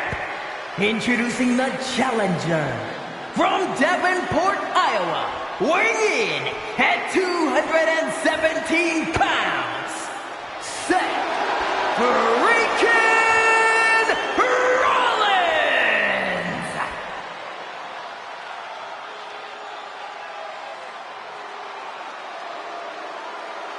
and his opponent from Pensacola, Florida, weighing in at 265 pounds, he is the Universal Champion, Roman Reigns!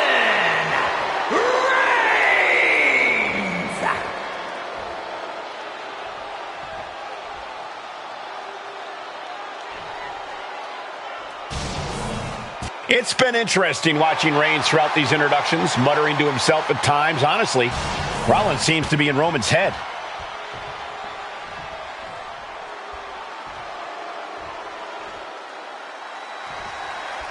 Bell rings and the WWE Universal title is on the line. Roman Reigns, over 500 days as Universal Champion, but nobody has been in his head like his old brother-in-arms, Seth Rollins.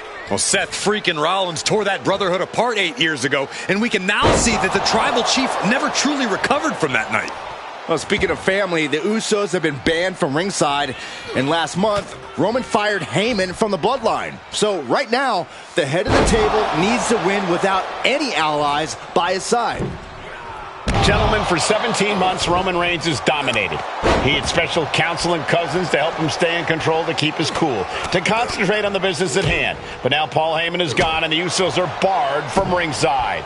Without those calming forces, cracks have started to show. Every comment Rollins has made about their past cuts deeper. Every mind game breaks Roman's spirit even further.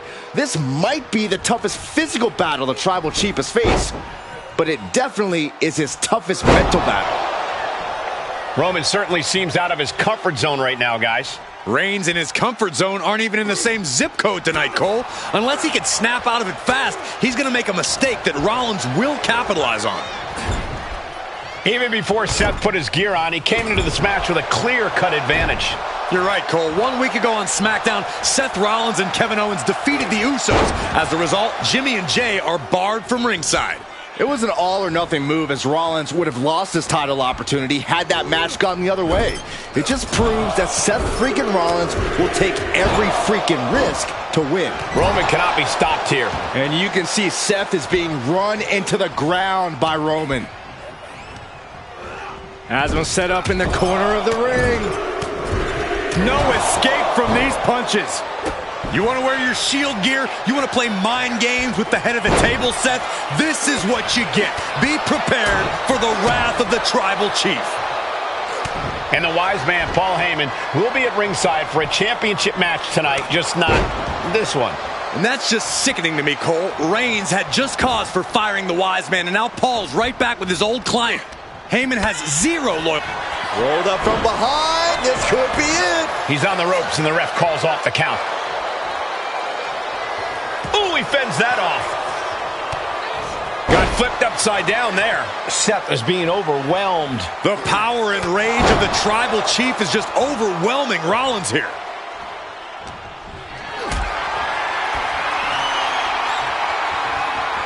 Being carried around now. Big powerbomb. Roman with his opponent across his own shoulders, then driven down with a flapjack. I have to admit, it's a pretty cold move for Rollins to just take the years of history the Shield had and turn it into a joke here tonight. It's appalling, Saxton. Rollins has always treated that sacred history as a joke. Now we know that Roman Reigns is a loyal man, a family man. What Seth Rollins did to his family 8 years ago was cowardly. Now it's time for Rollins to pay. Seth Rollins just sitting back and degrading his opponent.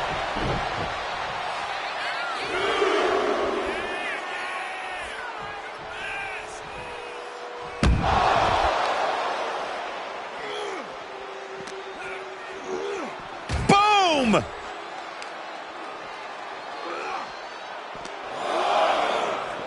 Driven into the barricade.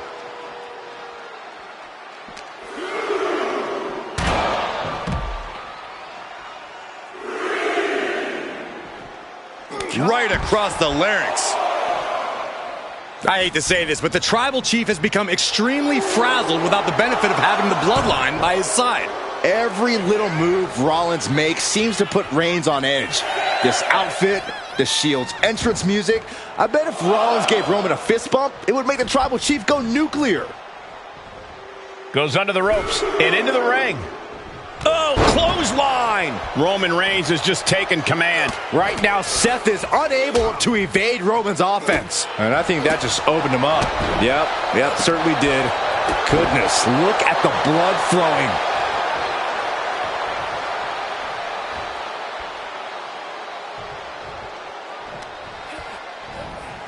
Oh, no! Oh! Stun gun! The Tribal Chief has been dominant over the last 516 days since he captured the Universal Championship. Month after month. Oh, Roman Reigns about to put his opponent away. No getting fair. That's got to be it. Consider the championship retained. And straight in. Definitely an unorthodox strategy. He must have something else planned. Reigns hits it! Devastating maneuver by the champion.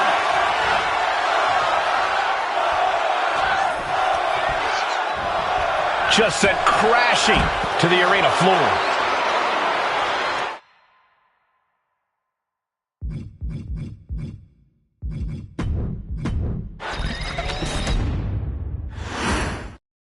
Bell rings and the WWE Universal title is on the line. Roman Reigns over 500 days as Universal Champion, but nobody has been in his head like his old brother-in-arms, Seth Rollins. Well, Seth freaking Rollins tore that brotherhood apart 8 years ago, and we can now see that the Tribal Chief never truly recovered from that night. Well, speaking of family, the Usos have been banned from ringside, and last month, Roman fired Heyman from the Bloodline. So right now, the head of the table needs to win without any allies by his side. Even before Seth put his gear on, he came into this match with a clear-cut advantage. You're right, Cole. 1 week ago on SmackDown, Seth Rollins and Kevin Owens defeated the Usos. As a result, Jimmy and Jay are barred from ringside. It was an all-or-nothing move, as Rollins would have lost his title opportunity had that match gone the other way. It just proves that Seth freaking Rollins will take every freaking risk to win. You want to wear your Shield gear? You want to play mind games with the head of the table, Seth? This is what you get. Be prepared for the wrath of the Tribal Chief. And a big right hand. Just mounted with punches and not, a nasty stomp to finish it off. Oh, wow. Get a look at that horrible gash on Seth's face. And the wise man, Paul Heyman, will be at ringside for a championship match tonight, just not this one. And that's just sickening to me, Cole. Reigns had just cause for firing the wise man, and now Paul's right back with his old client. Heyman has zero loyalty to the Bloodline. Okay, Corey, did you forget the fact that Roman attacked Heyman? Anyway, Reigns just needs to forget all of that tonight. Rollins is already playing next-level mind games in this match. Reigns cannot let Paul Heyman's actions affect him. Seth freaking Rollins has made it extremely personal with Roman Reigns. Years ago when he destroyed the Shield, and again in the lead up to this match. And if I'm Roman, I'm taking all that aggression and ending this quickly. Go full force and incapacitate Rollins ASAP, because the longer Reigns fights with all his rage, the more potential he has to make a tactical error. Out on the apron. Oh, this is going to be bad. This is going to be really bad. Back suplex on the apron. I have to admit, it's a pretty cold move for Rollins to just take the years of history the Shield had and turn it into a joke here tonight. It's appalling, Saxton. Rollins has always treated that sacred history as a joke. Now we know that Roman Reigns is a loyal man, a family man. What Seth Rollins did to his family 8 years ago was cowardly. Now it's time for Rollins to pay. Reigns with a schoolboy, not done yet. Lifted up his opponent. Sit-out powerbomb.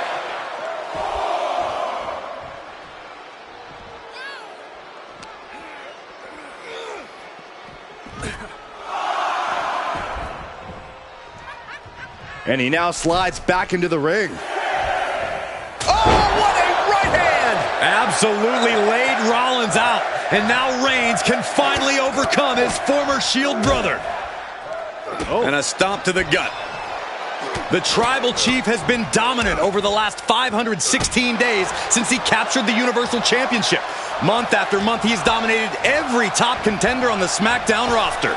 Roman Reigns has beaten big names over the last year and a half, but Braun Strowman, Rey Mysterio, the Demon Finn Balor, even John Cena. But Reigns has to be bothered by the fact that he has never been able to knock off Rollins in a premium live event match in his career. Never successfully defended a title against Rollins.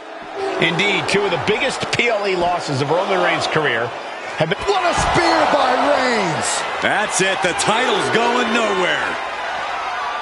I don't even think Roman's aware of where he is anymore. He has tunnel vision for Rollins. The only thing the Tribal Chief is seeing right now is red. And heaven have mercy on Reigns' old Shield brother now. And he now slides back into the ring.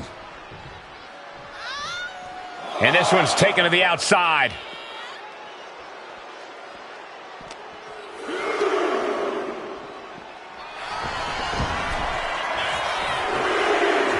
From Rollins, went for the springboard and missed. Oh.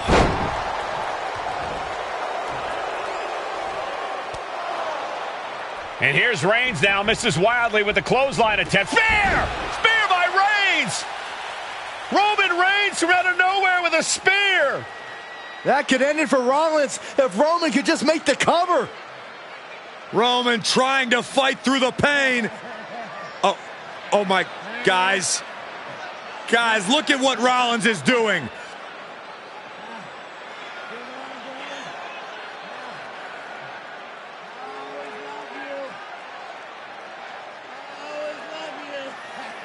After all these two have been through, Rollins wants that Shield fist bump.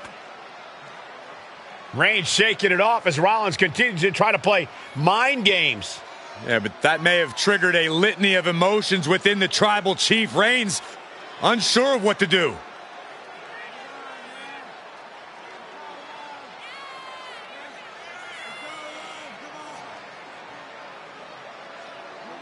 Roman Reigns determining what to do now. Will he slay his former brother?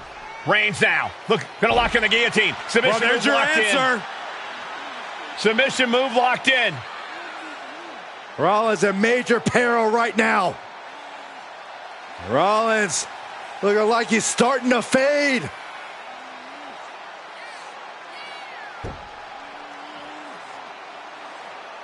Seth trying desperately to make it to the bottom rope.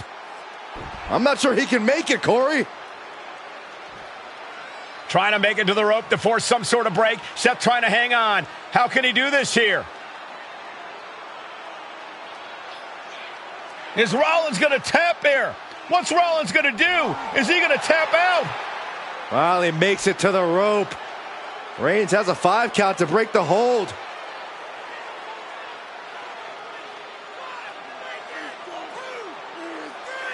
And Reigns breaks the hold here. Roman breaks the hold and this match continues. It just shows you how locked in Roman Reigns is to winning this match.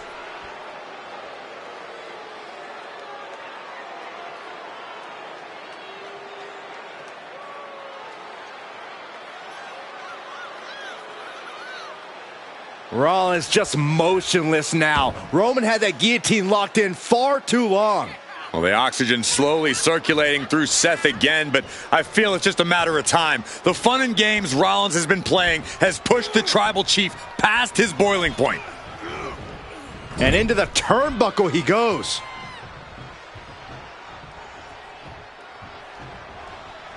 Kick right in the face. And that's another well-placed attack to his head and neck area. Whipped into the corner with tremendous force.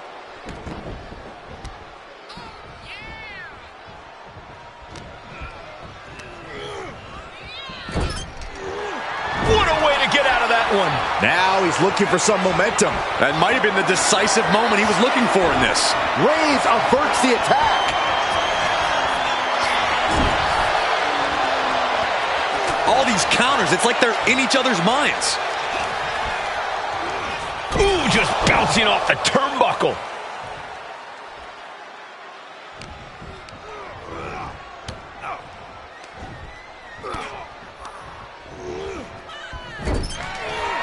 Oh, Superman punch! Reigns not done yet. There is the spear. Will the champ make that pay off? Cover. And Reigns retains the title. Here is your winner, and still the Universal Champion, Roman Reigns. Roman Reigns has finally done it. Finally earned that title defense against Seth Rollins. Finally exorcised the ghost of the Shield. It looks like a huge weight has been lifted from the shoulders of the tribal chief. Roman may never forgive Rollins, but now he can forget him.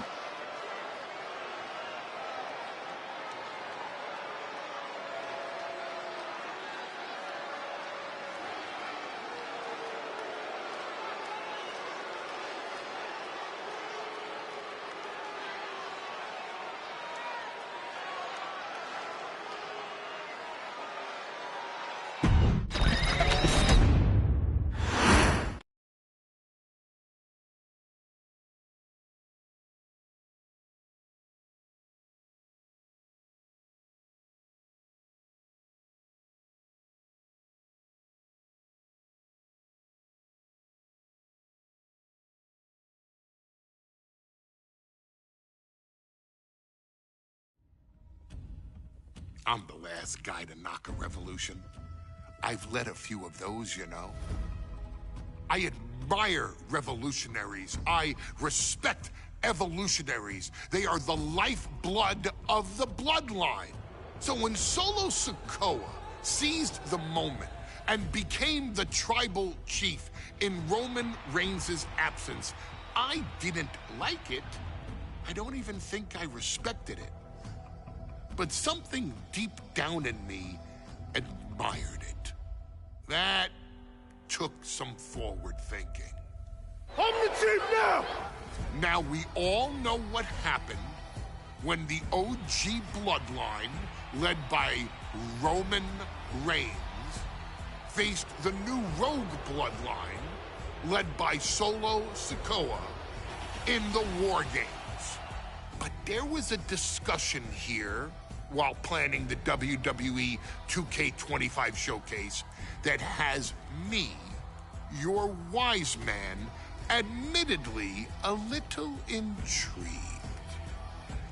What if War Games was limited to only OG bloodline, no honorary uses, versus Solo's rogue bloodline, no honorary uses? It's 4-on-4 Roman Reigns.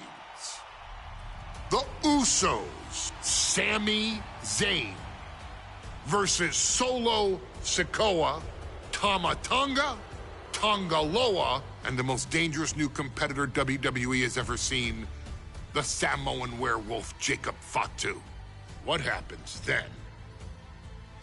This is your moment to determine who is the real bloodline.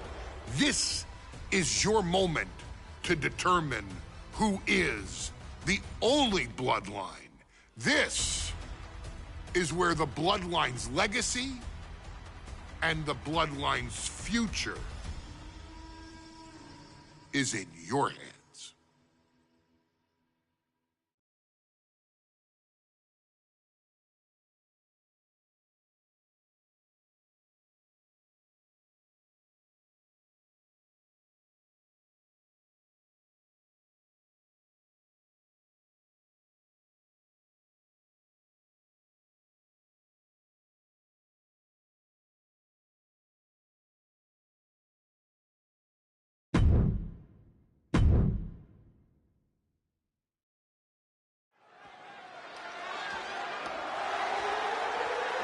The following contest is the men's War Games match.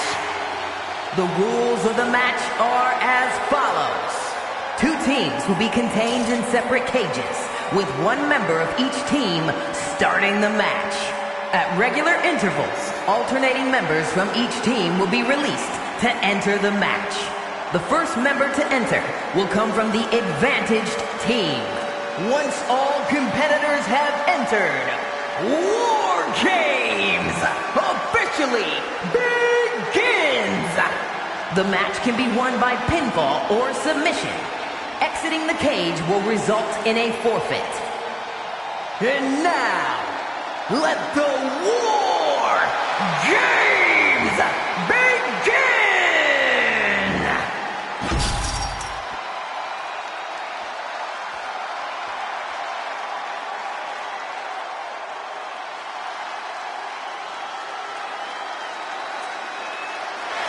The bloodline is in chaos.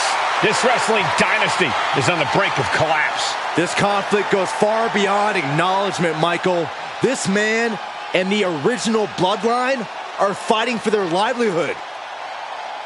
Introducing first, from San Francisco, California, weighing in at 242 pounds, main event, Jey Uso! This man and the rest of the original bloodline is under attack. The new bloodline will do whatever it takes to wipe out the old guard. But this man and the rest of his crew will not go down without a fight. This is a power struggle that could not be contained by a traditional 20-by-20 ring. He's ready to bring the heavy fire to the new bloodline.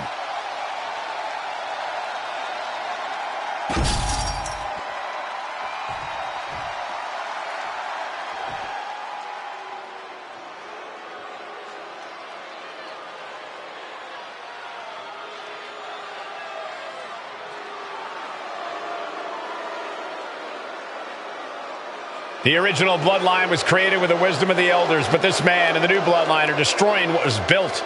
Well, this conflict was unfathomable until now. The new bloodline is ready to hunt. And from Sacramento, California, weighing in at 285 pounds, the Samoan werewolf, Jacob. The new bloodline does not live by a code.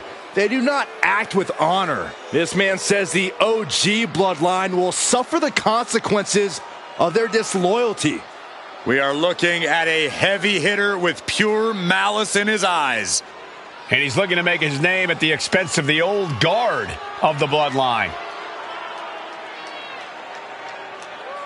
The OG bloodline have never faced a threat like this. The island of relevancy is no more. The OG bloodline is fighting bloodthirsty savages who will feast on whatever they can. There will be no hesitation in pulling the trigger, and the OGs have got to match that ferocity. Here we go. First two combatants locked in the War Game structure. The original bloodline versus the new bloodline in the match beyond. The WWE Universe has wanted to see this war for some time, gentlemen. Roman and his old guard versus Solo and the new crew.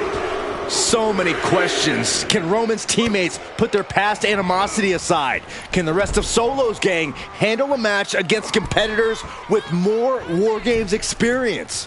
Well, Byron, I think we'll know the answer to all those questions in just a matter of minutes. Effective counter.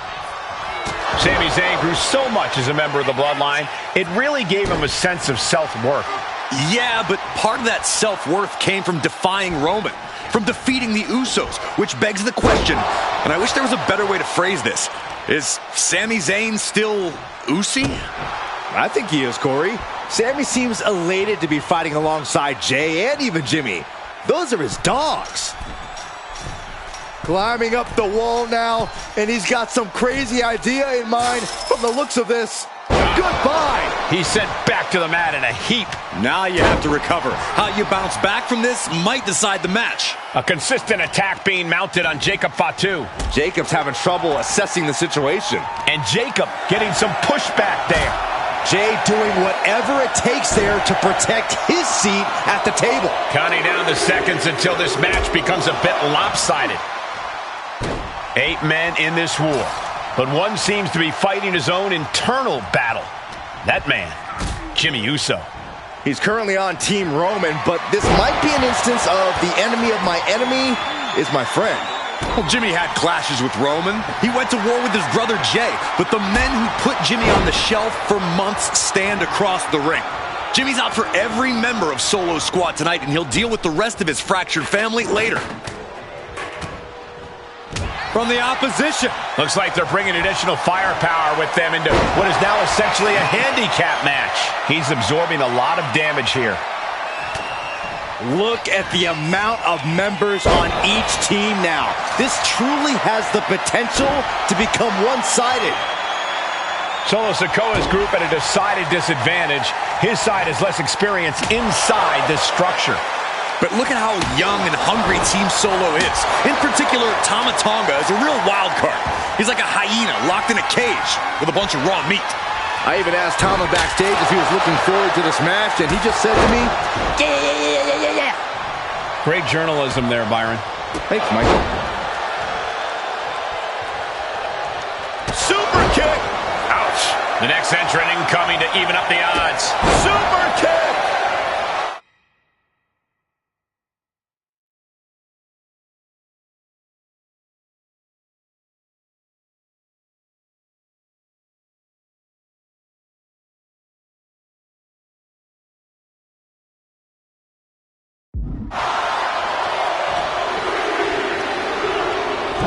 He gets manhandled over into the opposite ring. Tonga Loa now entering the fray of Bloodline War Games.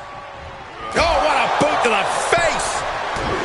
If there's one man here with the most to prove, it's got to be Tonga Loa.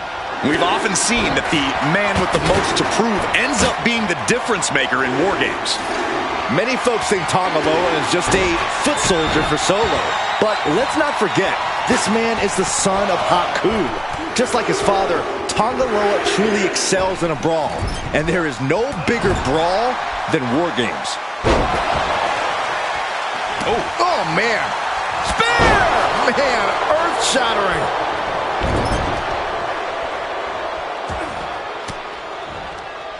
Just like that, Tonga Loa gets stopped. Oh my God! Oh! We are witnessing a malicious string of attacks right now. Double leg drop.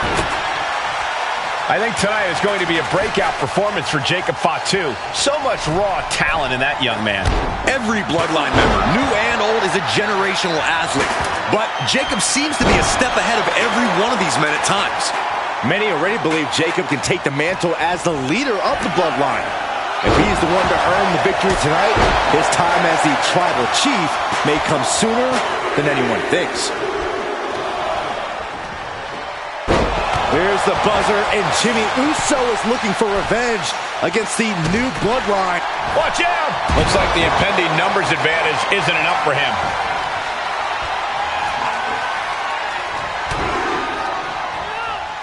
But then to Sami Zayn. No doubt, Sami just ended this.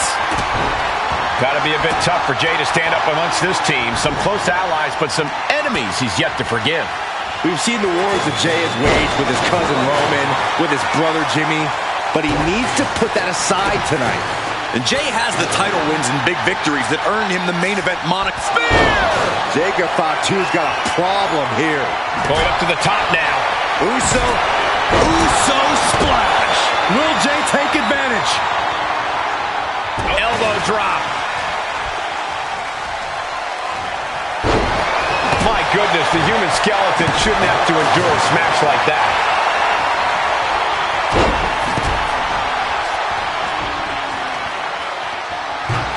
Sharp blow to the neck. Solo Sikoa, leader of the new Bloodline, has called himself the head of the table, called himself the tribal chief. And when he asked the WWE Universe to acknowledge him, we're hearing more and more of the crowd agree. Well, Solo has grown in power with big wins and title reigns, but this is his biggest test yet. If his crew can defeat Romans, Sikoa will be everything he says he is and more. And guys, this is what War Games is all about. Both Bloodlines leaving it all in the ring. The old guard and new school trading their biggest shots at one of the most top rope. The teams are now equal, but this weapon could be a big difference. From the top. He might be the smartest man in the ring right now, ensuring himself a bit of an Uso. Meanwhile, it's Jimmy. Is that all she wrote for Tonga Loa? Oh, Bloodline leader Roman Reigns has so much on the line in this one, guys. Oh, absolutely, Michael. Solo Sikoa took his spot at the head of the table. He says he's the new tribal chief. And that is Roman's legacy. Those names, this group, they mean something.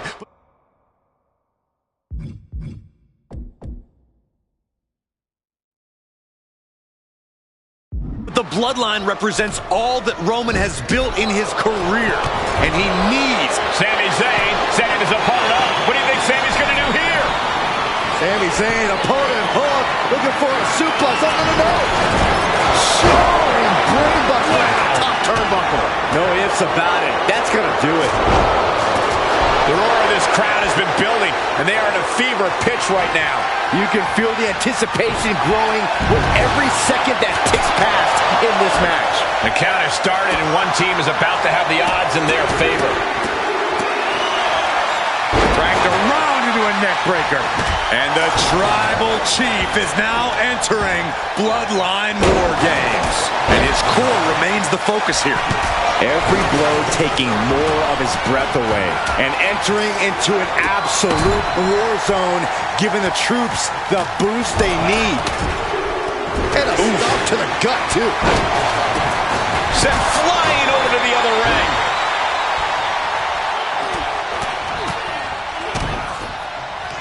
Attack to the midsection. Ooh, great anticipation. Kick to the gut. And a big right hand. Well, that does not look good. Sky high. What a forearm. Fired hard into the corner. It crashes to the mat. Non-stop blows.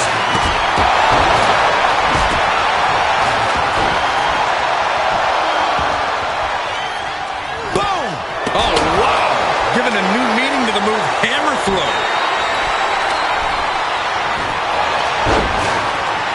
Now looking at Jay. We're going to finish it off. Swanton bomb. Taking a chance one more time and landing with incredible impact. Counting down the seconds as this match gets closer to being even. Oh! And now the new Tribal Chief, Solo Sikoa, joining Bloodline War Games. Stop right to the gut. Look at this, just unloading. And a stop to the gut.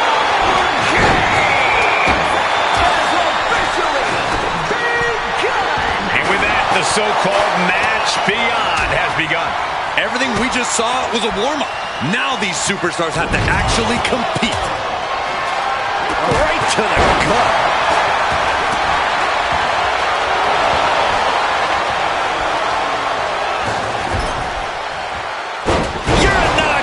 Man, oh man. And looking at Jey Uso. Ooh! Oh my God! Zayn trying to close this out. He's getting... No idea what he's planning here. Yeah, I don't think...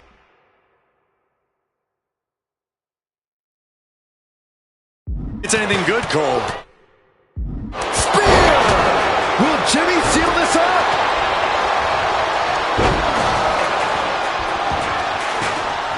Power slam. Oh, here we go. DDT! Does that finish Sami off? Going forward again. DDT. Jacob about to end this fight. And Jey Uso on the wrong end of some ruthless offense there. Jey puts a stop to that. Looking vulnerable now, guys. Oh my God, a clothesline. Stiff headbutt. Spear! Jimmy with a game ender. Slowly getting back up, and he is not going to like what's next. Oh, gosh. That looked like a bad landing. Boom! Big forearm. What a headbutt. Vicious. Ooh! That hurt. Punch right in the head. Oh, Roman's shoulders are down. Safe into the cover. This might be it. Saving his team from defeat. And looking at Jacob Fatu. Transitions into the pen. Is this it? Oh, that hurt right in the kidney. Golly.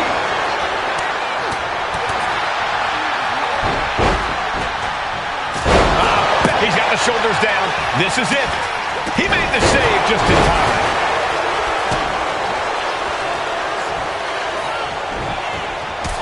That hit connects from Roman Reigns. Oh, that is going to leave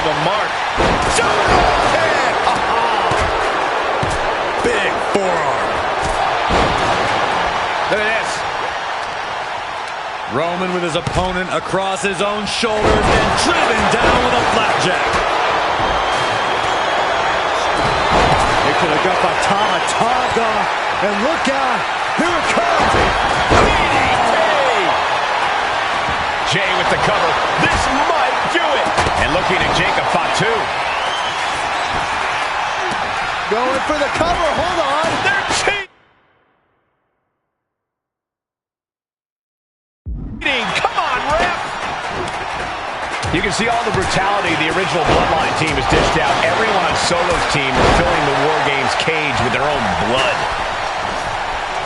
Uso, they have this wrapped up. Jay can seal it here. And referee cuts off the count and going for the cover. Into the pin. Could be over for Tonga Loa. The adrenaline is pumping, and the WWE Universe is on his side. And that can vanquish Tama. Got the cover. This might be the end. And keeps his partner alive.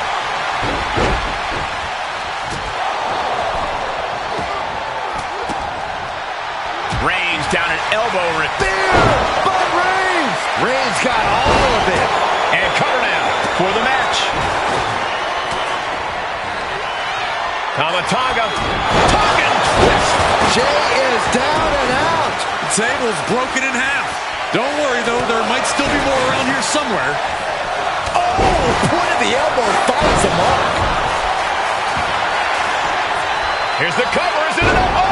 Wait, look at the feet. The feet are on the ropes. He's starting to look battered. Then we see Tonga Loa.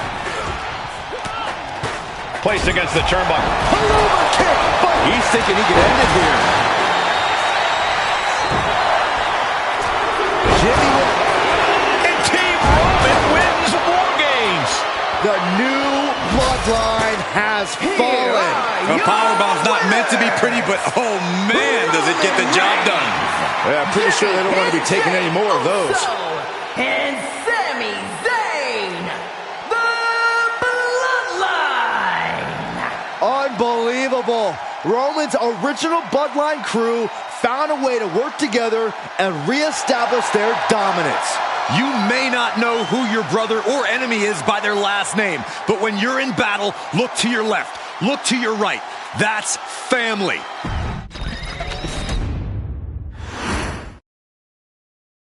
Okay, a little bit out of character for your wise man, but that was a little bit difficult for me to watch. Seeing this family splinter into two groups, fighting against each other, it breaks my dark heart. But they're all grown men, and you settled the issue. Now let's give Solo credit. Forming Team Solo was, of course, his usual backup of Tama Tonga and Tonga Loa, the sons of Haku, feared as one of the baddest men to ever walk planet Earth. Along with them, the Samoan werewolf, Jacob Fatu, son of Tama, also known as TK All Day, the Tonga Kid, another fearsome competitor from WWE's golden era. But did you know that Haku and Tama once comprised one of WWE's most impressive tag teams? Haku had been considered family by the Dynasty for years on end, and his teaming with Tama, brother of Rikishi, solidified this for eternity. The Islanders were a formidable test for any tag team in WWE in the late 1980s, competing against teams like the Hart Foundation and the British Bulldogs. Initially fan favorites, the two would embrace a more hard-nosed approach and even teamed up with WWE Hall of Famer Bobby the Brain Heenan, finding even more success. The team flawlessly merged aerial excellence, martial arts mastery, and some good old-fashioned Islander grit. Perhaps their most infamous moment saw them actually dog-nap Matilda, mascot of the British Bulldogs, showing that they were willing to do literally anything to throw opponents off their game. Both men are still revered today as two of the real legit tough guys in the industry. Names that instill fear simply upon mention, and they absolutely taught their children well. Tama Tonga and Tonga Loa both loved to slowly brutalize an opponent in the traditional Haku style, while Jacob Fatu hurls his body at opponents from all angles with reckless abandon, much like Islander Tama in his TK all-day heyday. For their inclusion in the 2K25 showcase, we find the Islanders in a dream match, taking on another team that has mastered the air, ground fighting, and has their own brand of swag that keeps opponents guessing at all times. Ladies and gentlemen, I'm talking about the Street Profits. Montez Ford and Angelo Dawkins have put together one hell of a run in WWE, and the perennial tag team champions are going to find themselves in an unfamiliar setting, taking on Haku and Tama in a best 2 out of 3 falls match. Anyone can sneak a win out, but Haku and Tama often competed in this type of match to fully demonstrate the superiority to their opponents. And you can bet that they're out to do the same thing to Angelo and Tez. So get out there and showcase the tag team mastery that the Islanders used to terrorize their opponents. Lift your party cups and take one last sip for the Street Profits. And don't worry, no one will hold you responsible for the damage you and the Islanders caused them. Because I assure you, the Islanders can handle the smoke.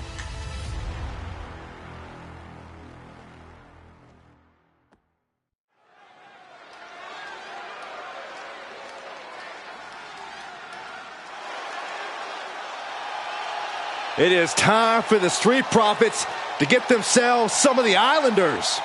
Well, with all due respect to the smoke and the party cups, but AD and Tez need to up their game. This could be the Profits' night, but it's not going to be easy. The Profits possess tremendous athleticism, but so do the Islanders. And let's not forget, the Islanders have Bobby Heenan in their corner. The following contest is a 2 out of 3 falls match. Making their way to the ring at a combined weight of 492 pounds, Montez Ford and Angelo Dawkins, the Street Profits. The Islanders are known for innovative double-team offense, but they're looking to do more than just beat the Profits. Well, under the Brains' incomparable tutelage, the Islanders have become smarter and more brutal. Tez and Dawkins better have their third eye open and their heads on a swivel.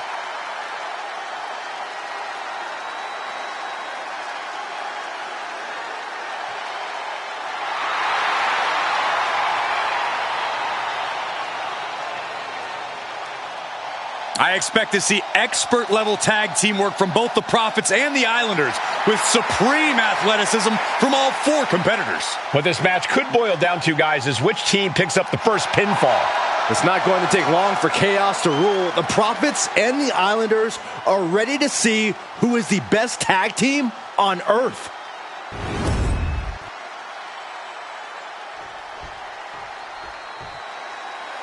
The Street Profits had better be ready for what's coming. Tez and Dawkins have to be ready to deal with any shortcut the Islanders can find. Their opponents, accompanied by Bobby Heenan, at a combined weight of 499 pounds, Tama and Haku, the Islanders.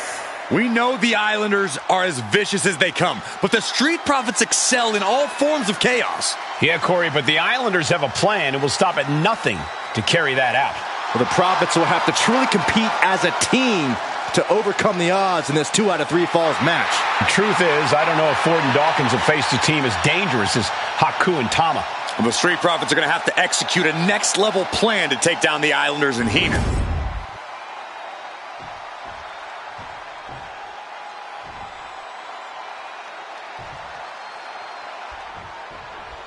The Islanders and Street Profits facing off here in a 2 out of 3 falls match. Two teams that mix high flying and hard hits with ease. This is going to be exciting. The Islanders move at such speeds that you can't take your eyes off them for a second. The Street Profits have got to be at their best if they hope for a win tonight. You can tell that Haku and Tama want to end the party for Dawkins and Ford. Luckily, they have the biggest party pooper in WWE in their corner in the form of the Weasel, Bobby Heenan. A 2 out of 3 falls match is a different beast and a bit of a rarity in tag team competition. But one of these teams actually has a bit of a history with this stipulation. Yeah, Cole, the Islanders have a history of success in multi-fall matches and in high-profile situations, no less. They competed in the main event of the first Royal Rumble event in this kind of match and won it in 2 straight falls. They also won a 2 out of 3 falls match on Saturday night's main event. Bottom line, the Islanders are more than ready for this.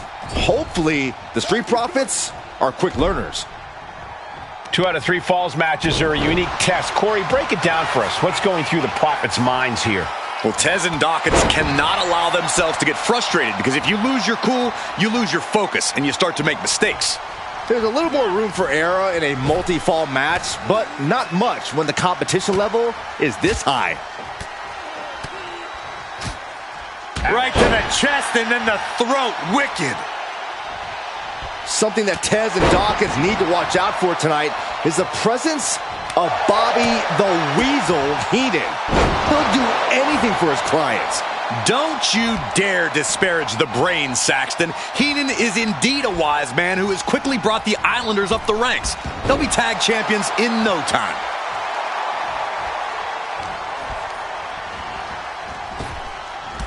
Whoa. Drop toe hold.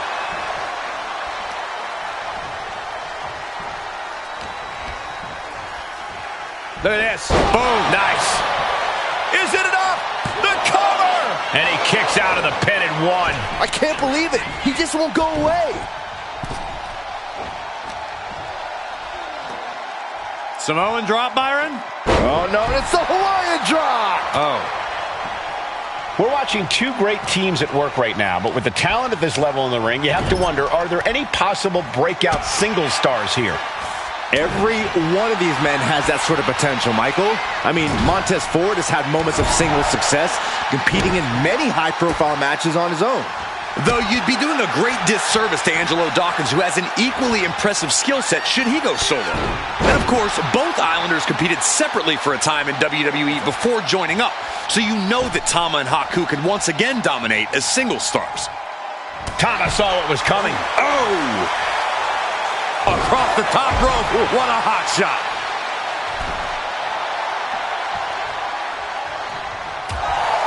So many accolades for Dawkins and Ford. Triple crown tap. This could do it! Quick shoulder up. What is it going to take to put him away?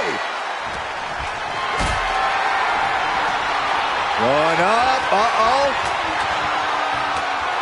But right hands create separation and an escape.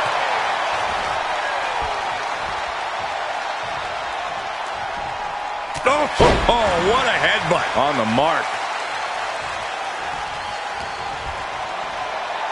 Inverted atomic drop. Boom. High cross body. Oh my gosh, what impact.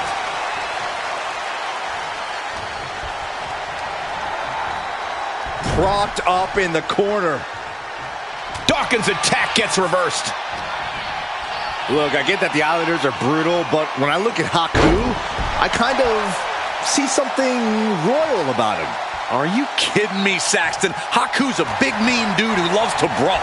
Nothing about him says royalty.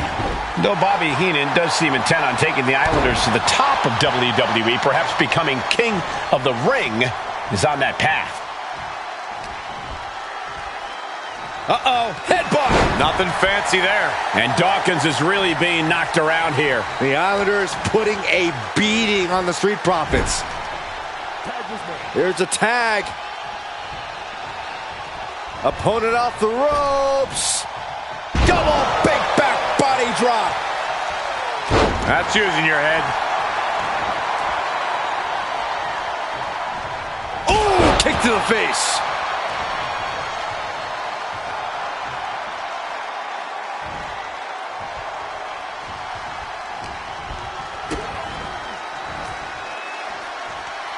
Hoisting their opponent up. Hoisted up into a pile driver. Does he get him here?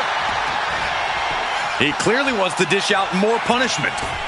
Partner gets tagged in. Devastating elbow. And that blow has him wavering. Oh, stomping away. Point of the elbow, nailed it.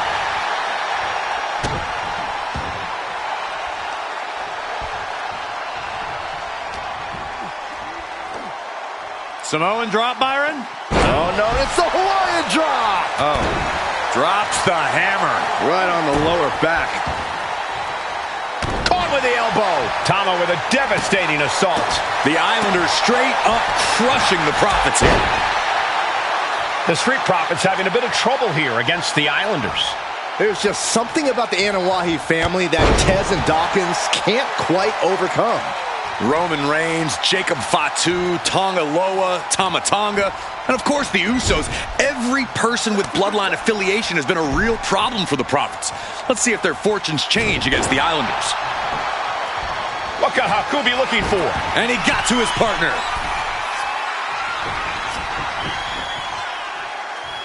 Look out! What impact! He could absolutely be at the end of his rope. Yeah, he's just running on fumes now. Take off.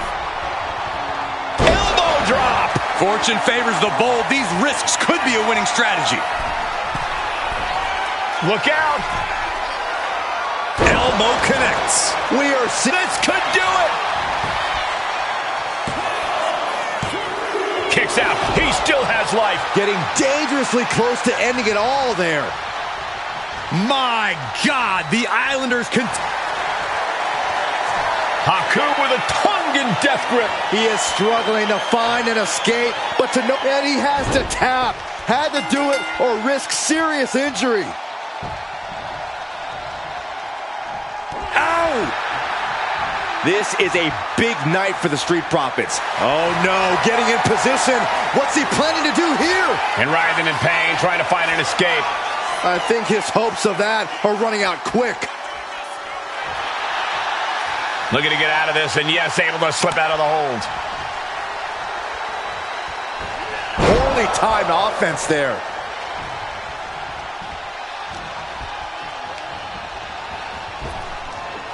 Big back body drop. Now into the cover. The fate of the match is at stake. Second fall for the Islanders, and they beat the Profits. Here are your winners, Tama and Haku, the Islanders. What a matchup. The Islanders met the Street Profits at every turn in the air and the ground. This loss is going to hurt Dawkins and Ford for a long time. Look, we saw tremendous tag teams do what they do best, but only one could win. And the Islanders stepped up and got the job done. Tama and Haku just proved they are the best tag team